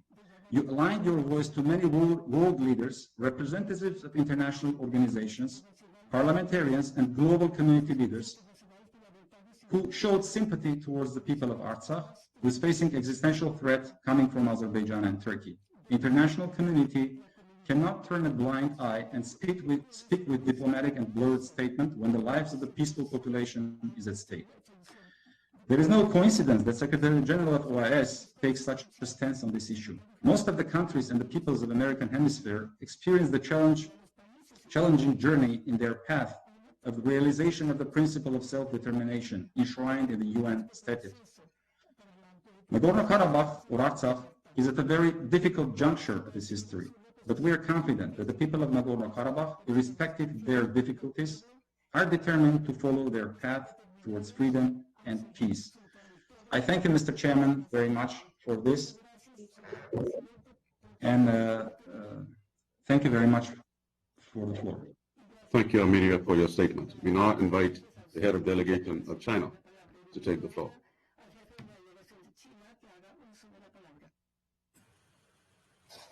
Gracias, señor presidente. Thank you, Chair, Secretary General, Assistant Secretary General, heads of delegation. At the outset, China would like to express its congratulations on the annual holding of the General Assembly of the OAS. The Secretary General and the Assistant Secretary General held a successful dialogue with the heads of delegation of permanent observers. During this discussion, a member state suggested that Taiwan should be accepted as a permanent observer of the OAS, which was surprising to China. I would like to use this opportunity to reiterate our position on this matter. According to the rules of procedure of the OAS, only independent states can request permanent observer status. Taiwan is a province of China and is not able to participate in OAS activities. China has appreciated that the OAS has always insisted on the principle of one China and has taken positions on the separatist forces of Taiwan and has focused also on the cooperation to address COVID-19. We also reject support for separatist forces in Taiwan. The COVID-19 pandemic continues to spread throughout the world, which is a major threat to public health and socioeconomic development for all peoples and countries of the world, including those in Latin America and the Caribbean.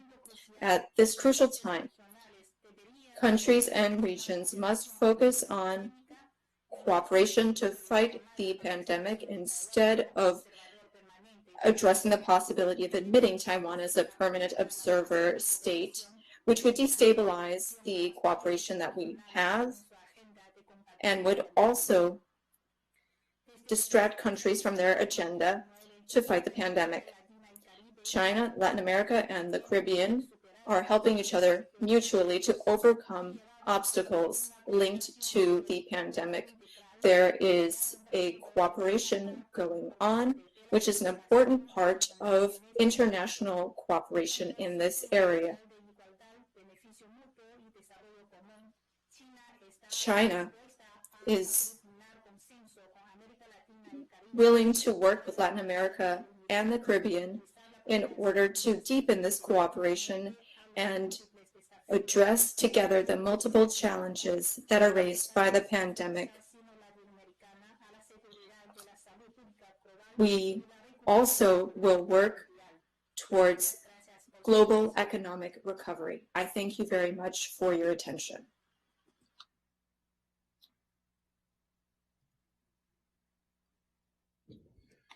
Actually, we thank all the members of the permanent observers for their presentations. And we now move to agenda item 8, which is pursuant to Article 3.0, subsection C of the Rules of Procedure of the General Assembly. The agenda of each regular session shall include a determination of the date and venue of the next regular session. The General Assembly must therefore decide on the place and date of its 51st regular session. In this regard, I would like to announce that the government of the Republic of Guatemala has generously offered to host the 51st regular session of the General Assembly in 2021. It is my understanding that the head of delegation of Guatemala wishes to refer to that offer. I offer the floor to His Excellency Pedro Brolo Villa, Minister of Foreign Affairs of Guatemala. Minister, please take the floor.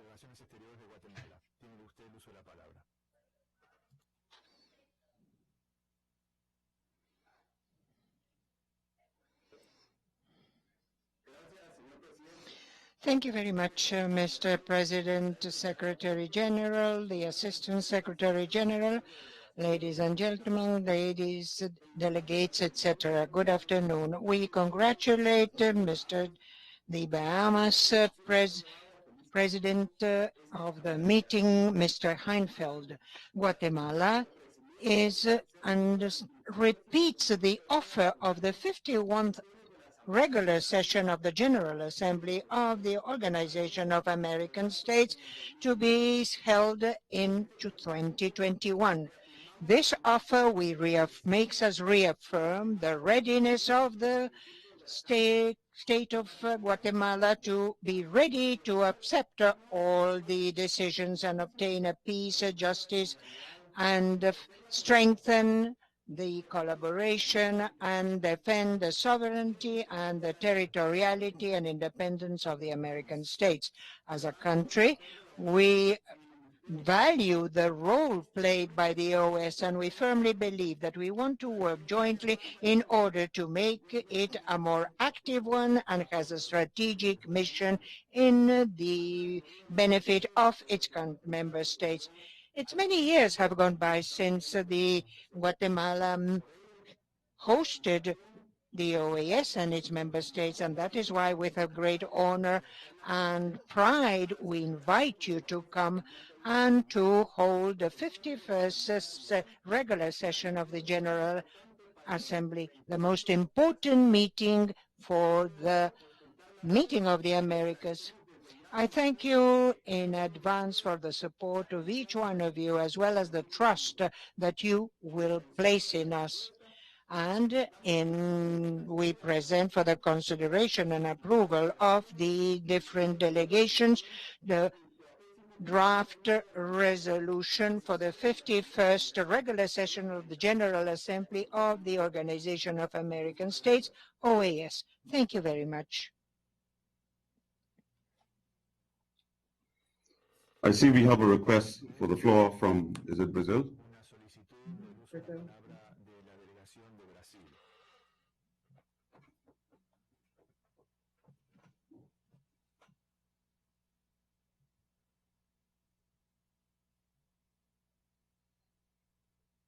Brazil, do you want to wait until we've completed this item and then take the floor, or do you wish to come now? Chairman, we have a video from Guatemala. Okay, thank you.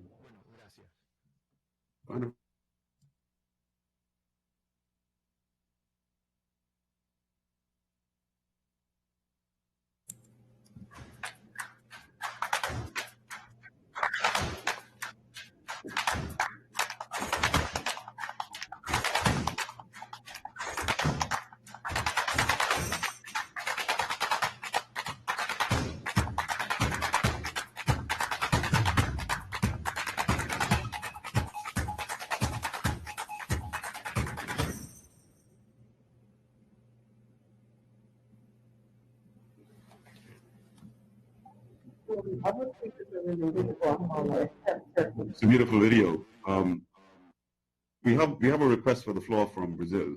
I wonder if ASG, if we should finish this item and then revert to the request. And I know we have Turkey waiting.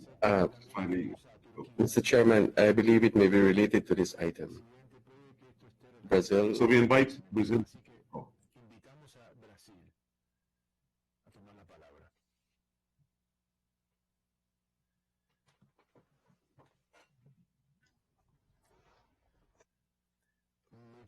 Indeed related to this item. Senhor Presidente, em nome On behalf of the Minister of Foreign Affairs, Ambassador Ernesto Araújo, Brazil would like to leave on record its thanks to the generous offer made by the Ambassador of Guatemala to be the host of the 51st regular session of the General Assembly of the Organization of American States. I think that I am talking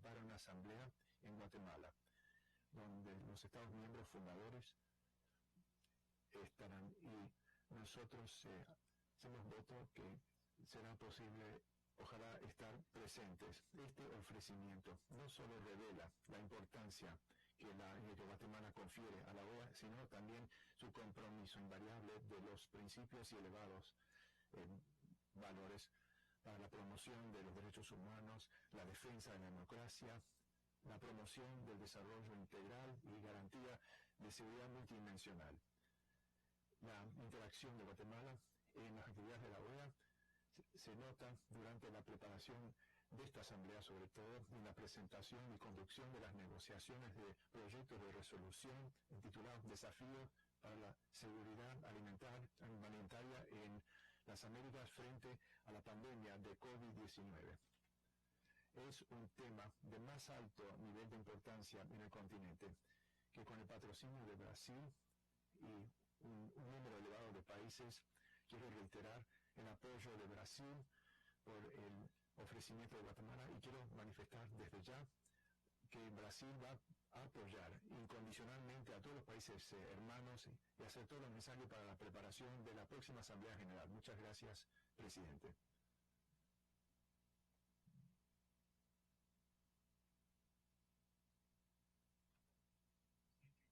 For your presentation, we now ask Honduras to take the floor.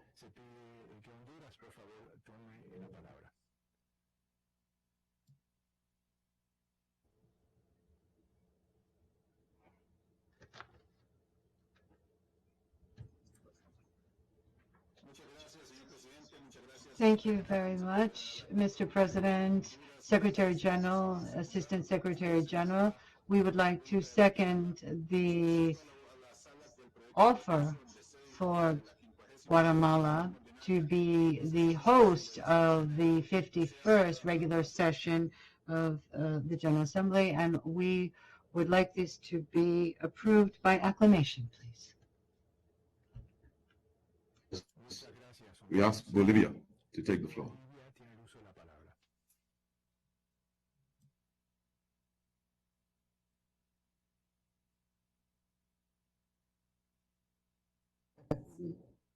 Am I to understand that Bolivia withdrew their request for the floor? Oh, they're coming now. They're coming now.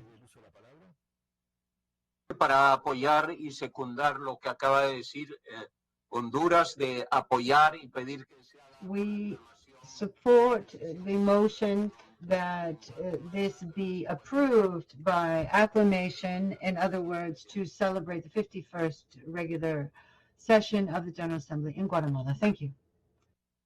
Thank you.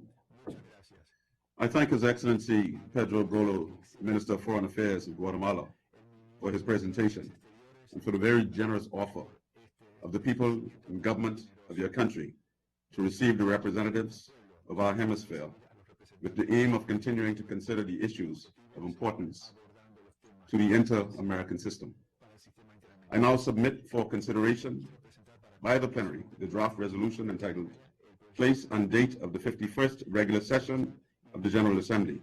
I would now like to ask whether any delegation wishes to refer to that draft resolution.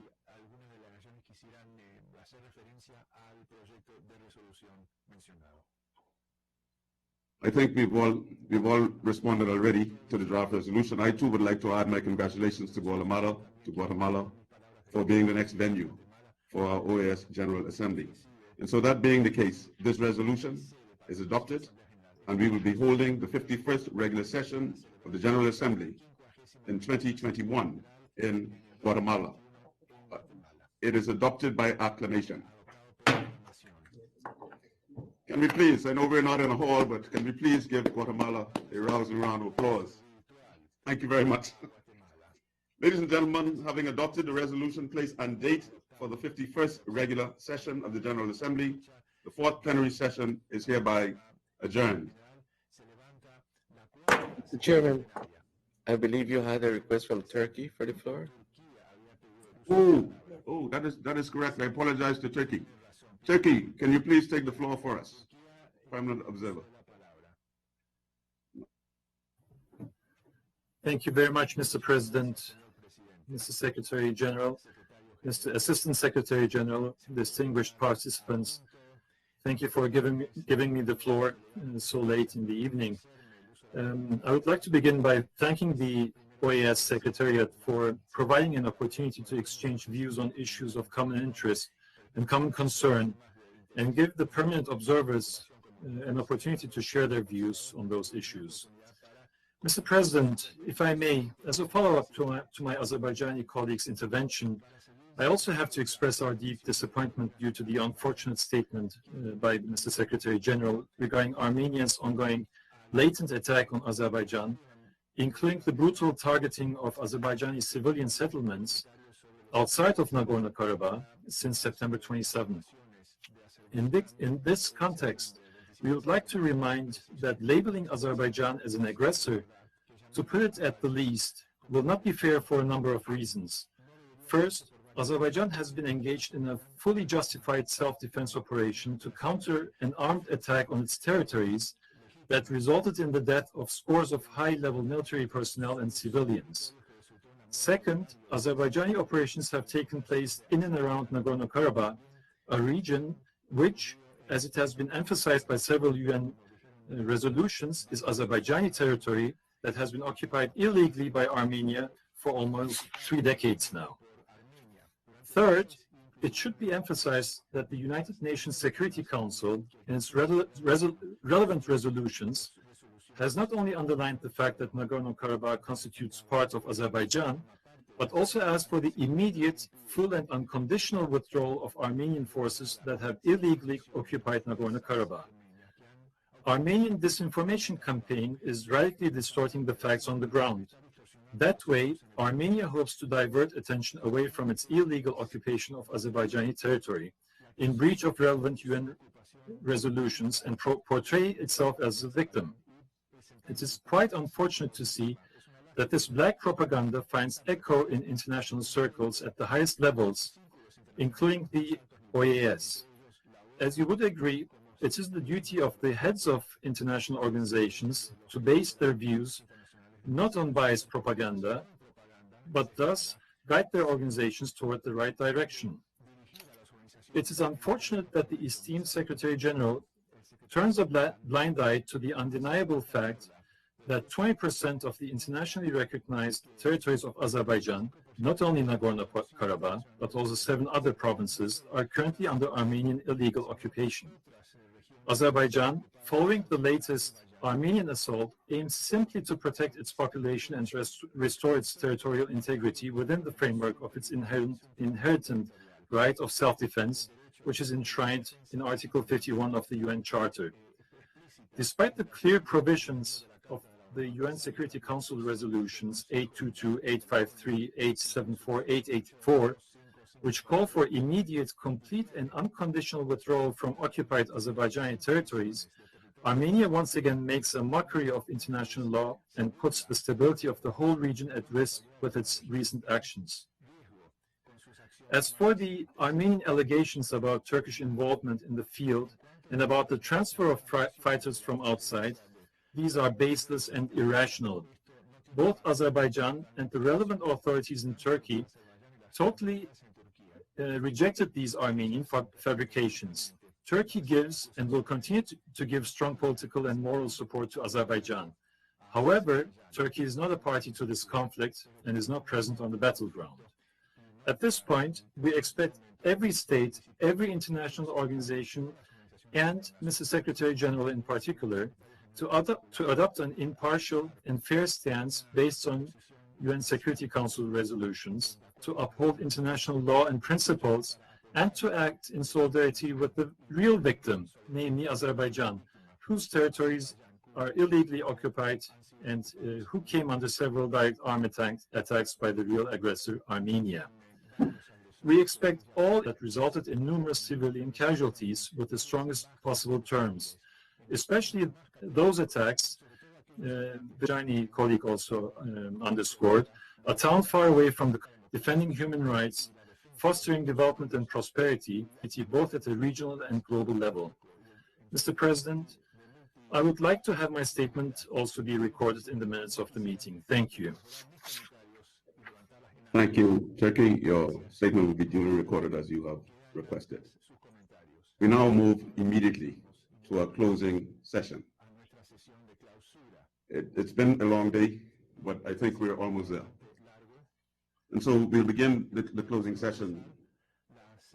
Distinguished Ministers of Foreign Affairs, heads of delegation, esteemed Chair of the OAS Permanent Council, Ambassador Audrey Marks, permanent representatives of Jamaica to the OAS, esteemed Chair of the General Committee of the General Assembly, Ambassador Luis Fernando Cordero, permanent representative of Honduras, Mr. Luis Almagro Lemez, Secretary General of the OAS, Ambassador Nestor Mendez, Assistant Secretary General of the OAS, distinguished permanent observers, representatives of civil society, and other social actors. Ladies and gentlemen, good evening. It is with great satisfaction that I announce the conclusion of the work of the 50th regular session of the General Assembly of the Organization of American States. Delegations have held a frank dialogue on the challenges of COVID-19 in the to address vulnerabilities and build resilience in times of crisis based on the topics that the organizations can Council for Integral Development and the General Secretary 15 months, as well as on other issues of importance. The General Assembly approves of utmost importance for our countries and for the future work once again and more than ever before. This underscore of our hemisphere, as well as respecting the differences that exist between sovereign states.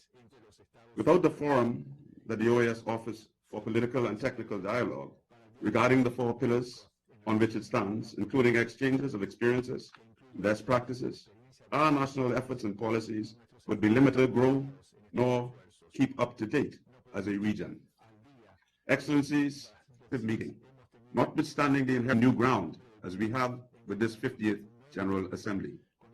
COVID-19 dominated our discourse. The range of issues emerged. The Latin American and Caribbean region, we heard, is one of the hardest hit regions in the world. Most speakers pointed out that the pandemic has caused us to see inequalities more clearly, and that women and children are at the greatest risk. In this context, we need to pay particular attention to the education of the children of 2020 to ensure that they are not unduly disadvantaged and are not left behind. Getting a vaccine as soon as possible is important, and such vaccine should be affordable and equally accessible to all citizens of the Americas. The pandemic exposed that we need to ensure food security, availability, accessibility, and affordability at all times. The reactivation of our economies is of immense concern, and also how to do so while ensuring the health and safety of our citizens. In this context, we need to pay greater attention to economic diversification. The lack of tourism has highlighted the need for a new economic model for the region. We also need to look at greater diversification towards the agricultural sector. Climate change remains an issue of enormous concern, in which context the sustainability of oceans and blue economy are of utmost importance. Our respect for human rights across all sectors of society was clearly conveyed, and particularly the rights of women. Women should be included in all acts of decision-making, as well as there should be gender parity in policy making and elimination of violence against women and respect for the rights of indigenous people. I took note of the proposal by Canada for consideration to be given to holding a high-level meeting on indigenous issues. A number of delegations referred to the financial issues and falling GDPs. In this context, we heard that it is a need for, one, a level playing field in the international financial arena, and two, discourse to prevent unilateral financial sanctions on countries. I express my appreciation to all the delegations for their active, constructive participation in addressing the topics included on the agenda of this regular session of the General Assembly. I would also like to thank the OAS General Secretariat, and in particular, the team headed by Ambassador Nestor Mendez, for their leadership, advice, and collaboration, which contributed to the successful outcome of this important event. I now offer the floor to the Secretary General of the OAS, Mr. Luis Almagro Limes. SG, please take the floor. Gracias, señor presidente.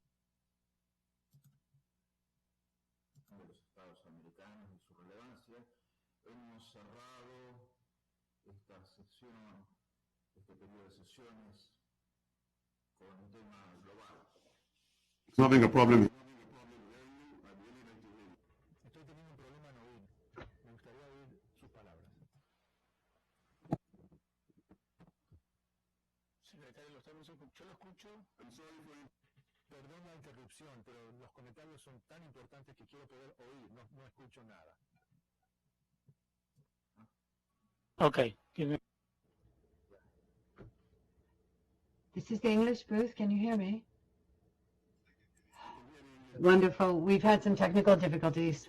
Thank you.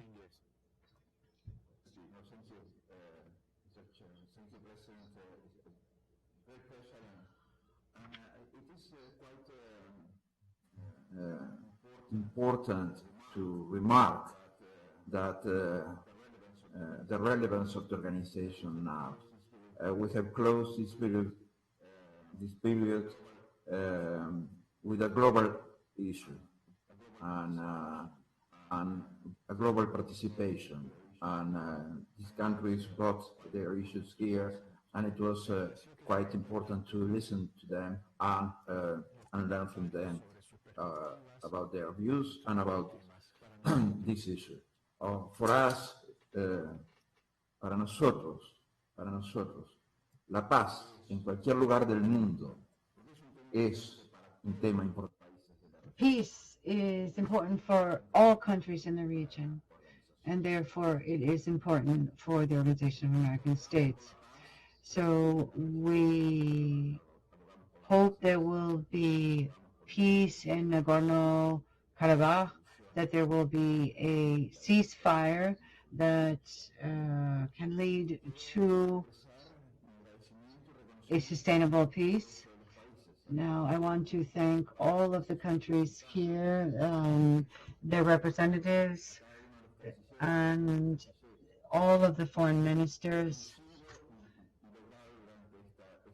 What we have been able to achieve during this GA, it's impressive, the resolutions, the content thereof.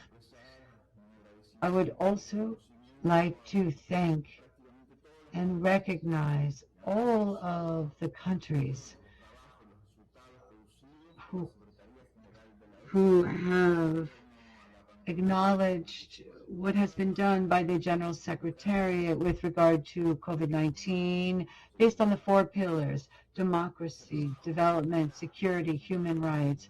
This work will continue and the results will continue. That's what the OAS is here for, to work with you. I would also like to thank all of the missions on the ground that continue to take risks. We have had staff in the MAP OAS who have become ill with COVID-19. In the adjacency zone, we have had someone who also died. And this was really a blow to us. I would also like to acknowledge the work of the electoral observation missions. Almost all countries have hosted these missions. It's very positive. It's always very challenging. The technical and professional level of the missions have been the highest possible that one can imagine. And we do this with very few financial resources, maybe 10% of what other organizations invest in their electoral observation missions. So we are very austere with our resources. I think that we also need to be self-critical. I appreciate the constructive criticism that some have made.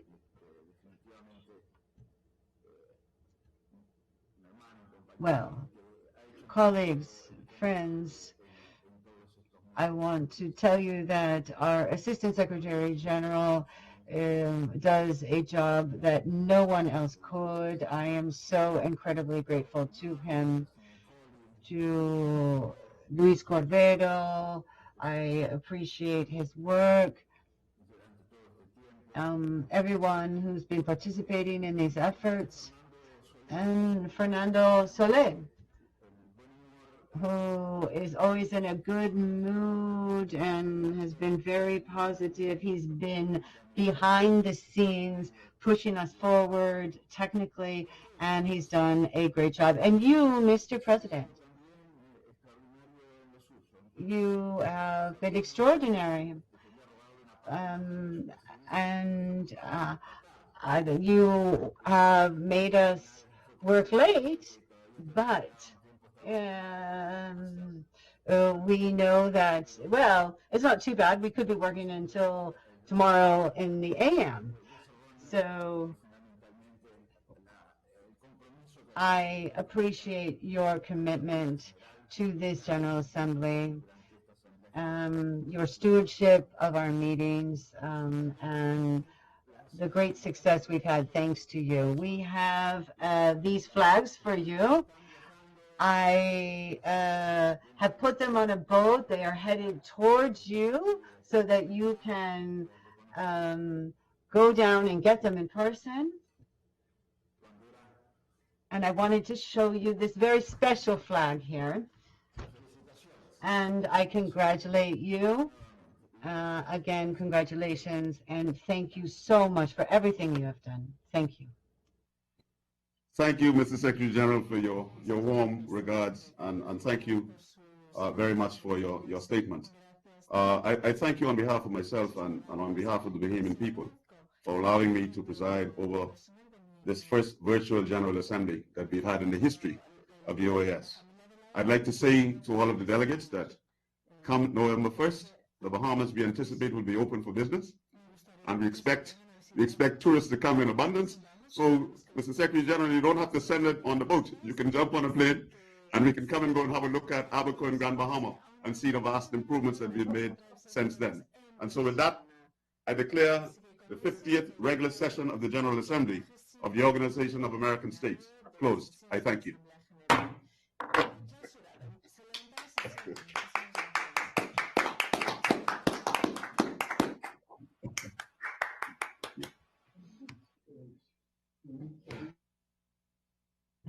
Nessa, I'll call you later. Thank you, SG. Mr. Jane or send it to Mr. Jane as well? Okay. So we put in a tourism plug, right? Yes, yes.